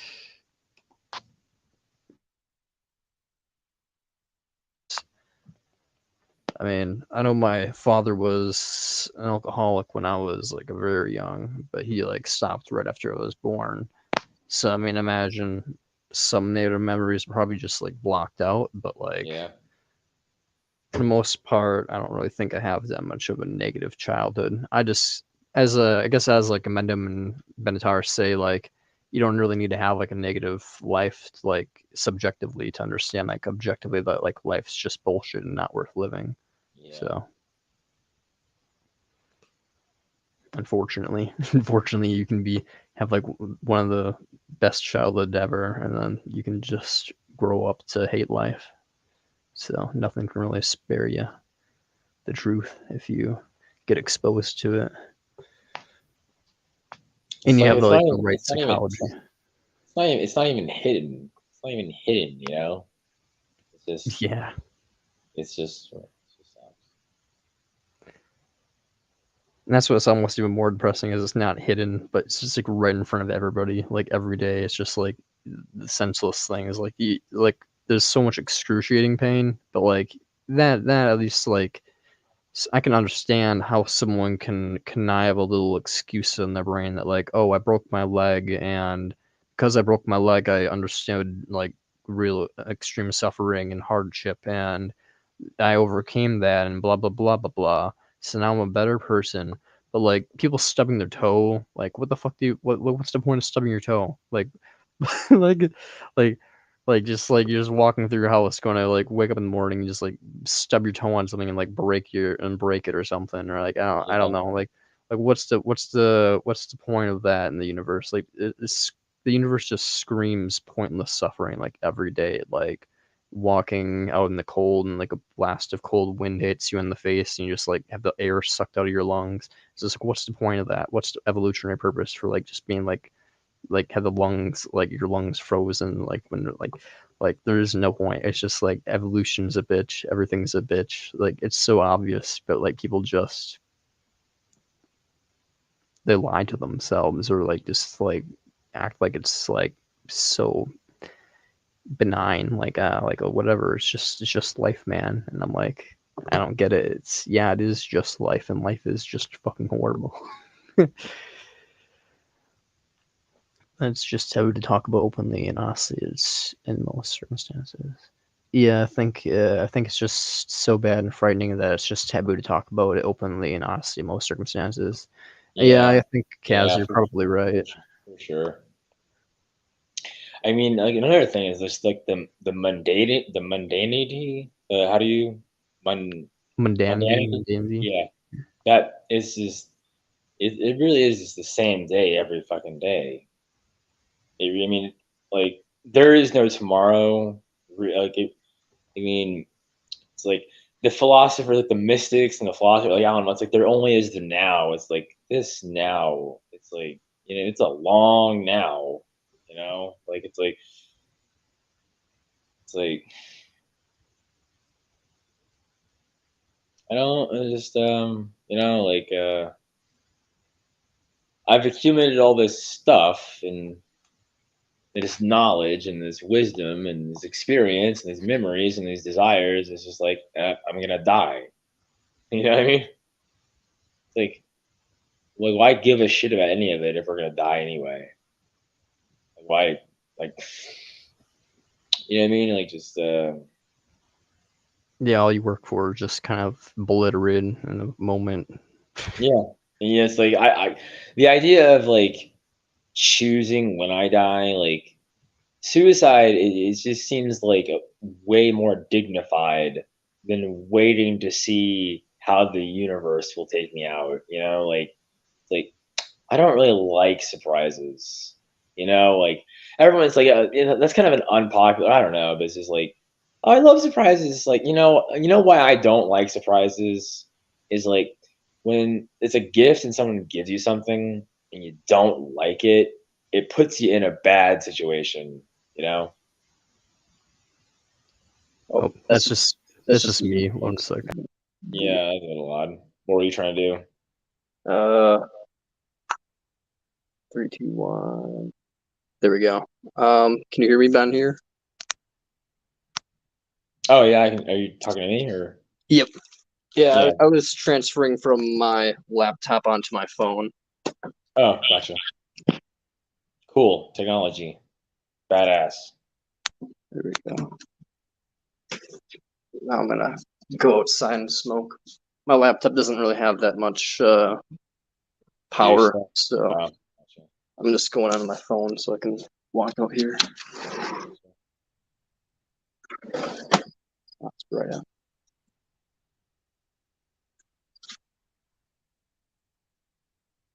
Yeah, this was an awesome conversation, by the way. For sure, man. I totally appreciate that you messaged me, and I wasn't really expecting many people to join the stream on Twitch, and I usually don't do that since I don't have my laptop working. But it's cool, you know. It's like the conversation. I'm having more fun with the conversation than Soul Calibur. You know, it's like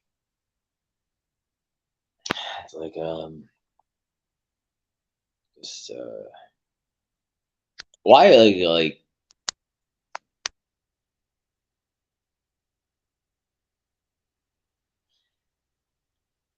Oh, what I was that?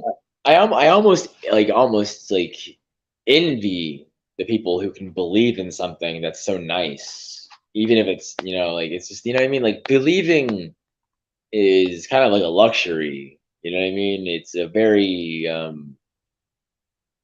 like I have beliefs and like I'm schizophrenic, so like I'm delusional and like have all these like paranoid fucking thoughts, but it's like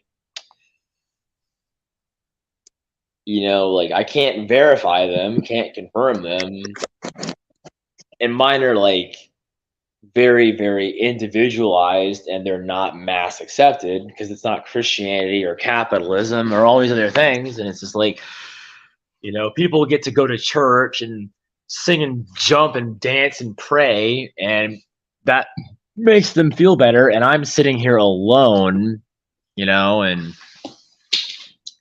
it's like do you watch the channel Thinking Ape? You know that channel? I've heard of Thinking Ape, but I don't think I've watched him, at least not recently. He's a really good channel, and he says it's like it doesn't matter if the lie is a lie, as long as enough people believe in it together, it makes us feel good. It's like that it really does cause more long-term problems.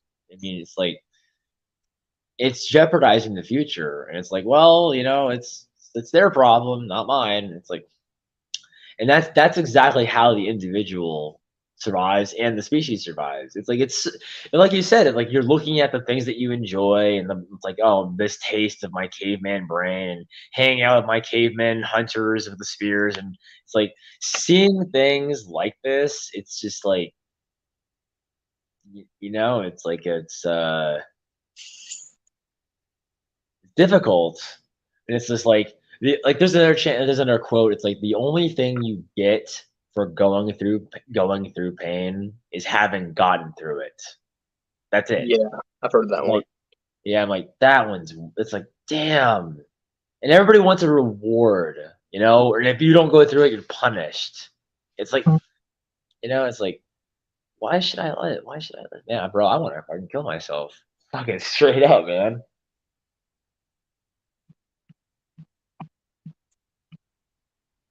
Uh, you know who just responded to me?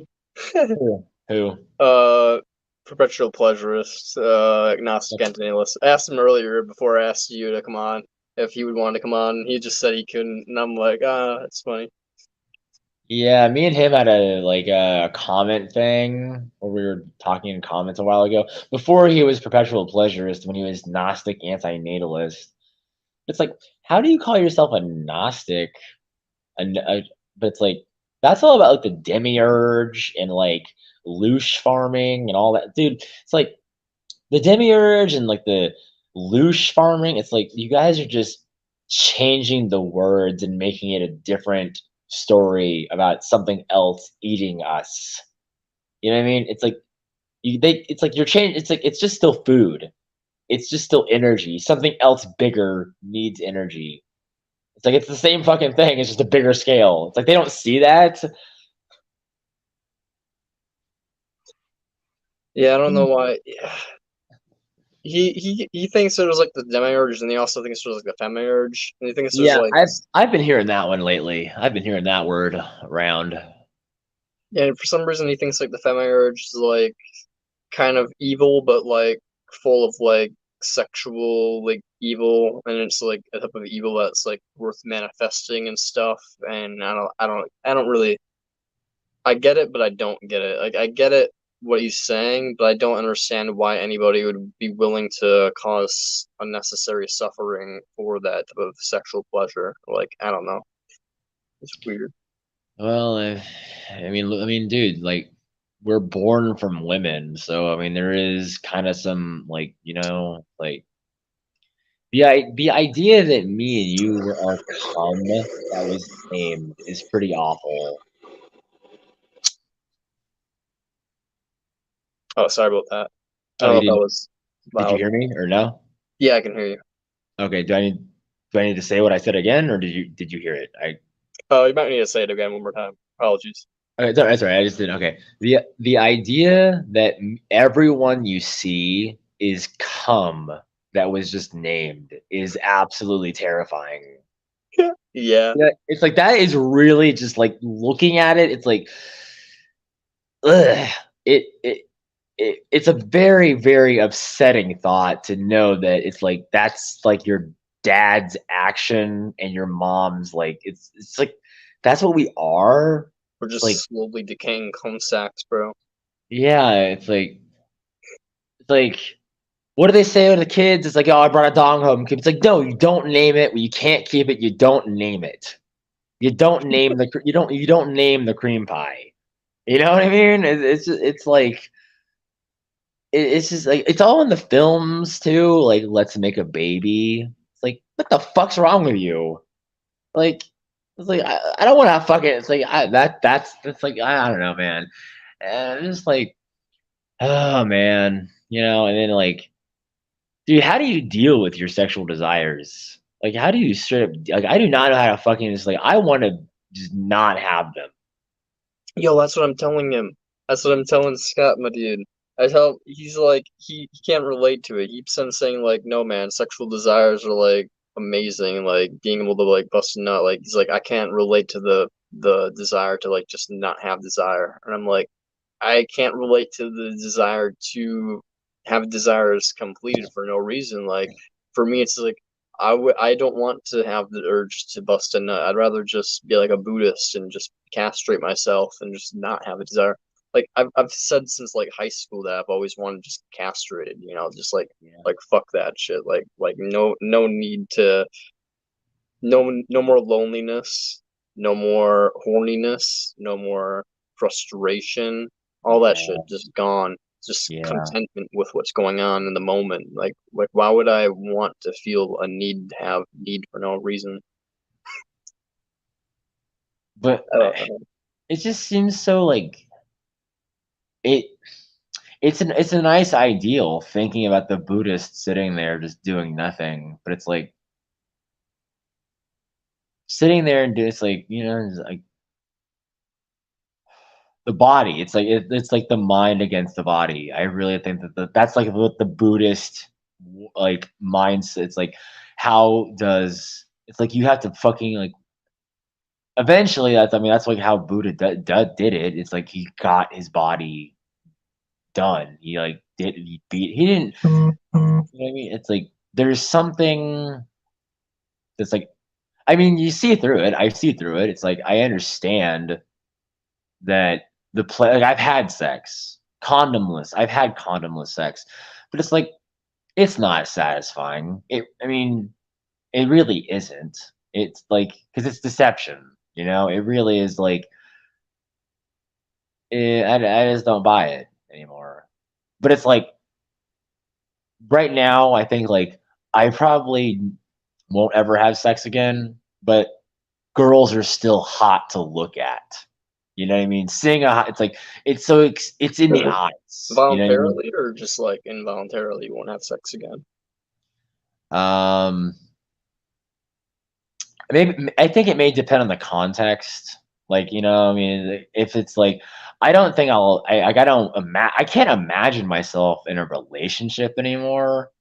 But like maybe the casual, like the non-committed stuff, and that makes me extremely depressed to think about because like I really, really went like hard into the romance and like there's one of my other he's a subscriber of mine and he has a channel Wireless Plum. He has this channel and he was talking about the Disney pill and it's just like romance and love and courtship and loyalty and it's like I don't think women are about that at all. anymore. Or if they were, they're no longer like that at all anymore. And it's like the idea of having casual, no strings attached sex sounds like depressing, but like I'm not gonna seek it out. But if it's like there and it's safe, maybe. But a relationship, I probably ever won't. I'm not making moves, and I'm not making like like doing that. But the problem is seeing girls. Yo, dude, perpetual pleasurist. Nice, He's here. nice. Is he gonna join the video chat, or is he gonna voice chat, or is he join? I don't know. He might just be hanging out in the comments section. I feel like I think he's a little bit busy All right, then I'll pull up the chat and then like look at it too. right now. Yeah. But we're talking about Sex, desire. sex and desire. Yep. Yeah, we're talking about a little bit like our disagreements of you actually. Well, but before that, well, I mean, yeah, we were, but now we're talking about like dealing with sexual desire and like before I moved to the like, you did you have a point to make, or did you were you gonna? This is like it. This idea. I'll end with this. I'll end with this note is that sex and love, to me, in my perspective, from my experience, it's better in theory than in practice. Like it's always better in the ideal than in the practical. No, I 100% agree. Yeah. Yeah, we always have like a fantasy version of like whatever everything is going to be like, and we hype that up in our minds. And then when it happens, it's not that good. I can attest to that because I got laid recently, and it was. I mean, well, here's the thing: it was better and worse than I thought it would be. Like it was like she was worse looking than I thought she was going to look, but like the sex itself was worse than I thought it would be. But I ate pussy and I actually kind of enjoyed it. Like I didn't think I'd ever enjoy eating pussy, but you know, hey, you live and you learn. So, you know. Interesting. You know, right? You wouldn't think that would be pleasurable. I always thought it'd be like the equivalent of like sucking dick, where it's just like, how is sucking dick gonna be pleasurable for a woman? Because it's like there's no like G spot in the mouth. And Well, the idea is it's fun to make someone else feel good. It's like the idea of sexual altruism. Yeah, I guess so. Yeah, like it's fun if you're good at it to make her feel good. That's how I understood it, you know. But you know, girls sucking dick, you know, it's like I think we're lit. What? Lagging? Yeah, I think we're lagging too. I heard it. 1 second. Here, I'm gonna try move from stream. Guess. Rita, add to stream. Add to stream. There we go. Scott, I think you're in here now too. Groovy. Can you hear me okay? Yeah. Oh, everybody sounds really weird. 1 second. I'm gonna be right back. Does it sound weird for you, Rita, when Scott's talking, or? No, I can hear him fine. I can hear him fine. Okay, awesome. It's just my phone then. I'm gonna head inside and go and hop on my laptop again. Okay. Audio sounds good to me. Cool. I'm gonna turn my phone off. Turning it back on. Is this brother Rita McCloud, the brother who made 3-hour plus like videos? Hey, thanks for the deep consideration of the topics. Yeah, yeah. I mean, I have a lot of thoughts on sexuality and sexual desire. I deal with it quite a lot, you know, unsuccessfully, you know, most of the time. But it's definitely part of the human condition that's worth exploring with other people. Even if we disagree, I think we can be civil and talk about like what the conundrum or the solution or the benefits are of engaging. You know what I mean? I think it's fun talking with other people, even, you know, so But Yeah, I've noticed massive life improvement since I started my physical sexual life. So far, I've been able to fulfill at least the vast majority of my desires, and I've been much better off for it. At least that's been my personal experience thereof. that sounds awesome, and like I'm jealous. Honestly, I mean, there's desires that I have that I don't think I could ever actually actually obtain without paying for them. Probably, I'd probably have to pay money for them. So, What do you think the main reason for that is? well, in the past, when I've expressed the desires to ex-girlfriends, they weren't as satisfying, and they didn't make me feel as like I wanted like the what's the word I'm looking for? The the disconnect between how I wanted it to feel and then how it did. I don't know if it's like who is to blame, myself or the ex-girlfriends. And then so like when the sex act would be done, it's like, well, that really wasn't as like cool as it was in porn, right? That's like one of the main arguments women have is that, oh, porn puts unrealistic expectations in men's head. And I'm like, well, my argument to that is, I know I'm rambling, but it's part of the point, and I'll after my point I'll concede to the next to you, Scott. But it's like, if reality was enough, there wouldn't be fantasy. And the women in porn are either whores and they're enjoying it, or they're being paid, or they're mind control victims. But the idea is they look like they're enjoying it. The enthusiasm is the nice part. It doesn't matter what your fetish or kink is. I mean, like, I have my things, everyone has their things, but like, it's the enthusiasm of the enjoyment of the act that's the fun part. And when I'm like experiencing something in real life and it's like I don't sense that it's authentic and it's like a contrived going through the motions, it like gets my dick soft, metaphorically. And so as I've gotten older and developed more fantasies and kinks, it's just like they seem progressively more unreasonable or unrealistic to expect someone to be willing and excited and enthusiastic to fulfill those for me. That's all I have to say. I see. Yeah, I think with me, I'm extremely easily satisfied, but I do have very deep fantasies that are multi-layered. But my satisfaction is easy to achieve. It's very easy for me to feel satisfied during the day, sexually as well as otherwise. So I think that's a big advantage to my physiology. For sure. Yeah. The easier it is to do. Yeah. But it's like, do you think that like the easiness comes from the simplicity of the desire versus the intricately nuanced detail of like specific scenarios? Because like, I think that because mine are so specific, it makes it harder for them to be fulfilled. Do you think yours are simple since you said they're easier? Like, are your things easier to Yeah, I happen? think that's part of it. I think likely is definitely a contributing factor. And I see what you mean with the fantasy aspect. Basically, the fantasy or the ideal is always beyond what the actual thing is, no matter how good the actual thing is.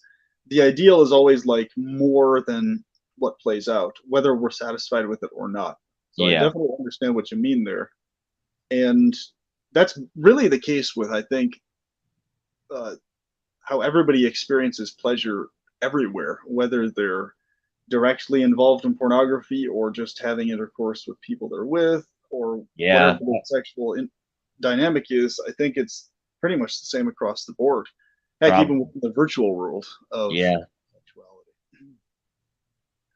So I think really that's what I want to be behind, is technologies to enhance people's ability to feel larger amounts of pleasure from lesser things is a big thing that I'm fixated on. And especially being able to. What do you mean by lesser? But like, what do you like by like less stimulation or less? Yeah, basically, less stimulation leading to physiological, far greater degrees of pleasure from lesser stimulations. And also, of course, the ability for people to fully immerse in the hyper detailed specific desires they want via virtual simulated immersion that just keeps improving better and better. And I think naturally technology will keep going that way because that's what everybody desires and wants anyway.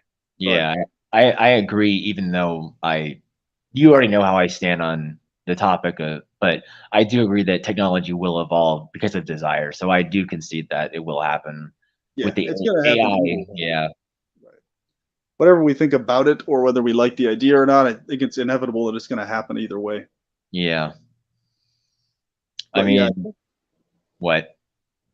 Oh, I was just saying, I think that that seems to be what I've noticed. There seems to be mostly a brain chemistry, chemical thing going on in a lot of people's ability to never really feel satiated or satisfied with the pleasures they experience. Like basically the way I operate is like I have far higher ideals for pleasure, but I'm still fully satisfied. So it's just kind of like putting on the cake for me as a principle versus like I have to have more pleasure. It's more like more pleasure is pleasant, but it's not required, if that makes sense for me personally. Are you? If I'm like, can you use like a buffet now? Like, are you saying that like you could have more, but there's not more available, or like is there a scarcity, or like are you? Well, I personally don't experience a lack of satisfaction or pleasure in life, but if there was more of it, I would always appreciate more. But I don't feel like I'm lacking or missing out on pleasure, if that makes sense. So it's kind of like it's already great, but however much better it would get is that much cooler, I guess you could say. So it's not like You sound grateful. That's all. I mean, you sound very like you're in a good position, which I'm envious of. But so I mean, I don't know what to do about it. If you have suggestions, I don't know how to get out of this situation. Yeah, I'm definitely a very grateful person in how I perceive a lot of things. I classify myself as the glass is 1% full, yay type person, but I recognize that it could be 100% full. But I'm still very grateful about it being 1% full, kind of a thing. So Gotcha. that's basically how I look at life and my experience, my own experiences therein. Life as a whole, obviously, I look differently. But what I would recommend is the biggest adjustments that help on the chemical level are adjustments to diet. The simplest ones would be abstaining from eating rice. And anything that's known to boost estrogen levels helps a ton because it just makes the physiological body of the male feel better, period, no matter what your ideas are or not. Just leaving out rice and flax seeds and estrogen stuff just helps a crap ton. That's what I noticed with my life. Okay, interesting. And yeah, stuff like that. And of course, on the situation level, physically, actually genuinely being grateful and hyper fixating on what is pleasurable versus ruminating on what's lacking. So what I do is I hyper fixate and obsess on what is pleasurable already and ruminate on that. And it makes me stay in this sort of like psychological loop of obsession with what I already have that is pleasurable versus longing all the time for something out there. And I notice that actually effectively ensures my situations that I encounter in life are that much easier to maintain and keep going on. That, of course, and open relationships / polyamorous dynamics are far more pleasurable from what I've experienced. And living that lifestyle has brought me far greater pleasure than any attempt at monogamous anything ever could, from what I've noticed.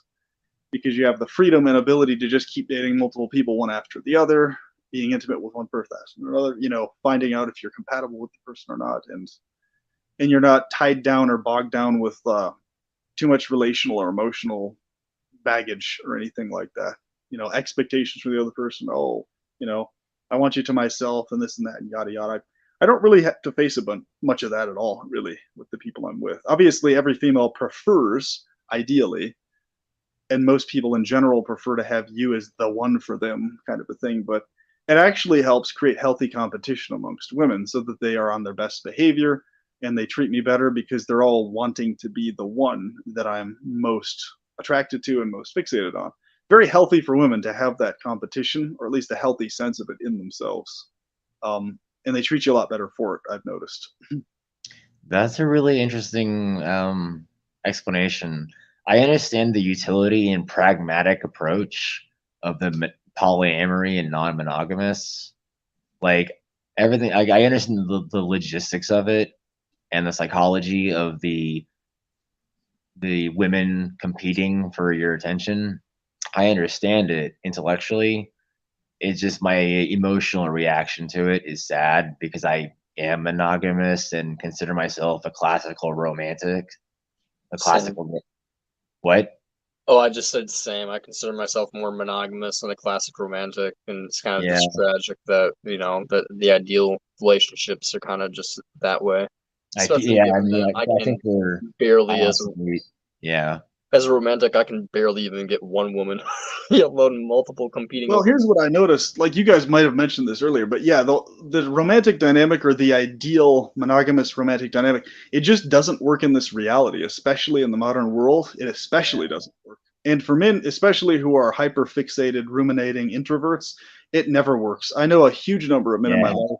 Yeah, good-looking guys, but they never have dated. They're, guys who could easily be successful with women in a dynamic like that, but it's just the way the world operates and the way the female brain chemistry operates. It doesn't work ever for these guys, like guys who have never been with a woman because of it. Is this because, like, what are your thoughts, Scott, on, like, is this because of hypergamy? Is that what, like, this is about? Is that part of it is hypergamy? Yes, and a huge factor is that it's just unbelievably convenient for women now to easily get access to their ideal man, because every woman that I know of, like every one of them, has reported to me, even women who would not be considered good looking at all, just plethoras of men contacting them online all the time about wanting to have sex, casual sex, date them, be in relationships. It's just like they're just like rolling their eyes all the time, and this is like every woman everywhere with social media. I know. The DMs are full, and it doesn't matter who they are. And so with men, it's the exact opposite.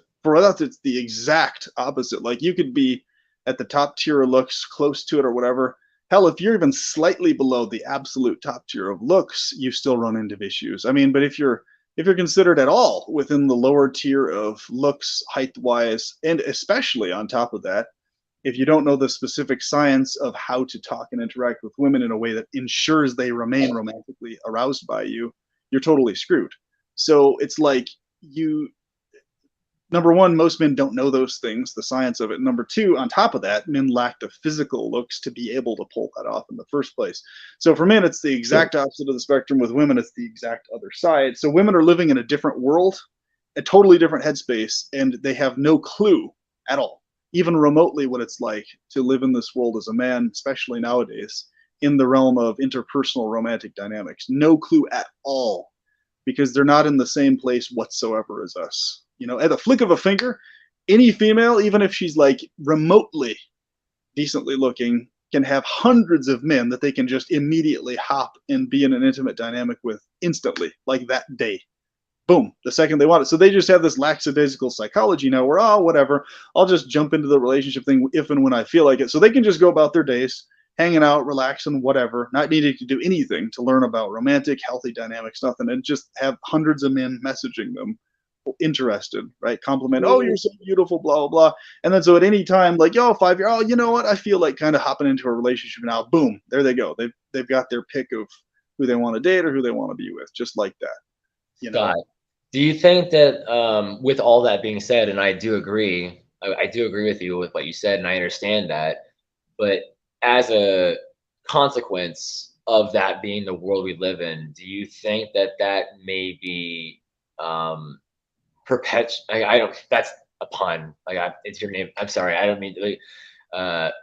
I'm going to use the word Do you think that this may be perpetuating when the female gender's infantile intellect, like their childlike mentality on the world? Yes, absolutely. Very okay. Much. Yeah. So that's kind of like what Schopenhauer was saying. Is like women are. They don't have an evolutionary psychological need to understand the world because they're being catered to. And it used to be the women who were fuckable were being catered to, but now it's like it's all of them. And correct. So there's like I mean, I don't agree with this, but I'm using it like ironically or satirically, it's like every woman is a 10 now. Like every woman is a queen. It's like that's like how it's like, but not every man is a king. You know what I mean? It's like, yeah, but basically it's the opposite with men. Like every man is basically a worthless worm on the side of the street in the minds of most women, but they'll never admit that, even though that's how they treat most men. When it yeah, comes to anything to do with romantic interest displays, or if you're not a specific high looks tier or whatever. So I've noticed this in my own life, is that I can go up to women and approach them out in public and flirt with them and show interest and all this other type of stuff, and not really have any issues. The vast majority of cases, women respond very positively. The only times they don't is if they're already in a monogamous relationship or something along those lines, and they're not wanting to interfere with that. But as far as like them being attracted, that's not a problem. Now, within the fold of interpersonal interactions that I see a lot of other men trying to have with women and stuff like this, what you run into and see is women will mention in passing, for example, this one friend of mine who is a guy, he's really not that short. He's just not specifically tall. This girl that I was dating for quite a while who knew him mutually, who herself is not considered at all very high on looks tier. Physically, she had the figure that I liked, but looks tier wise, not very high on the looks tier. She herself was just mentioning spontaneously about it. Yeah, but he has this thing with his height, you know. And then that specifically is what she was mentioning as something off-putting that she noted that other women wouldn't be attracted to. And to me, I was just basically internally doing face palms, because I was like, yeah, on one hand, he's a fun dude to hang out with as a friend. He just doesn't understand the science of how to interact with women in a romantic way, separate from platonic behaviors. So yeah, I don't think I do either. he keeps running into the trap of having platonic interactions conversationally with women, hoping that the romantic dynamic will play out and just be a thing that's there. And I think that's the main reason, more than anything, that he hasn't actually had a successful romantic dynamic quite yet. But if you would just learn the signs of how to do that, he would actually... Scott, when you say romantic, are you interchangeably using romantic with sexual? Or because like when I use romantic, it kind of is synonymous with monogamous. Romance to me is monogamy, but it's like sexual, casual. It's like I just want to know how you're using the word romantic. Yeah. Like when I use the word romantic, I mean specifically where there is a sexual attraction there that's active in both parties. Whether that's monogamous or not, the point is it's an attraction that can lead to realistically sexual things happening, and it's specifically a feeling in the person that's beyond only platonic, if that makes sense. Okay, so, I understand what you're saying. I mean, I can't. It's like, well, let's put it this way: sexual / and or romantic. Let's put it like, that way. I mean, I think Scott would agree is that like romance kind of. I mean, like, I don't make the rules, but like monogamy and romance are kind of like the thing, and like casual and polyamory does not seem to me romantic or love at all. It just seems like pleasure. The point is having success in either field. So whether it's yeah. But I mean, in the case when you were talking about your friend, like when he can't talk to women platonically and romantically. He's actually also going for more of the monogamous thing as well, and that's actually part of what he's run into as an issue, because there's far less women worldwide everywhere inclined to actually do that. And you also run into this trap dynamic where women will want a guy to be monogamous to her while she has hundreds of men still messaging her all over the place and flirting with her all the time. So basically, she has options she can immediately dive to as soon as anything falls apart with the guy she's with. Guys don't have that, though. Guys who are interested in the monogamous one-on-one dynamic, and women know this. Women know this very well. There is a power leverage. Yes. Therefore, for them, it's easy. They could just, okay, yeah, let me have this guy locked to me for however long I can keep him locked to me. Romance, nice. And then as soon as something falls apart, boom, they already have tons of options. And they can easily just hunt for any little micro excuse to break off with the guy and bounce and be with the next dude, coming up with some reason, oh, it didn't work out for this and that or the other. But the guy doesn't have that same luxury, and she knows it. So women always, everywhere, use this power leverage on the guy, especially if they recognize he's not of a certain looks tier, certain height tier, and also a certain behavioral standard. So when I say romance, the science of romance, it applies to both, because women, no matter, here's what I've noticed, here's what I've observed. I've observed firsthand that I myself, internally, within my emotionality, definitely would classify myself as actually deeply emotionally romantic, etc. However, I've noticed that every time I've allowed myself to enter into that state psychologically towards women without maintaining a specific way of behavior with them externally, it always falls apart and the romance is never reciprocated. But it is reciprocated when I adhere to this mechanical set of behaviors and way to talk and everything else. Then boom, then all of a sudden, Does that not cause you like a cognitive dissonant distress to be playing that like dual dichotomy of emotional romance but mechanical frame holding? Is that not strenuous? I've just embraced it. It's one of the aspects of me embracing the hellscape that we live in. It's like, well, literally, I can't actually be romantic in this world, period. It just doesn't work. It never has worked. So what I can be scientifically mechanical in, okay, I talk in these tonations. I only talk about these topics. I do it at this timing, blah, blah, blah. And it's ridiculously mechanical, and it's literally with every woman across the board everywhere. And guess what? Every single one of them from their end is, wow, I love you so much. You're so sexy, so attractive. And it's like, you know, if only I could actually be myself all the way, but I can't do that because your romantic attraction disappears the second I do that. And that's what I'm thinking in my head.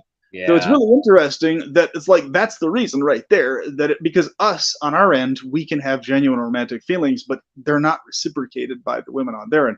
What they're attracted to is mechanical behaviors, mechanical physical things. And I've proven this across the board in every single case with every woman I've met and encountered everywhere. They'll say otherwise, but you just have to observe the patterns of behavior, and it's all mechanical. There's no actual genuine love there, period. And I don't let it depress me. I'm just like, that's just the way it is. This whole, you know, romance stuff, we might feel romance in ourselves, but it just isn't there in the other party, no matter how much they might say it is. And I've been able to verify this, because how can another person actually, like, if I can't ever actually be my actual full self, which only ever turns women off behaviorally. So I've run into this too many times than I can count, and it's the reason I didn't have a dating life that led to sexual anything for many years, throughout my entire 20s, basically, and my whole life leading up to my 30th birthday onwards, 29 onwards, basically, was that, okay, every time I did the be myself thing and actually expressed what I actually felt and thought ever towards any woman ever, it would always start turning them off immediately. They would be physically attracted. I didn't have an issue there, but when I started talking to them, their attraction would start going away very quickly. Yeah, like, okay, I can, dude. I've had the same experience. Yep. And like I've had my last sexual experience. There was definitely like the fluctuations of the attractiveness that I was like gauging and feeling from this girl. And I mean, this was not romantic. This was a weird situation, because like, considering what I told you already is that I'm a monogamous romantic. I'm sorry, Scott, if you're not getting any word in. I feel bad for you. Or not Scott, Brent. Oh no, Brent. I'm just big chilling. Okay, I'm sorry. I just, like, me and him are just talking about sex, and it's just like there's a third person here not getting a word in, so I just felt bad. No, I'm big chilling. I'm just hanging out. So okay, I'm glad. Like, this is your stream. This is your stream, so it's like, but like, no, it's completely cool. I love it. I love like listening to people talk. So I'm glad that I can just host. So it's like I feel like Joe Rogan right now. Like, I mean, I want to hear some of your, because you were talking about your sexual experiences before with the scam girl, and that's the whole thing too. But I want to tell my story, and it's like it corroborates. Is that the word? Collaborates or corroborates? Yeah, collab. Well, no, I think corroborates. It's like what Scott was saying about women. It's like I've lived that at least a couple different times, and my last sexual experience. I'm monogamous and romantic, and I like dating one girl and having a girlfriend. But this last time, before I was in Missouri in the hotel and I was homeless, there was this girl, right? And like, she's a friend, right? And we're homeless. She's homeless too, and I'm homeless, and we smoke dope and get high together sometimes. and we ran into each other. Like I was sitting at this place smoking a cigarette, and she walks up, and like I could tell from like the way she was looking at me while I was smoking a cigarette, and I had my sunglasses on. I was listening to music, and I took them off, but I'm still just sitting there smoking a cigarette. I offer her one, and like from how she was looking at me, what she said, and like the thing is like I immediately made a mental note of that moment. I was like, it's really strange that this works, that this behavior, which is pretty much no behavior and no dialogue, like minimalistic dialogue, like barely anything being said by me, was receiving positive, like, well, some positive results or feedback. But then throughout the course of the day, we end up back at my tent. End up back at my tent in my camp, and we're smoking, getting high in my tent. And I ask her for sexual favor, but before that, it's like there was conversation, and I could like see it, like the retreat, and like we weren't boyfriend girlfriend, we're not dating, and it's like we've been friends before, and I could physically like feel like, okay, I'm done. I don't want to be talking about this. I don't want to be listening to what you're saying. Blah blah blah blah blah. And then then the smoke came out, and then we started talking about less and other things, and then music. I put music on, and then the sexual thing happened, and then right after the sexual thing happened, she had to leave, and I was like, huh.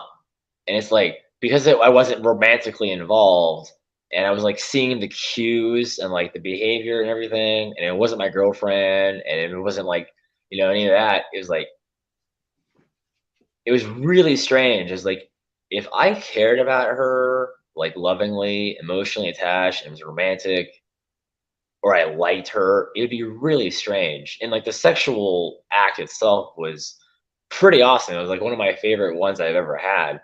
But it was still strange because, like, again, the idea is better than theory. But as far as, or the idea is better than practice. But as far as practice goes, that was like the best one. But the strangeness is like what you were saying, Scott, is like the mechanical, like, nature of this, like, inauthentic, like, scripted from like TV show character archetype thing. It's ridiculous. It had positive feedback, but then when I actually was like trying to like have the conversation about like interesting topics before the sex, I was like, okay. But then when I went back and like mellowed out and like stopped talking about things I was interested in, then it came back. But then the sex thing, and then she's gone. I was like, all right, so experience, lesson learned, sexual gratification acquired, no emotional damage, no heartbreak, and weird. It was really strange, That's how it goes. I noticed in my life is that it's unbelievably mechanical, and I just basically got into the groove of that as the years went on. So when I adjusted how I behaved and talked, I would have women who would otherwise, they initially showed physical attraction, but after I talked with them, I'd see it go down. Yeah. But then, what I would do is adjust how I interacted with them, and then boom, I'd have the same exact females who previously saw me platonically were treating me in a romantic way now, like interested and flirtatious and all this other type of stuff. Just boom, like a flick of a finger. What are your thoughts on like the actual merit or quality of said conversations? Like, what from the majority of your experience, like, what do you see the majority of most women that you talk to, what do they enjoy talking about with you? Like when you see the positive feedback versus the negative, like when you talk about something and you're yourself and you get the negative versus like, what do they respond positively to? Letting them do 80+% of the talking is the first part. That's what they respond positively to. And you doing very minimal responses with very little elaboration. So basically, they're always in a constant state of having to pull stuff out of you and seek stuff from you. You're always a semi-mystery all the time, subconsciously to them when you do that. So basically, letting them do the majority of the talking is what turns them on. And if basically this includes women who are actually introverted also as well. Same thing, whether they're extroverted or introverted. And it also, what turns them on as well is always, this is absolutely essential, always behaving in a way that it's very clear that you are specifically, in particular, romantic / and or sexually specific attracted to them, and not at all attracted to them in any kind of just friendship way whatsoever. This includes women who are in a friends with benefits type situation. Because as soon as you give any vibes that you're okay with or able to be in a groove of just friends of any variety, without anything romantic or sexual, always potentially available on the table, or something she needs to always be open to, then what happens is that's exactly what the female will tend to gradually gravitate towards as time goes on. So maintaining your parameters that you're only a romantic partner directly or a possible romantic interest only, ever, is very key. Because what will happen is the only women who will keep interacting with you at all are women who are actively interested in directly dating you or having something romantic with you. And every other woman will just not waste your time one iota with anything with just casual friendship or whatever. Because for me, as a guy who has a healthy hormonal system, if I'm even remotely sexually attracted to a female, there's no possibility of just friendship with them, period. If the only way that will ever work is if I'm 100% like legit, not at all sexually attracted to them whatsoever, then maybe in that case just friendship might work out. But well, in then any what other if case, she's a lesbian? What about what's that? that? What if she's a lesbian? Would you be a friend with a hot lesbian? I mean, if she was only lesbian, no. Bisexual, yes. But basically, or a lesbian who is open to bisexuality. But even then, no. If she's a female who's attractive to me, I make those parameters very clear. And it's very simple. It's just you give them one initial, or you make one initial declaration of what your attraction is. You're absolutely gorgeous or whatever the statement is. One time, that's it.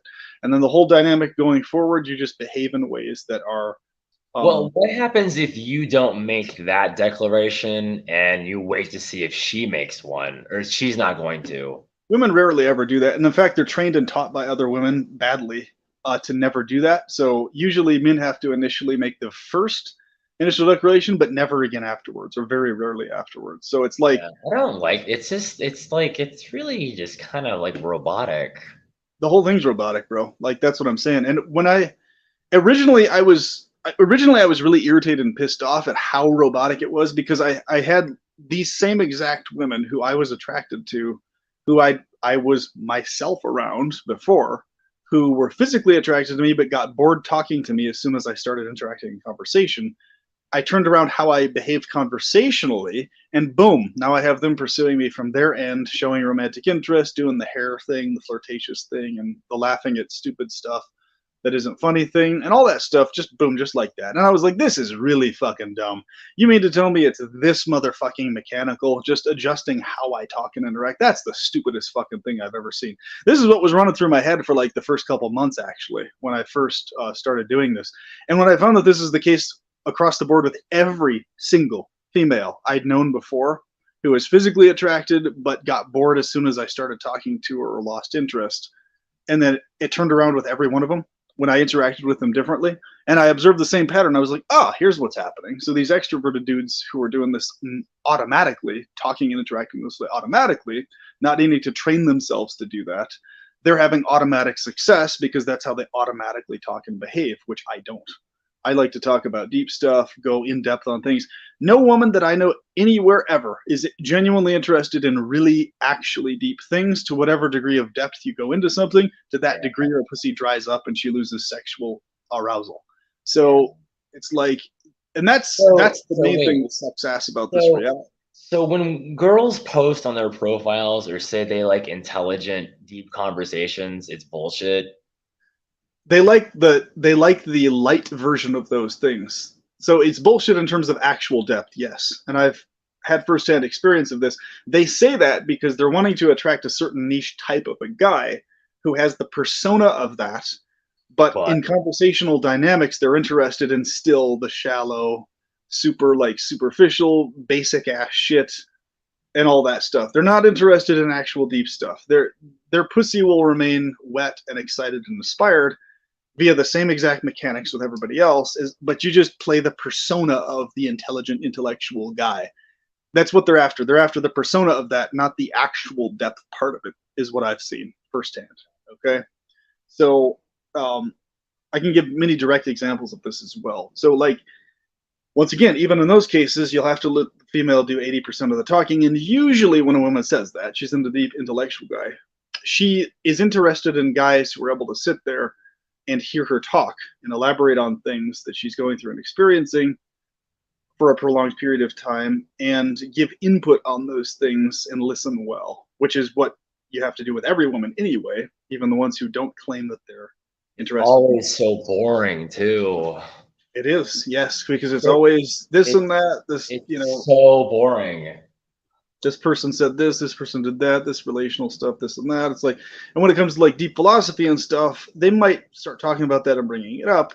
But when you, from your end, start talking about it or go too much into it, then you'll notice their interest starts to wane. So it's like, even with women who are actually the eccentric types and are genuinely interested in deep philosophy, some of them do exist, but still, even then, you have to hold back and not do too much of it. There's an invisible threshold. You're saying? Yes, there's an invisible threshold. Yep. With some women, that's the threshold's a little bit further, and those are like the ones who actually do like some degree of intellectualism. But it's not as far as you are into it as a man. I can guarantee you that one. Yeah, I'm sure it depends on the topic and like the intensity and like the depth details. And so there's not really a one size fits all threshold. So you kind of have to play. But it is there though. It's always there, but it varies based on the female. So it is there though, and it's one of the sucky aspects of this reality that's just, you know, originally I was annoyed by it, but I just got to the point of, okay, I'm just going to move forward. That's the way it is, period. I mean, like, I understand that what my choice is. I mean, I don't believe in free will. I don't know if you do, but simultaneous determinism is the reality. Yeah. I mean, I'm sure that you see determinism play in front of you with females. I'm sure that's pretty, it's like, that's pretty weird. But like, I see that my quote unquote choice is adapt or be alone. Like, which isn't really a choice at all. It's just imposed on you. You're forced to adapt or be alone. So there's nothing free about it. No free choice involved. Yeah. So, I mean, I kind of, I'm going to be alone. Yeah. It's sad, but you know, I mean, I'm impressed by, I mean, I'm actually really enjoying this conversation with you, Scott, because it's really interesting to, like, you're not a PUA. I wouldn't say that you're doing that, but like the analytical, methodological approach and clinical, like, directness of it, I can, like, I've had the experiences, and it's like, looking back on my own life, it's like I probably missed a lot of opportunities because I was boring them. Yeah. So here's what's interesting with the whole PUA thing. I'm enjoying this conversation as well, but the PUA stuff, the reason that got a bad rap is because a lot of the PUA guys, even though what they're doing and saying is technically accurate for what I want to respond to, the problem is they don't do it in a way that flows into dating dynamics and relationship dynamics. So there's 3 sets of criteria that are separate. Okay. Pick up initially, and then dating, and then relationship, and there's a healthy way to do all 3. The problem is they stop at the pickup artistry stuff, and they don't do it in a healthy way, and they also don't do it in a way that naturally flows with how females themselves interact from their end. So there's. I have a question. Yeah. Sorry, I mean, I just like it. When you were explaining that, my mind came up with this question, and I understand what your points were, but like, what exactly? I mean, I already know that's going to be a horrible answer, but I want to hear how you describe it. But like, what you think of it is what exactly is a relationship with a woman? What is it? What does that actually mean now? I mean, polyamorous or monogamous, what does it actually mean these days? It means it's really as simple as this. In the subconscious minds of women that they don't really consciously articulate in the vast majority of cases, you're the person who gets their pussy wet when they think about you and who they're sexually turned on by. It's really that simple. For guys, we have that, but we also have these layers of other things like that are going on outside of just the sexual attraction. For women, I've been able to determine and see and notice that it really is for them the sexual attraction. That's mostly it. There's very little of attraction outside of that from women, even though they will say and claim that it is. Evidentially, from what I've seen via actual evidence, that's not the case, even good quality women. So this is why I just, when people talk about, you know, genuine romance and this and that type of stuff, I was like, sure, but it's all mechanical. Like I would love if genuine romance was actually a thing in this world and in life, but I haven't actually seen that be the case. It's all of it's really mechanical stuff. From what I've observed directly, you know, I've had women multiple times over tell me they love me and stuff like that, but it's like, cool, great, but while they're saying that, I'm recognizing what they're attracted to me in is mechanical, like attraction. Yeah, that's the sad part. That part right there, it's like, and I'm sure you've heard it. It's like they love what you do for them, and they love how they make you. They love you for how they make you. You know what I'm trying to say? How you make them love, feel. They don't love you. They love the motion. Like that, like they love specific things you do and say when around them. It's not you they love. It's you doing and saying the thing that turns all women on is what they love about you. You know, I could probably get a girl or more if I just like probably had the right approach and said less if I wanted to. Easily, yeah. But, and on top of that, you know, having the certain looks tier thing helps a lot too. Like if you're top tier normally looks up into Chad territory looks wise, that helps a ton. Height also helps a lot. Because nowadays, what do you rate my looks? Well, if you lack the square jaw thing is the main thing women are most obsessed with facially wise, to like absurd degrees, like comic book, you know, square jaw levels. So it's like, okay, if there's any lack of square jawness or, you know, jaggedy jawline, then immediately that puts a guy basically within normie looks territory or under. But maybe in Chad light if you're close to a chiseled jaw. And then, of course, a certain way that the eyes are structured and stuff like that. But I was wondering if you were back. I was wondering where you went, Brand. Can't hear you. Oh. Okay, I've just been chilling here, listening to you guys. Yeah, I was lagging for a little bit again, so I muted myself. What do you have any thoughts on this, Brand? Is this like this is a really black pill, horribly depressing to me. It's like, you know, I mean, like, what do you?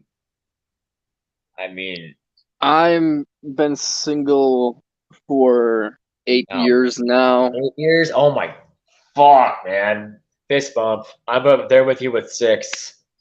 Here we go. Yeah, so when it comes down to it, I'm pretty much when Scott was referring to one of his friends that was like absolutely in the boat, I was like, is he referring to me? I can't tell. No, it's actually a different friend, but basically I'm noticing you're in a similar situation as him. Yes. Right. So yeah, like I'm basically in the boat where it's like occasionally I can put on the Rizzler and I can manage that for a little bit, and people are really attracted to just like the very surface level, just yeah, you're a baddie, you're really attractive, blah blah blah blah, like what you doing, all that stuff. But then once you start like kind of getting into anything remotely involving your personality, because my personality is philosophy and, you know, psychology, it kind of just dies off immediately, and that's all I'm really interested in talking about. So it's like, and women don't really have anything much to talk about. Like it doesn't seem to be like really.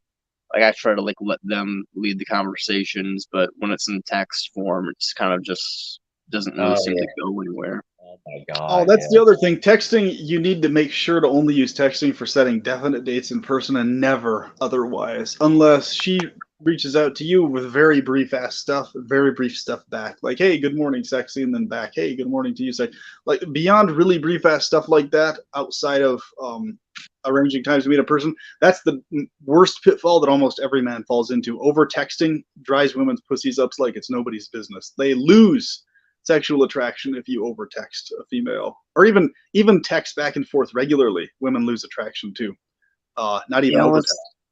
I was thinking about that when I was texting this one girl, because I was texting this one girl, and I basically established that she was attracted to me, and she wanted to hook up with me.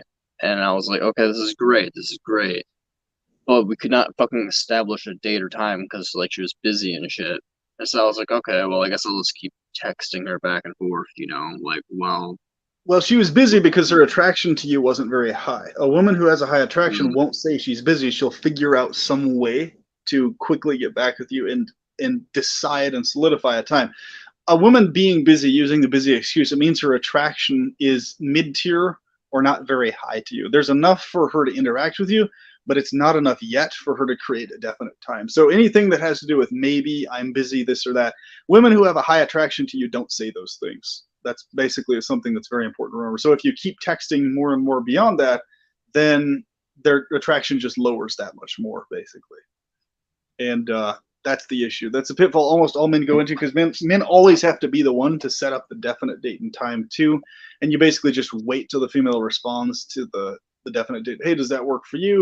And then you wait till she responds. And then if she never responds, or it's always just maybe, then it's like, well, okay, cool. Get back with me when you figure out your schedule, or however you want to describe that. And you just literally have to wait for her to get back with you or not.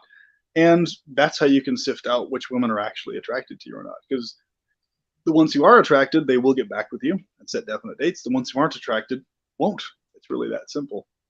So it's amazing how indirect and roundabout women always try to be unnecessarily and pointlessly, even though men are vividly aware of the pointlessness thereof.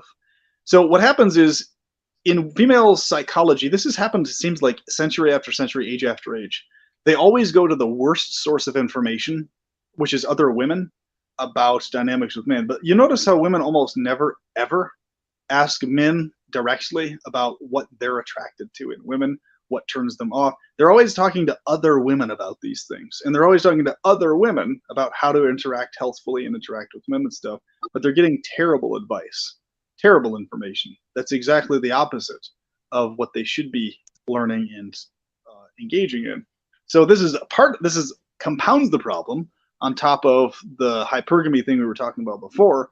Not only is hypergamy going on and they have access to all these people, but they're also being mistrained by other women continually on how to.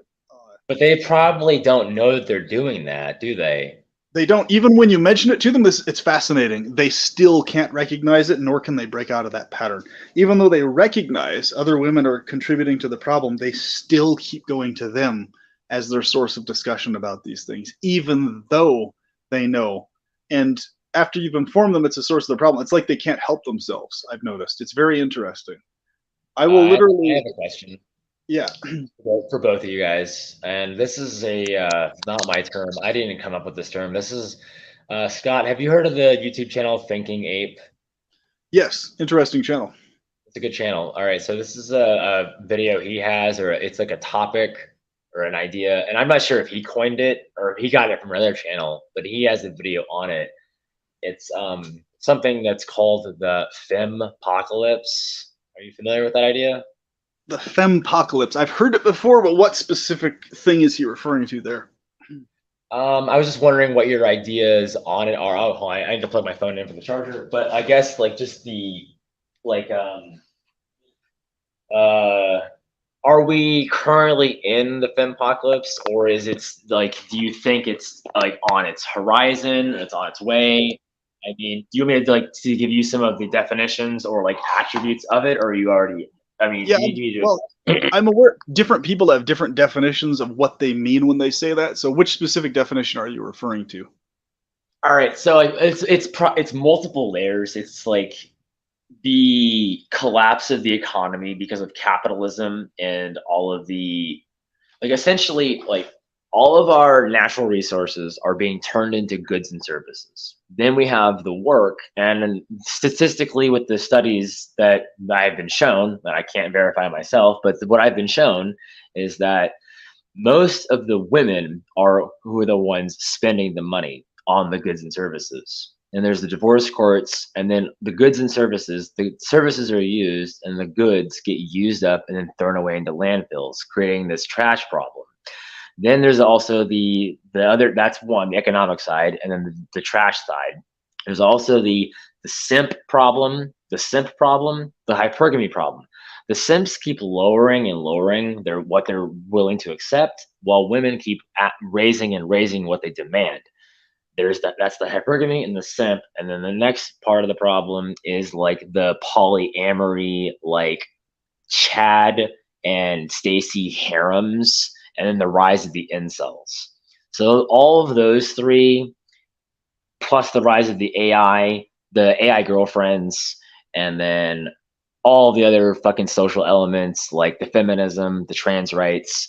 It's like that's kind of all culminating in this fempocalypse, where it culminates in the collapse of modern society because men are in waves leaving, which will force women to have their evolutionary psychology evolve and change them from their infantile state into adolescence and puberty intellectually. That's kind of like the theory of the idea. Yeah, well articulated. That definitely covers all the bases. Do you think that we may be kind of like in that storm now, or like, because it's like there's the individual, and the individual has to evolve before the society, right? There's the individual, the state, the city, the culture, and it's like I'm imagining that like this fempocalypse could possibly be what the catalyst would be to potentially birth future unicorns, if you you know what I mean. It's like there may not be any yet, but like the glimpse of like, I see what you mean. I'm trying to say it in like a non-feminist or not a misogynistic way, but like when a woman actually, when a woman, you're an antinatalist, I think, because that's your title or your old title, but like that dawning of realization of what human beings are actually caught up in on the largest possible scale. Like, oh, this is what's actually like that moment in a woman. And then like, because of the fempocalypse, now they're like relying on themselves because they've been saying for years that they don't need no man. But when all the men leave society and they're not providing the jobs and services that require society to be fucking functioning, then it's going to be like, maybe that will force their evolution's hand, you know? What do you think? It's possible, yes, but I think that's wishful thinking on a lot of people's parts, because what people are attracted to isn't going to change, especially what women are attracted to isn't going to change either. I don't think. Yeah, I agree with that, but I guess it kind of requires men to say no. I guess that's kind of what it requires, is men to stop fucking these chicks, huh? Well, that's the thing. That's also realistically not going to happen either. So I think it's like inevitably where this is going to go is it's going to keep going in the direction it has been going. And I think both men and women both are going to focus and hyperfixate on their AI, hyper realistic synthetic love doll partners for their romance almost entirely. And the world of organic romance is going to become its own niche thing that not a lot of people engage in at all anymore, more than likely, to be honest. You think that because it'll be a niche that it'll have a higher chance of successful authentic romance because it's so small, the pool will be smaller? That realistic reason alone, maybe it might, yes. So there's some glimmer of hope there within that fold where as soon as organic intercourse, organic dynamics become a taboo thing, an abnormal thing, a weird fetish thing, versus what was the standard for thousands of years, it'll be like old school dynamics or so. It'll be its own fad, basically. Whereas everybody else is doing the thing with their love dolls or whatever. I think within that fold, it might be a little more hopeful, maybe, yeah. But but that's going to require a lot more people to be born and die and suffer. Which is probably going to happen anyway. I know, but it's like, I don't know if I'm going to be able to see that part of the crest of the wave, you know what I mean? Like, I don't know if it's like, we're kind of like at the, what? We'll see what happens. I mean, right now, my situation is quite good mainly because really the only thing I needed to sort out was the behavioral stuff.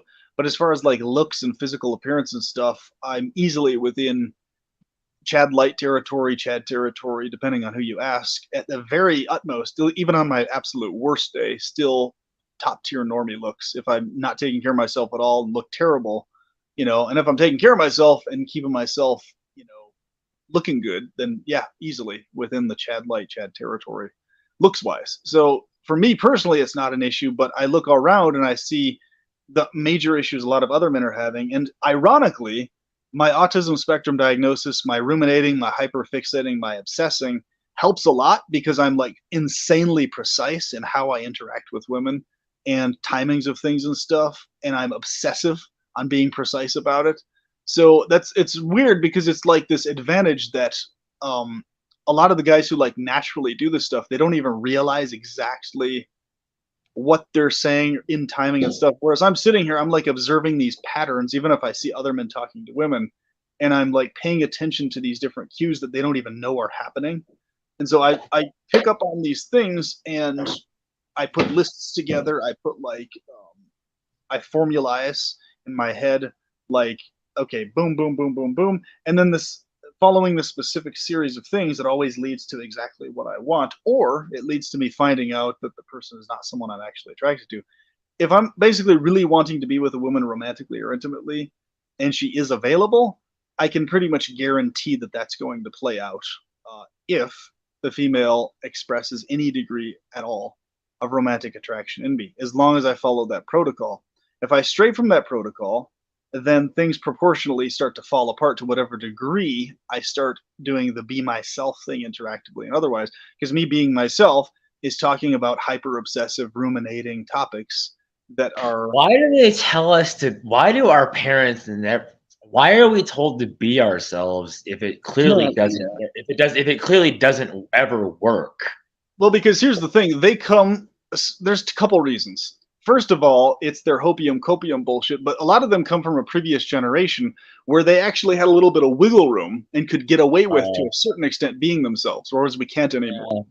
So it used to in the past, it was still bullshit in the past, and it still didn't work to the degree they wanted, and most people are mediocre people. They're willing to accept a mediocre situation. This is why people who are together usually are with the person who is their second or third choice, never their main choice or preference, because they were able to be themselves only around someone who was also accepting mediocrity, who did the same thing. And that's basically the world of the trad cuck, the quote unquote trad cuck term comes in, where you have this whole world of people totally tuned out and delusional from how things actually play out. But here's what's interesting.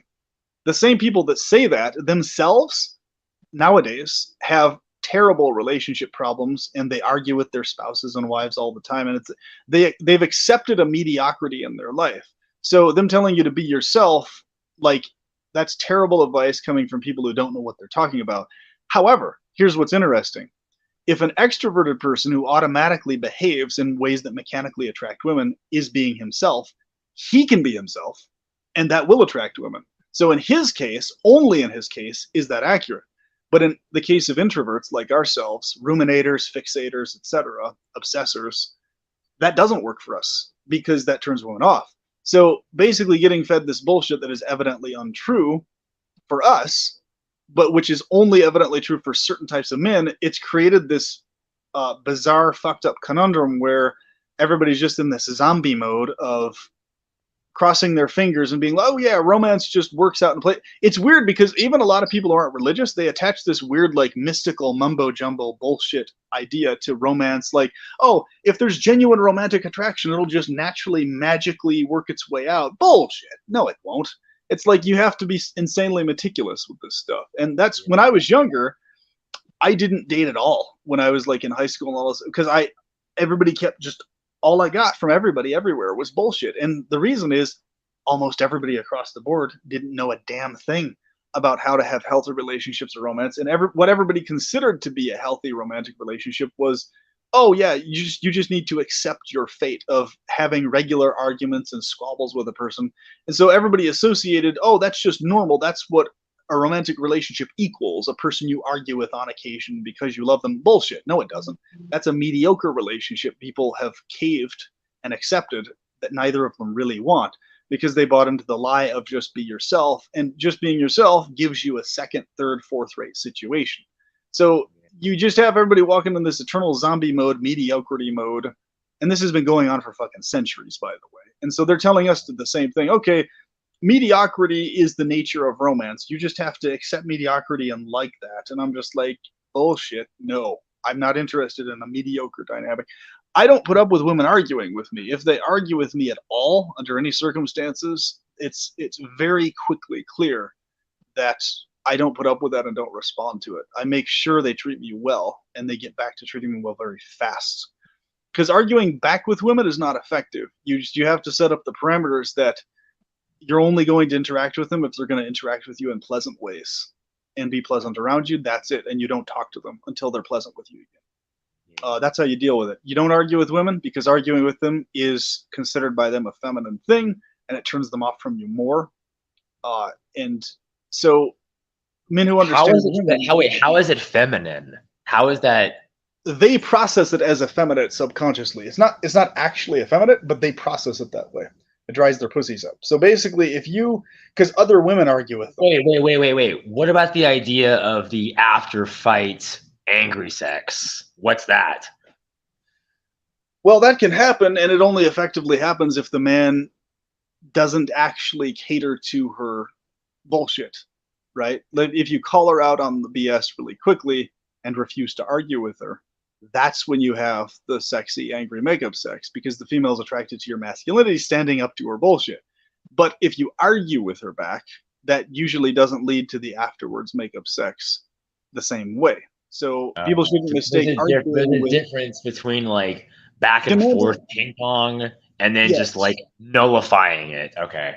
Right. So nullifying it, demanding that you're treated with respect is what will lead to a woman doing that, jumping on you afterwards in the angry makeup sex. Okay. Arguing with or doing the back and forth doesn't lead to that.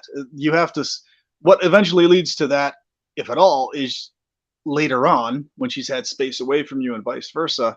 Then she starts coming back to you, treating you nicer, and it gets sorted out. But it's an after the fact situation in that case. Just a bunch more headache, right? But basically, it's very important that a woman understands that she cannot get away with mistreating you, and basically you don't respond at all to women mistreating or testing you, throwing stupid tests at you. You just maintain your ground and standards of respect, basically. And nope, I'm only going to interact with you if you're pleasant around me and talk sweet. That's it. Otherwise, I'm not going to. Period. And then you just stop talking to them. So, trying to use logic and reason is like beating your head up against a brick wall with females. It doesn't work. It doesn't matter how logical or reasonable you are or factual your information is. They respond emotionally and not logically, no matter how much they might say they do otherwise. I mean, that's what I was bringing in with the fempocalypse. It's like, well, I mean, it's going to be the AI love doll thing, and then the taboo, weird, niche, romantic, organic people. So, yep. But it's like, like I said, Scott, do you have anything to say? I feel like this is just like me and him back. I'm asking him questions. What do you got? What are you thinking? I don't really know, man. When it comes down to it, like, yeah, it's gonna be a fucking lonely ass future for men. I mean, I can only hope that there's gonna be a flip, like you guys are kind of suggesting a little bit. But when it comes down to it, yeah, it just seems like population's only gonna get bigger.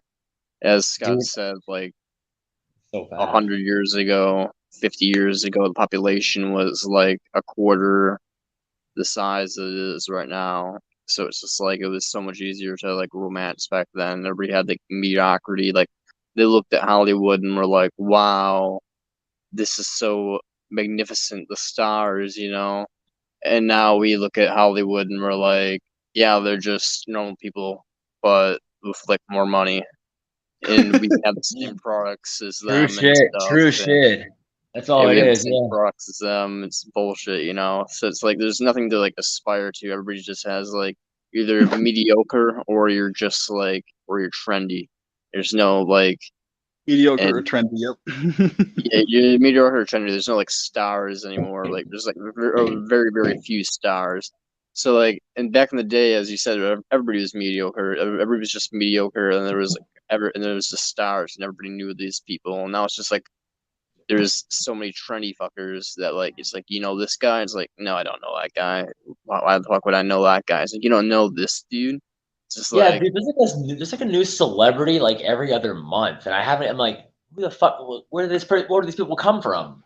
You know? basically, yeah, it's just trendy to be trendy, and it's just like, And, like it's some of them I'm out, they're already dead after I hear about them for the first time, and they were like big forever. I'm like, who the fuck is that? It's like, oh, you don't know this guy? I'm like, he's been around and he's already dead. I'm like, Juice World, right? I'm like, and XXX yeah. Tentacon to XXX Tentacion or whatever. I'm like, when like who were these? I've never heard of these people before, right?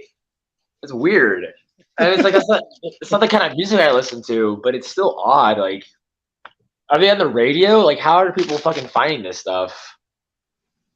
Well, you know, here's the thing. It's like I realized as an introvert and as a ruminator that I noticed, and as a person who's also very easily satisfied compared to most, it's unbelievably ridiculous how fast the whatever is trending changes and is different from the year before. Like, Yeah, I'm always like 5 to 10 years like after the fact, like whatever was trending or popular, and oh, there it is, it's gone now. And like, fuck, even with Facebook and social media and stuff, I always am like super late to set up a social media account or something else. And by the time I do it, like with Facebook, oh, it's like the older thing now, and everybody's already moved on to other platforms and whatnot.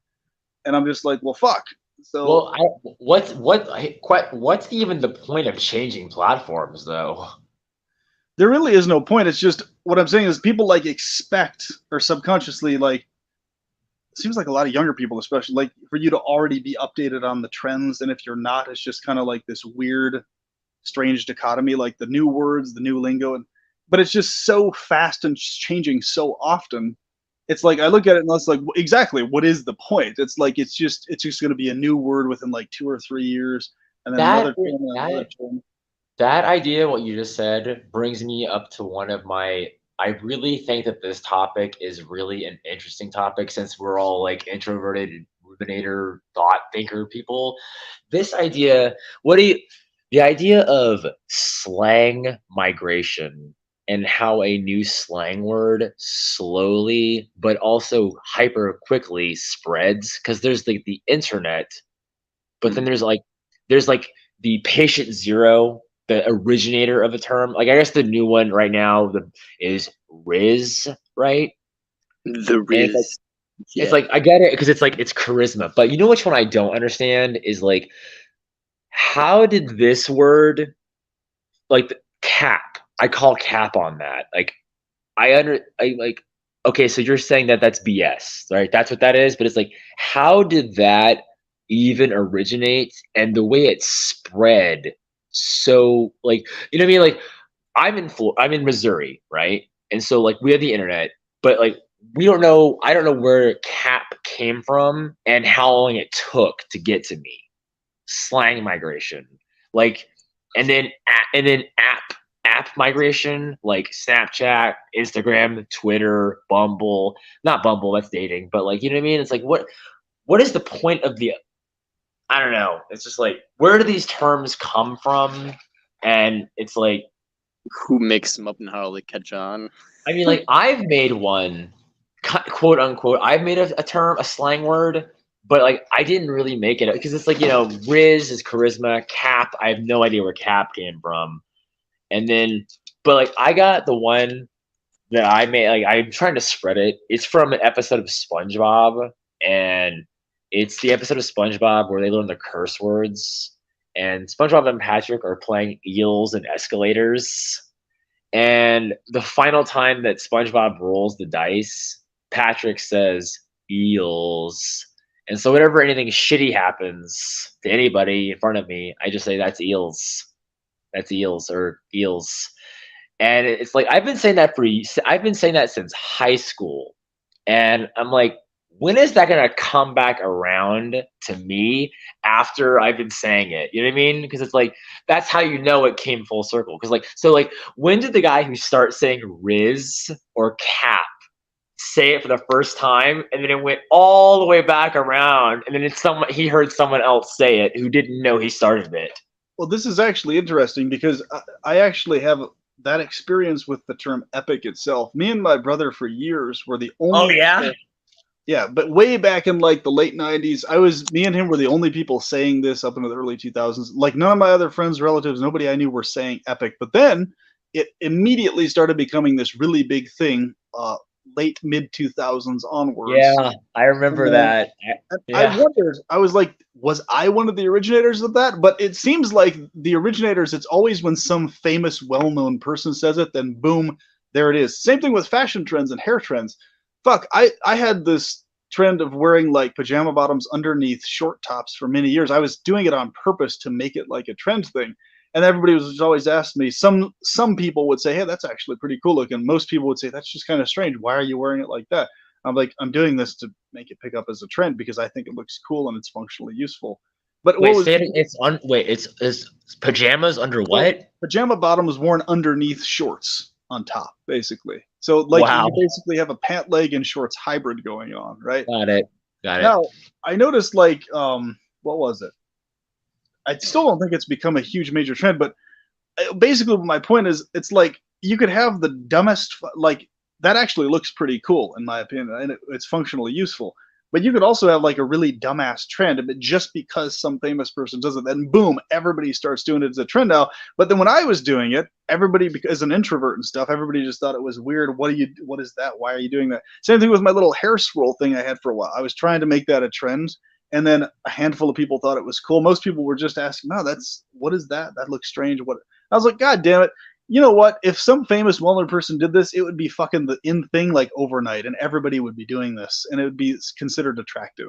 It's because I'm an introvert that it isn't catching on, and people aren't like, oh, that's so fucking cool. Let me do that too. It's like that's the other aspect of this world. Introverts don't create trends because nobody finds it interesting. But if you're an extrovert, a loudmouth who does the thing, then everybody follows the trend and they're But interested. I argue that only the introverts are the ones who get famous because they're the ones mastering their craft until they can get famous. I Right? would say that applies to an ambivert, not an introvert. But yes, I do What? understand what you're saying. An ambivert? Was that what you said? Yes, an ambivert is a person who's fueled by both social interactions as well as huge amounts of alone time, but Ah, they don't actually they don't feel lonely or have issues being alone for huge amounts of time, whereas extroverts do. So I think what you're saying there is the ambivert would be that person who does that you're talking about. A lot of people nowadays they'll do the, oh, I'm an extroverted introvert. No, they're actually one of two things. They're either an extrovert in denial, mistaking what introversion is, or they're an ambivert who is basically not clearly able to articulate what they actually are yet. So they're kind of mistaking um, labels for each other, sort of a thing. And this has been a big issue in recent years because now you got everybody right, left, and center claiming that they are extroverted introverts. Everybody everywhere thinks, oh, needing rest after interacting with people and thinking about stuff in alone time equals you're an introvert. No. Introvert means you need recharge time alone and you have to have it. You must have it. And that's the only way you get fueled. That's introversion, not I like to be alone and think about stuff after interacting with people. Everybody does that. So you have Yeah, I'm that, and just you a also have mentally ill extrovert. what's that? I said I'm just a mentally ill extrovert. But this whole epidemic of loneliness and depression, and it's connected to this trend setting thing too you guys are talking about. It's like actual introverts rarely ever set trends ever for anything, if ever. It's ambiverts or extroverts that do it because why? Because they've got the smiley, uppity, happy, fun, entertaining face to things. And when somebody sees that, oh, let's follow suit.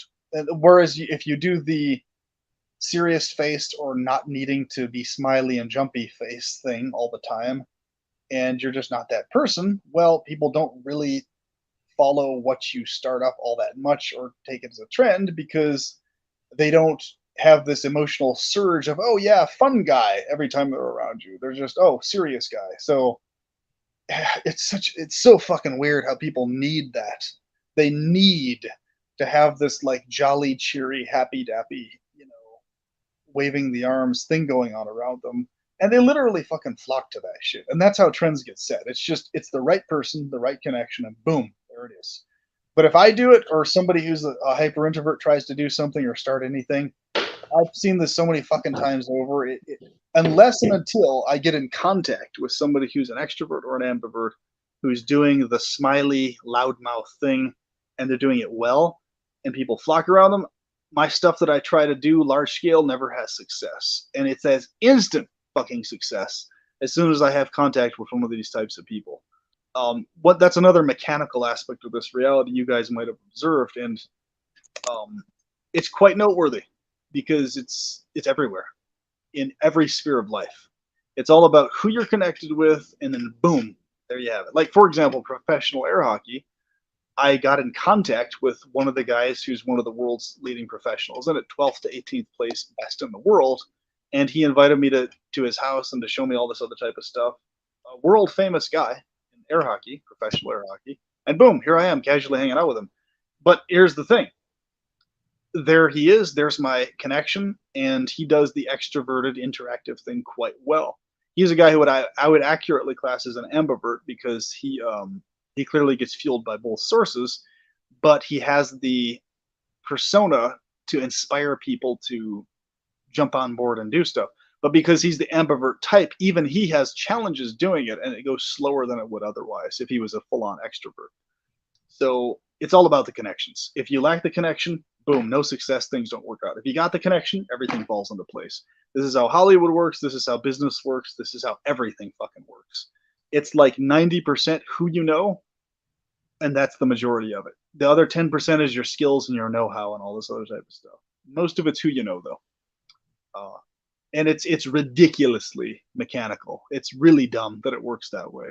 You can spend like decades working on a project or some new idea, some super innovative thing, but if you're not a fucking extrovert and you don't do the smiley, jolly, like, thing that everybody likes to see, it'll just never fucking catch on. It just won't do it.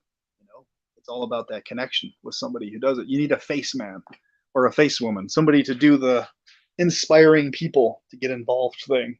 That's really, really odd. Like the human mechanism requires such a fucking component to it. Yeah. Most neurotypicals absolutely require it, like across the board, from what I've observed, almost in every single case. I wish I would have taped it. What do you think this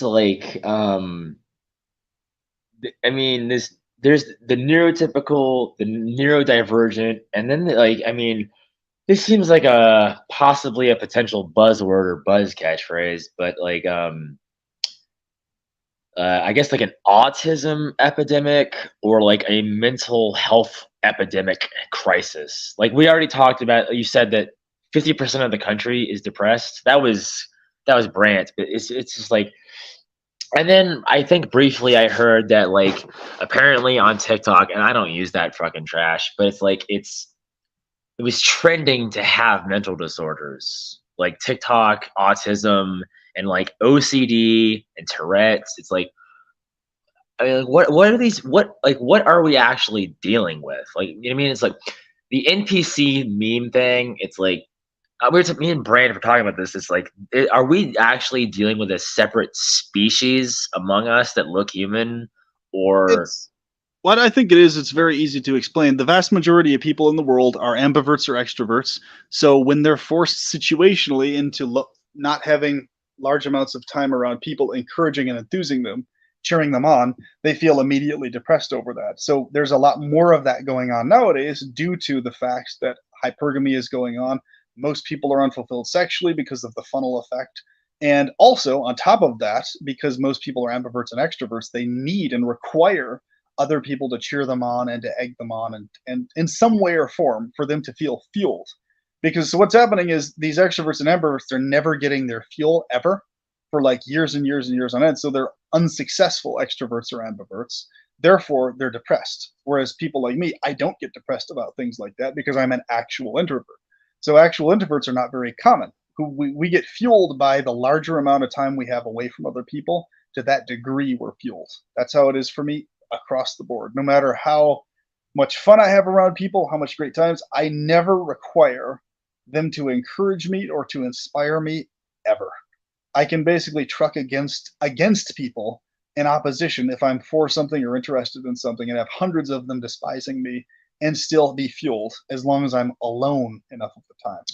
I got a question about the hypergamy thing. Back to the sex thing. The sexual marketplace economy and like the inflated or escalated value of women and pussy. Not, like I hate that term, but to be vulgar and direct, it's like, and the little to non-existent value of dick and men. Is this economy going to crash? Like, they're like in economic terms, like they're cashing out all this like OnlyFans and TikToks and Instagram model. Like, is it like how much more can the simp versus hypergamy thing? Like, there's another. Who else is here? There's another person here. Seb, maybe. Oh, it's me. Hey, what's up, Seb? I'm just like ceiling in the basement. It's like how much more can before, like, you know what I mean? Like, Yeah, I don't know. Well, the thing is, I don't think it's actually going to really collapse at all. I mean, OnlyFans has been, it's just an exponential thing, and like. well, no. I don't mean just specifically OnlyFans. I'm saying like the dating pool economy, like the sexual marketplace. Like until what I'm asking is like, when will women's value flip to nothing? Like, you know what I mean? Will it ever? I don't think it ever will. Personally, I don't think it ever. Yeah. As long as males' hormonal systems are even remotely the way they are, I don't think it can flip any other direction. And that's how it was able to get to this place in the first place, actually, to be honest with you. But is there not a point where it's like women will be just so whorish or fat that no one will want? It's like, that's what I'm saying, is like the fat acceptance movement and the slut and whore acceptance movement and single moms. No, man. I'm just saying, I fucked a chick not 2 weeks ago who was like under my league just because I got that lonely. I mean, I'm just saying, like, when it comes down to it, the fat acceptance movement combined with the fact that men are just that lonely these days, women have all the power. Well, and that's the thing. Pretty much men across the board, we're always dating under our actual standards because, yes, success can be had with women of the same looks, tier, and standard and everything else, but it's that much more of a funnel to pull that off. So what I noticed is it's just that much less of a headache to be insanely precise and exacting with women who are slightly not as high on the looks tier because they automatically recognize the value of what they have and they don't want to lose it with me. So whereas women wait, I have to say this. I've dated a girl, my ex, I'm sorry to interrupt you, Scott, but I think this is a counterpoint. I dated a girl, my second to last ex, who was not my looks match, and I was the better looking out of the two of us. And that in the long term does not work because they become resentful and hostile. Well, if your thing is that's part of it actually. It can still even then become resentful and hostile, and it actually compounds the point even more because even though you can get it to work for a while, even then with women they'll eventually become resentful and hostile. Keyword eventually, but at least you'll have a while. Yeah, I think I built up her confidence during that time for her to leave and eventually get someone else. So basically what happens is it eventually, even then, sort of kind of backfires on itself because now she has sort of kind of a false boost of confidence. Yeah, I know. Yeah, exactly. So now it's like I know. It exactly did happen just like that. Yes. And it compounds the hypergamy thing even more in her consciousness. Oh, I was with a guy who was like this or better, so therefore I can do it again and again. And I have all these guys who are better. It's going to cascade. It's going to cascade upon it. It was. I'm like, dude, it was really, really bad. Like, I mean, like the compounding issue, like just like what the minimal little small fights were about, the disagreements, and then like the replacement and like new boyfriend acquisition speed and then like just I'm like, yeah, it's like, and then seeing who she was with before me, it's like the gap between who she was with before me to me must have boosted her confidence to go into the next one, and then that one failed, and then it happened again. I'm like, so that's just gonna keep. It's like that would require retroactive retrospection or retroactive like introspection, and realize what actually, but it won't happen. It's too late. Yeah, there's never much at stake for them. They're never really actually losing much of anything because they've got 100 guys in their inbox. Yeah, they can just find someone else. Yeah, it's like a fucking McDonald's French fry. It's nothing. We're like it's like I feel that's like it's really discouraging to it's discouraging to be like in that position, and then also knowing you're in that position have to do what I mean. Like I don't want to be mechanical, and you know what I mean. It's kind of like. Yeah, it's annoying as a motherfucker. At least the first few months when I was doing it, I just kind of got in the groove of it over time because I understood that's how reality works and how mechanical other people are. And it's just, with stuff I realized when I was a kid but wasn't able to articulate, I just compounded in the articulation as the years went on. And I realized more and more the bullshit that everybody was telling me was completely false. So it's funny because I would have conversations with my mom and female relatives and explain all this stuff to them. They actually confirm and acknowledge all the points I bring up regarding these topics. Every woman I've talked to actually acknowledges and confirms all of this. Every one of them. Yeah, the thing is I also can confirm that too. I've had adult women and my mom and other like I can like the things they say or what they're not saying and what they're confirming and negating. It's like it all kind of like. What's like not said and the implications and the questions, it's like I don't know if it's intentional or like slip ups or like if it's you mean like what kind of dynamic like the game. It's like what like I mean really essentially Scott, I mean all a man really is to a woman ever is just a dick in an ATM. I mean is that all men ever was?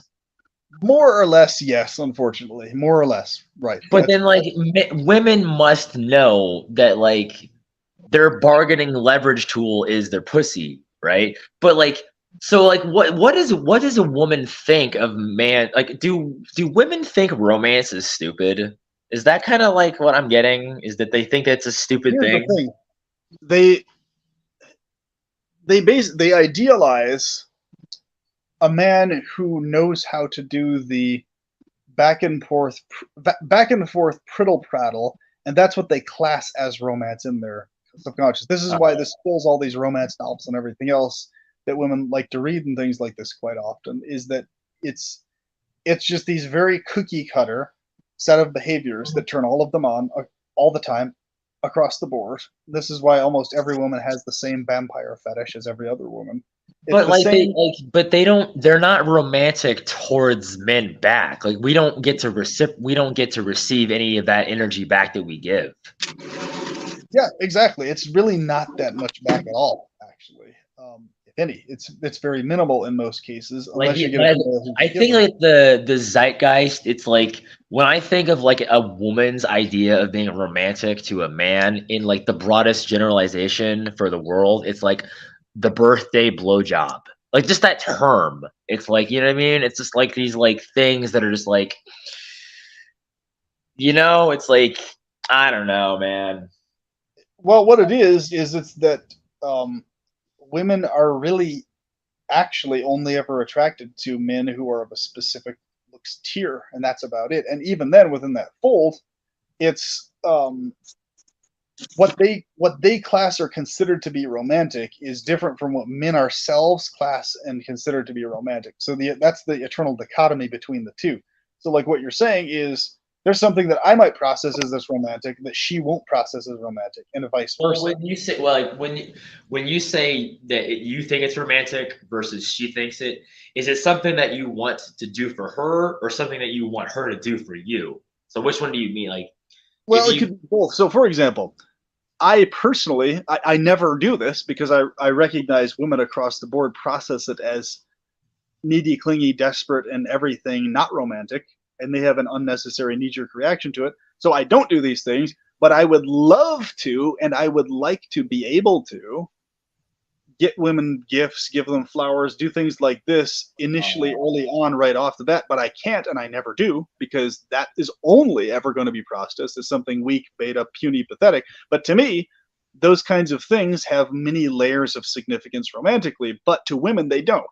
Unless you're already in a long-term relationship with them and periodically you do that, like maybe on their birthday or this and that, but never overdo it. So I'm like, that's really, really, really, really, really fucking stupid. That we can't. So you're saying flowers on the first date is lame? It's horrible because women are turned off by it. I don't think it's lame, but women do think it's lame always in everything. So now here's the opposite. They get scared of it. Actually, they get terrified. So here's the opposite. That probably, like, how many times has it ever happened in the history of mankind? How many times has a woman ever given you flowers? Exactly, especially right off the bat, immediately right off. Never, it never happens. It never occurs. They never ever do it from their ends. They don't even.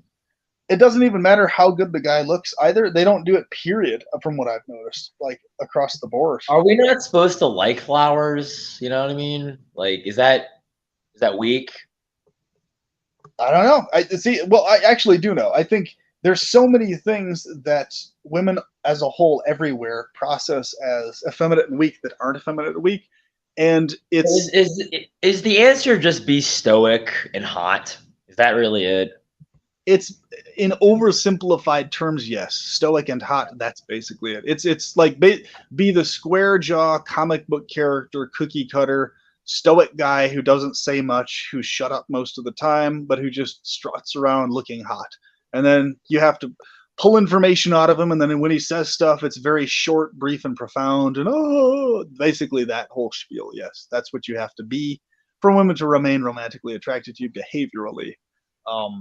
Even then, it only works if they're attracted to your looks to begin with nowadays. Even if you do that. Is this a result of media? Like, was it like because of TV and radio and comics and media? Is this a result of behavioral modification over centuries or decades? It's a combination of factors. That's part of it for sure. Because here's the thing. Here's what's interesting. Even in the past, not that long ago, even though it was still processed by a lot of women as weak and effeminate, you could still actually get away with, and women, it wouldn't affect their attraction, like giving flowers and gifts and stuff. Like even earlier in the century, it wasn't considered some weak, effeminate thing necessarily anywhere near the degree it is today. But you'll notice as these trends have gone on, it's like certain things that you could do before as a man, and it wasn't auto-classed as, oh, you're weak.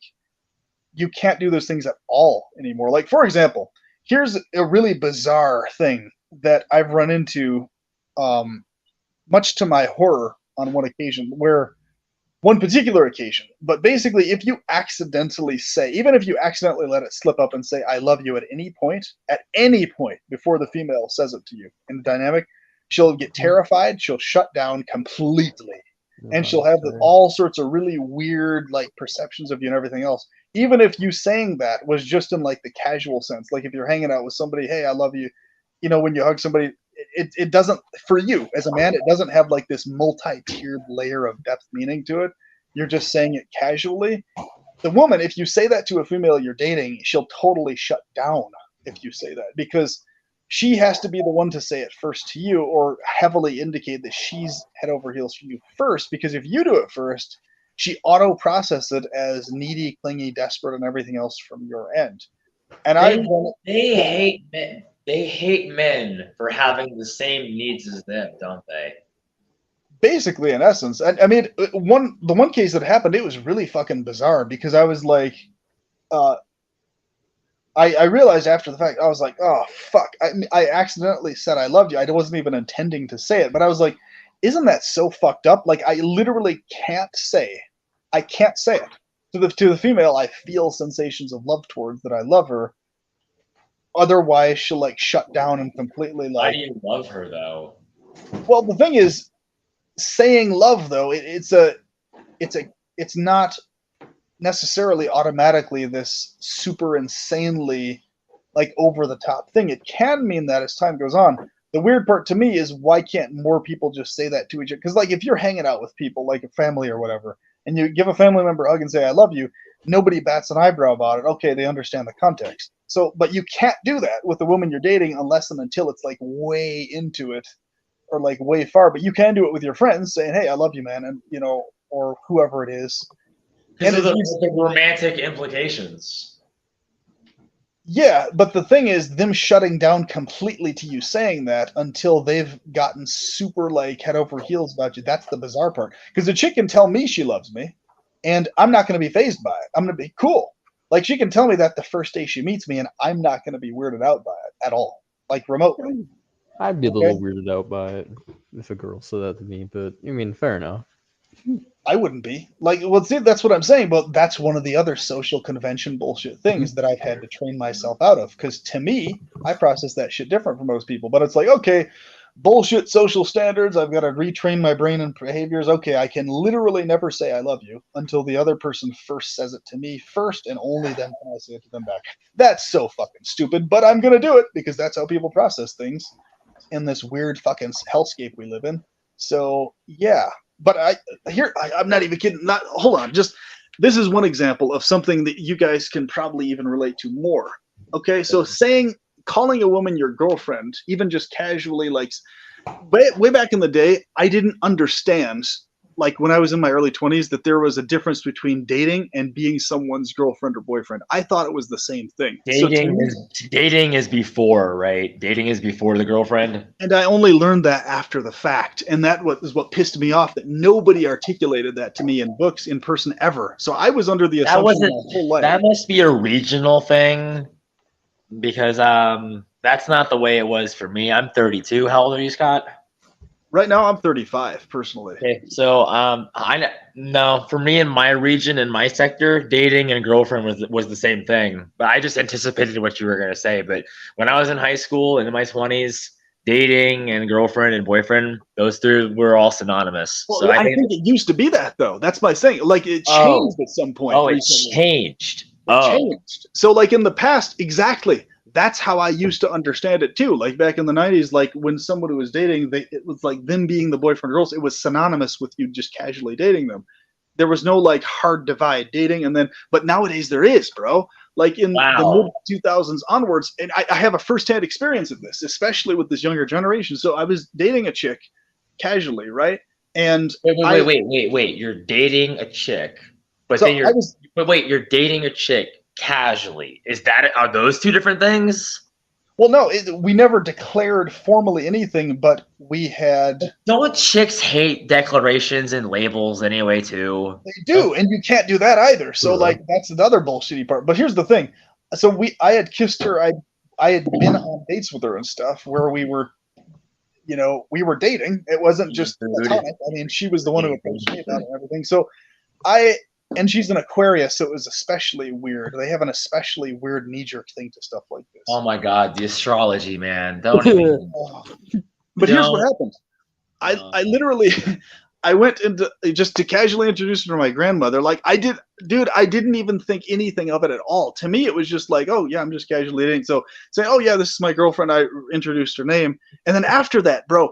It was this weird night and day difference. She like went really fucking dark. She was like super silent, and then she brought up like really broody and like what did you call me there? It's like girlfriend, like, and I was trying to figure out what she was getting at. Oh, you called her the girlfriend before. Got it.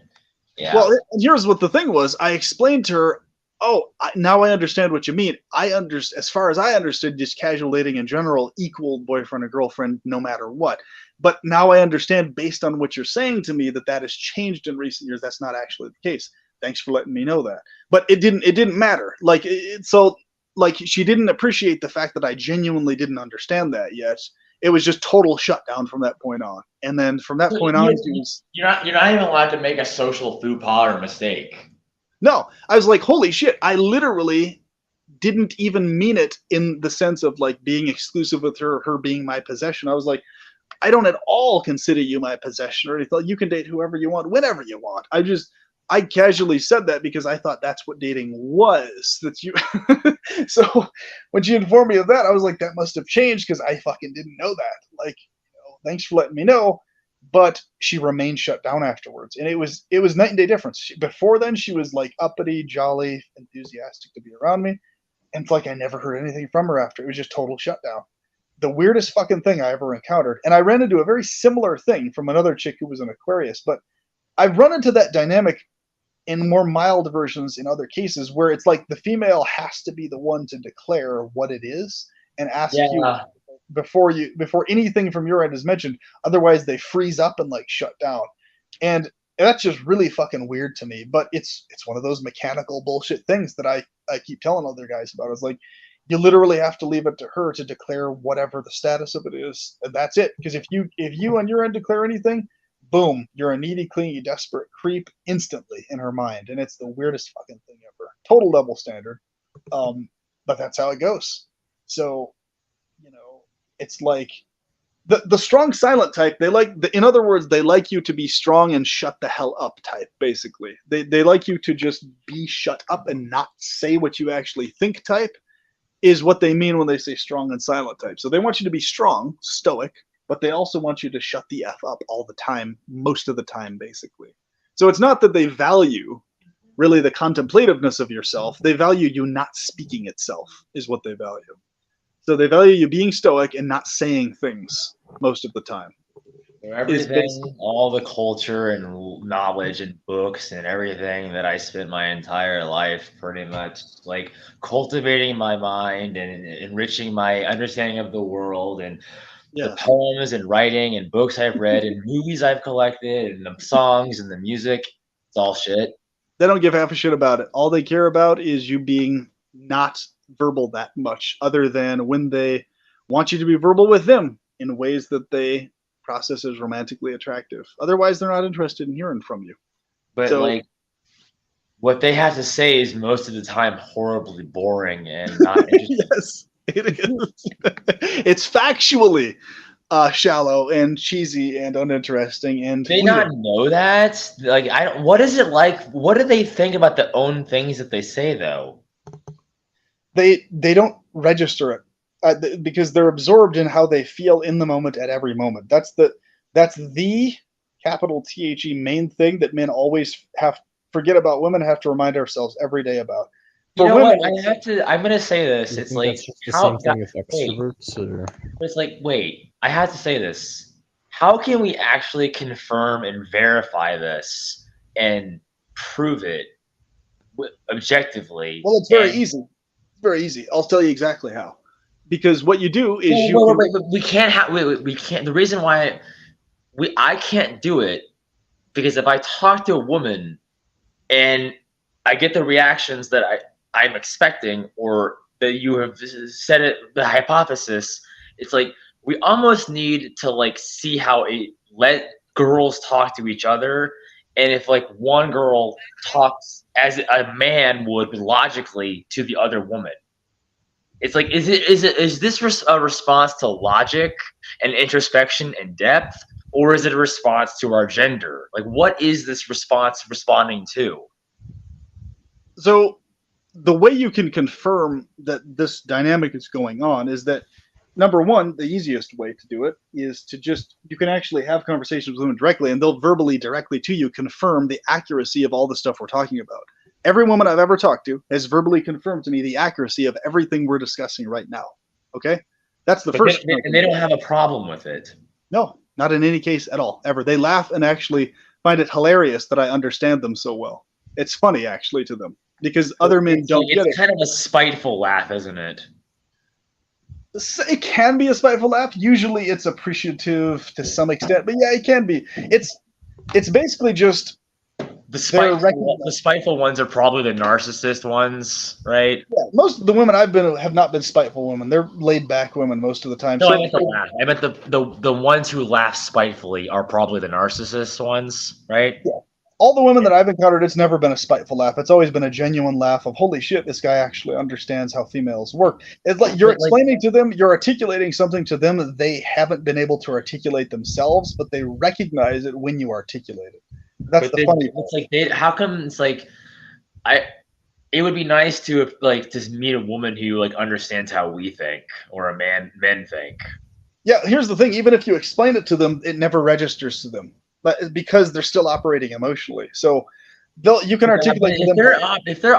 I'm sorry, Scott. If they're operating emotionally, then shouldn't we be able to be like theoretically receiving more empathy or sympathy from them?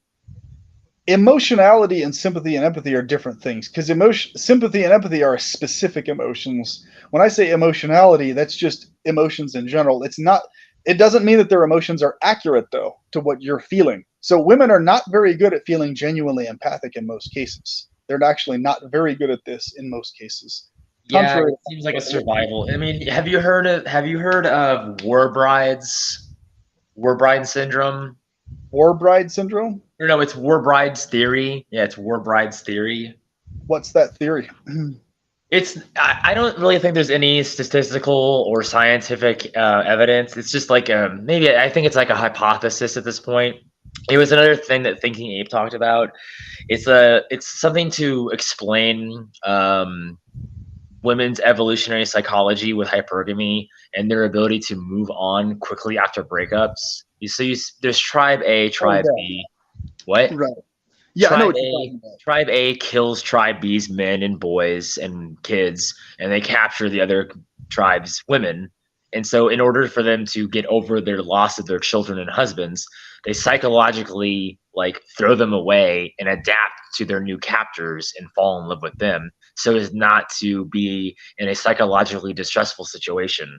And so that evolutionary psychological mechanism has evolved throughout the years to where women are able to bounce back and rebound from breakups like in 2 weeks or little to no time, while a guy is like years single.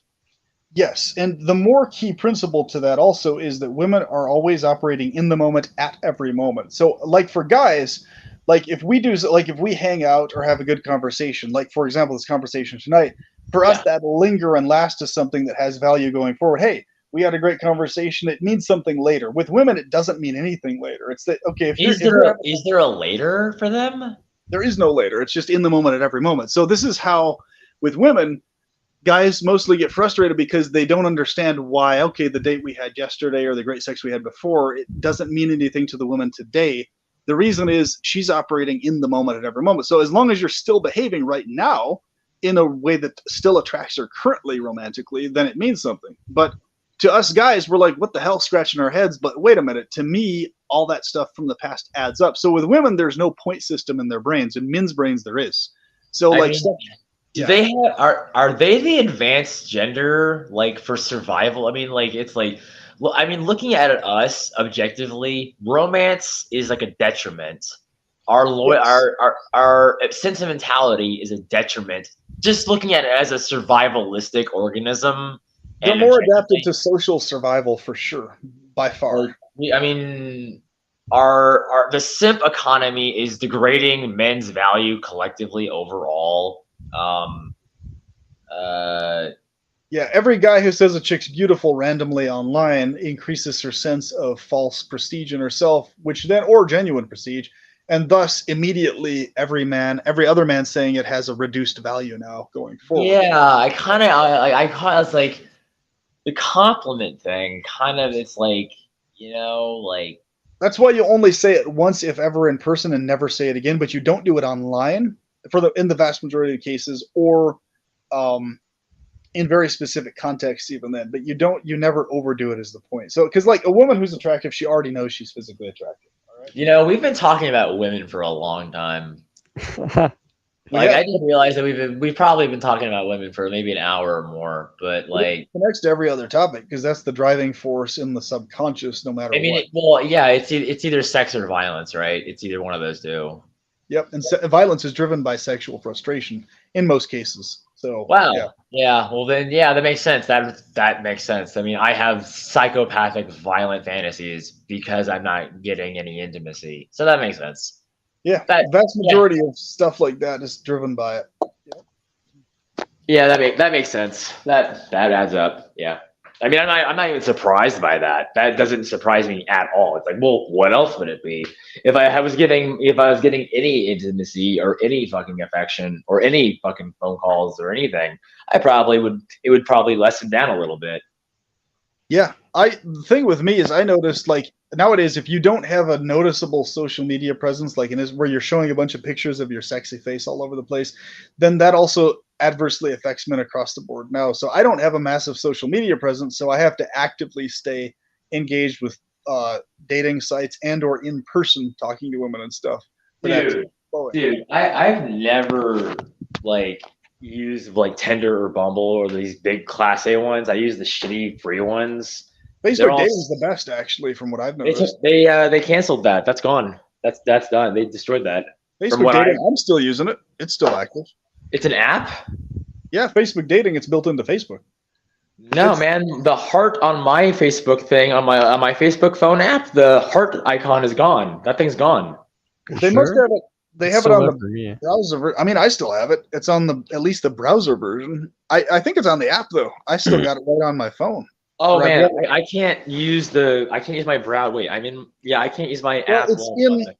It's in Facebook. So you go into Facebook and the dating's listed next to Marketplace and other things, groups. Oh, so they just moved it somewhere else. Okay. Well, I mean, I don't get any matches, dude. And they're like, I get a match, and I don't get any match. And when I do, the conversation. Oh, sorry. Go ahead. No, it's nothing, man. Well, what I'm saying is there's a very specific formula you have to follow, even as a good-looking guy, to set up proper profiles. And so if you were to show me a picture of yourself with a fish, you gotta be holding a fish, right? Yeah, that's a big problem. Women get turned off by those types of images. Yeah, that was a joke. I know that was a joke. Oh, okay, I see. Right. Yeah, come on, man. I know the fish joke is like no one likes the man holding the fish picture. Why is that?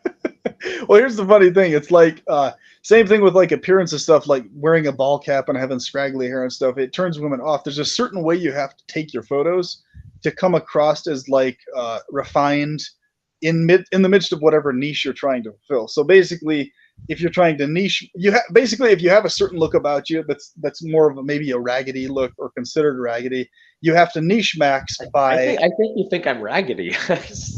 Well, women looking at your photo, if you're going to appear the way you look right now in a photo, they're going to process that as raggedy. Yes, guaranteed. That's just the brutal honesty. I don't care either way because I'm a guy. I'm not romantic towards you or any other guy. So, but what I'm saying is the women are going to look at it that way, and they're going to be like my other friend. He actually is a decent looking guy, but he posted a bunch of photos up of him wearing a ball cap and a t-shirt, and I was like, dude, you got to post pictures up where you're like sleeker looking than that because that's exactly what's turning women off. Online dating is mostly visual, and your profile has to be super brief. You have to be mentioning what you're interested in, or basically you have to describe the female herself. If this describes you, feel free to message me. That's what women are looking for in a dating profile, and just leave out your own information. So they don't care anyway. Yeah, they don't care anyway. So you show good-looking pictures, a few good-looking ones, and underneath that you say, if this describes you, and then you a brief list of what describes what you're interested in the female. Does this describe you? Boom. And then underneath, if this describes you, feel free to message me. So it's all about her herself, strokes her ego, looks at it, and then she's like, oh, cool, that describes me. Laid back, good attitude, naturally positive, person, blah, blah, blah. That's and then easiest pie ever to fucking fish for. What's that? Laid back, naturally positive, and that's like it's like I like hiking. I like going to the beach. It's like, dude. Yeah, super generic shit. Scott, do girls have hobbies? Not really, dude. No, not really. No, I mean, they might have hobbies, but it's always permeated by the. But then, what pisses me off is like the fucking gamer girl. Like, it's like there were no gamer girls when I was in high school. It's like, why are there these hot? Because they're making money. That's why. That's the reason. Yes, because now they can show off and get fawned over in relationship to it via hundreds of people. That's why they do it now. Before they didn't. They could have been fawned over with they could have had the same attention. It's like, but it's like it's the numbers. It's like it's crack. It's like they like the amount of attention. Yes, it's the amount of attention. It's the numbers. Because if it was just like a handful of niche guys, like 3 or 4 guys that she knew in person who were also into the gamer scene way back in the day. And here's, by the way, you've noticed this. it's been socially engineered that in the past, you being heavily into video games was a nerdy thing. Oh, he's a nerd who's into. Now it's the mainstream thing. Everybody's into video games now. So it's like, wait a minute. And before the comic book thing was the nerd thing, and I was like, and that actually kind of pissed me off when this kicked off. Yeah. So Everybody, how is nerd and geek? What's going to happen to our culture? well, here's like, remember what happened with the Avengers thing? Now everybody flooded into interest in Avengers all of a sudden. I was like, wait a minute. 10 years ago, all you assholes would have been pointing the finger at me and making fun of those who are reading. Yeah, and I was into Star Wars, and look at Star Wars. And I'm like, what the fuck is this now? Now all of you assholes who were bullying people before for being interested in this stuff, now you're the one getting on people if they're not updated on the newest Avengers movie. I ran into weird situations like that where people were like weirded out that I wasn't updated on the newest Avengers stuff. Like, you don't give a shit. It's bullshit. I know, because I don't give a shit. It's cheesy fucking shit, most of it. It's lame fucking popcorn garbage. So it's like when they were telling me certain characters, I was like, who was that again? It's like, because I saw it like once, like, 5 years ago or something, and never thought about it again. One of the movies or whatever.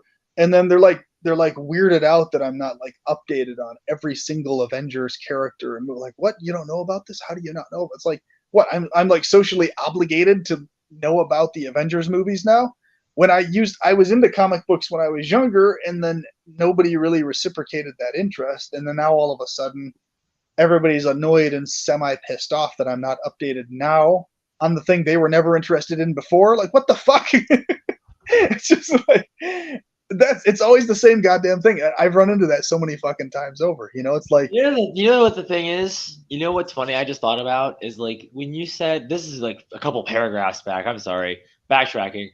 When you said that women ask other women about what men like, and I've been asking you questions about women this whole time, but it's like both genders. It's like seems like you don't ask dating advice from women, right? But then it's like, well, women give you wrong advice. I've seen them give incorrect advice over and over. That's the problem. Yeah, I know. I mean, I can vouch for that because my mom and how I was raised, it's like I'm being a respectful gentleman who's not making sexual advances, not getting anything, and all my friends are fucking in high school. And right. I'm like, well, yeah. So, like, they're literally trading partners and passing each other around, and I'm not getting anything. And I'm a late bloomer. I'll admit that. I know that I was not, my best. But I mean, I was still the same nerdy fucking guy. But like, being respect. I don't know how to make moves. The risk reward thing, like the risk analysis. It's like, do I make move? Like even the smallest fucking move. Not even just like, how do I get? It's like I can't fucking gauge social cues. That's right. That's really it, isn't it? Like I don't know how to gauge the social cues. Yeah, the initial you have the largest margin of mistake there too, and it's hell to pay. So it's like the pickup phase, the initial talking to a female and establishing. But like, how the fuck is that supposed to come natural? I don't understand how I didn't learn that. Scott or Brant, you also don't understand social cues? No, I don't understand the social cues for shit. There's so many. Yeah, it's like how does everyone else fucking because Scott, you had to learn them. Scott, you learned them. Well, put it this way. I recognized what the social cues are. I just always thought they were insanely dumb. So it's like I had to bring myself to not be pissed off degrees of irritated with how dumb they were to start doing them. But yes, it's the same thing. It's like, okay, there's these weird social cues there that they have a need, and there's no margin of error, especially when you're approaching a girl initially. But these are like the indicators that they give subtly and coyly to indicate that you can make a move, but they just don't make. So basically, this is the meme. It's like I can't tell if she's flirting or being just basic fucking kindness. Well, here's the thing: women will play the game. Well, they will be flirting, but then they'll lie and say afterwards it was just basic kindness, and have it be like a hybrid thing. So it leaves it on you to basically have the finger pointed if you've made the mistake. So they're off the hook, basically. So here's how it goes. This is precisely why I like and enjoy far more online dating, because you can bypass the pickup phase bullshit and go straight to the dating, which is the second phase, and then relationship goes after that. But the pickup stuff initially, like in person with women and stuff, it has to be done very precisely, and you can only pull it off if you're a man of a certain looks tier. It'll always backfire nowadays. It sounds like we're talking about bomb defusal. It is bomb defusal. It's not even a joke. That is the level of precision you have to have. Like, you have to be on the ball with That's this. like, it's not fucking, it doesn't have any, like, I want to have a spirit and a soul. No, be stoic. It's like, how the fuck, it's like, dude, sex, like, ew. That's just like, it's like, what the fuck, man? Like, it's just like, Yeah, the approach has to go along these lines. You are absolutely gorgeous, or whatever is actually on your mind about her appearance, boom. And then you observe and watch how she responds. If she introduces her name back, that's an indicator of high attraction. Then you flow the conversation from that point forward. You flow into making the suggestion of, feel free to join me. Hey, we should totally hang out. And then you exchange numbers, or you just set a definite date on the spot. There's a very exact flow you have to have. Here's a wrench in the plan. What if the hot girl you want to meet and talk to, you only see her at her job? That's like, you don't hit on girl at job. That's like rule 1. You can, but there's a specific way to do it, though, and she has to be reciprocating the attraction. The biggest issue men are running into is women aren't reciprocating the visual attraction to most men. So when they go to do the approach, the women aren't visually reciprocating attraction to them, and so men have no room for error at all. Like, they're dependent 100% on saying exactly the right thing, the right timing, for the women to be even remotely attracted. So if you're good looking as a guy, you can get away with a little bit of mistake and wiggle room, but not much. So and here's what's interesting. Women don't even realize how insanely tight of a margin this is when men who come and approach and talk to them, like, how there's no room for error or mistakes. How long does the typical cue last? If I don't see it, I mean, it should be like, how long does a cue or a sign? Well, if a female's playing with her hair, that's a cue. Like, she does the hair pullback thing. If she's smiling and enthusiastic near you or around you spontaneously and all this type of stuff, those are cues. I'm gonna go out for a cigarette. I'm gonna go for a cigarette and try not to jump off the balcony. I'll be right back. Oh, man. Hey, what's up, XJ3ZZ3X? Oh, that's an interesting name. But yeah, the point is, there's no margin of error, man. Like, that's why I like online dating, because I can just bypass the bullshit. I can do the pickup thing in person, and I've done it many times over and landed dates that way. It's really goddamn annoying because I hate having that small of a margin. Whereas if you're on online dating, it's easier because they contact you and you can just set up the date that way. Boom, and you've just got the date. You can just bypass the initial pickup bullshit. But the pickup bullshit is miserable because if you make a mistake, it's fucking over, basically. And what really fucks with men's heads is the total, complete, absolute shutdown from the woman if you make a mistake during the pickup phase, to where it's like it's irredeemable after that point. It's like if you make a mistake, it's forever over in her mind towards you, and she has like a permanent perception of you that's like a perception of not attractive. It's fucking horrible. Not that beta is a genuine term, but yeah, more like he's because here's the thing, it's not just somewhat, oh, she wasn't that attracted at the moment. It's like she's permanently from that point on now paranoid of you and not attracted to you because of that. It versus, oh, it just didn't play out, her attraction wasn't high then, and then later on it'll go smooth maybe or whatever. No, she's like, she has now a perception of you and now she's shut off. And it's like, well, fuck, because you're like, and in your head, it's like, God damn it, if I had just worded this differently or said this slightly different, it would have been different. And it is different if you actually don't make the mistakes. So what's interesting about that is you can get away with mistakes more if you're good looking, but yeah, it's still a very small margin of error when it comes to this type of stuff. Because if, yeah, it's just because if females can pick up on you being a ruminator or an obsessor or a fixator, that also backfires as well.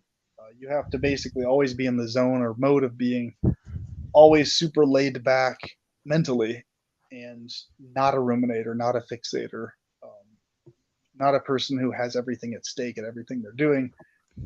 Because if you come across that way, well, that's erroneously processed as needy, desperate, and clingy. When in fact it's actually just your personality type at work.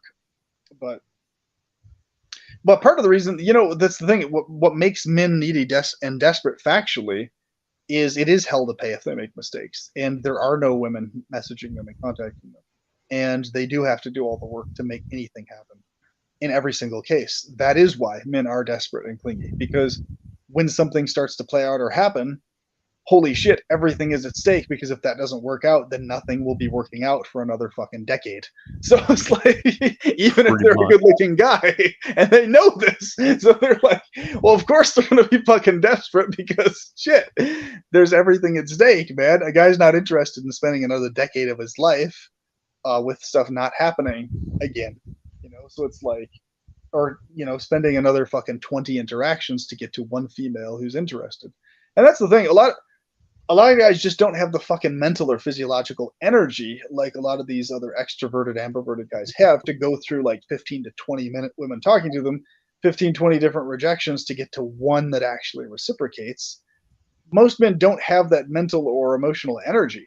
They like, you know, they might be able to pull off like 3 to 5, and then that like fucks with their head so much they like have to sleep for fucking 3 years solid, ruminating on it. You know what I mean?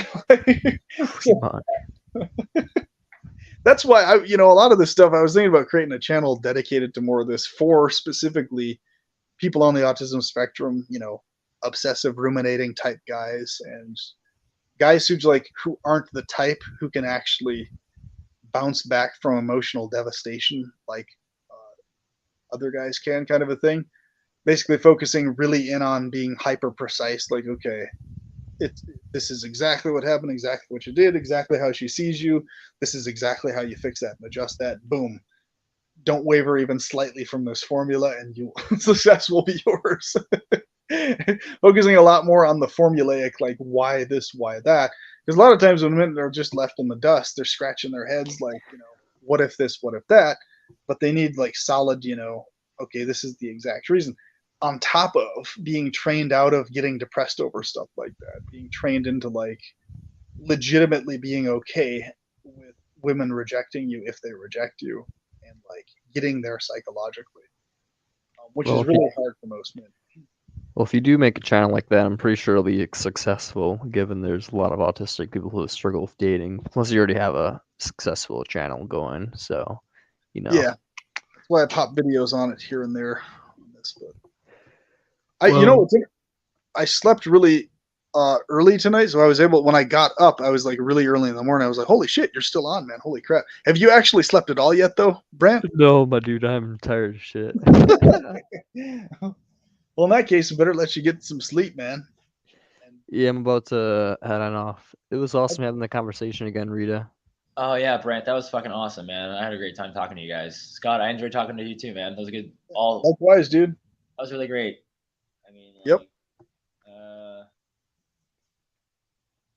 Adapt or die, right? It's just, that's about it, man. Adapt or die. I decided to adapt, and it's been successful. I have adapted quite well. I encourage other men to do the same. I rather just not play, I guess.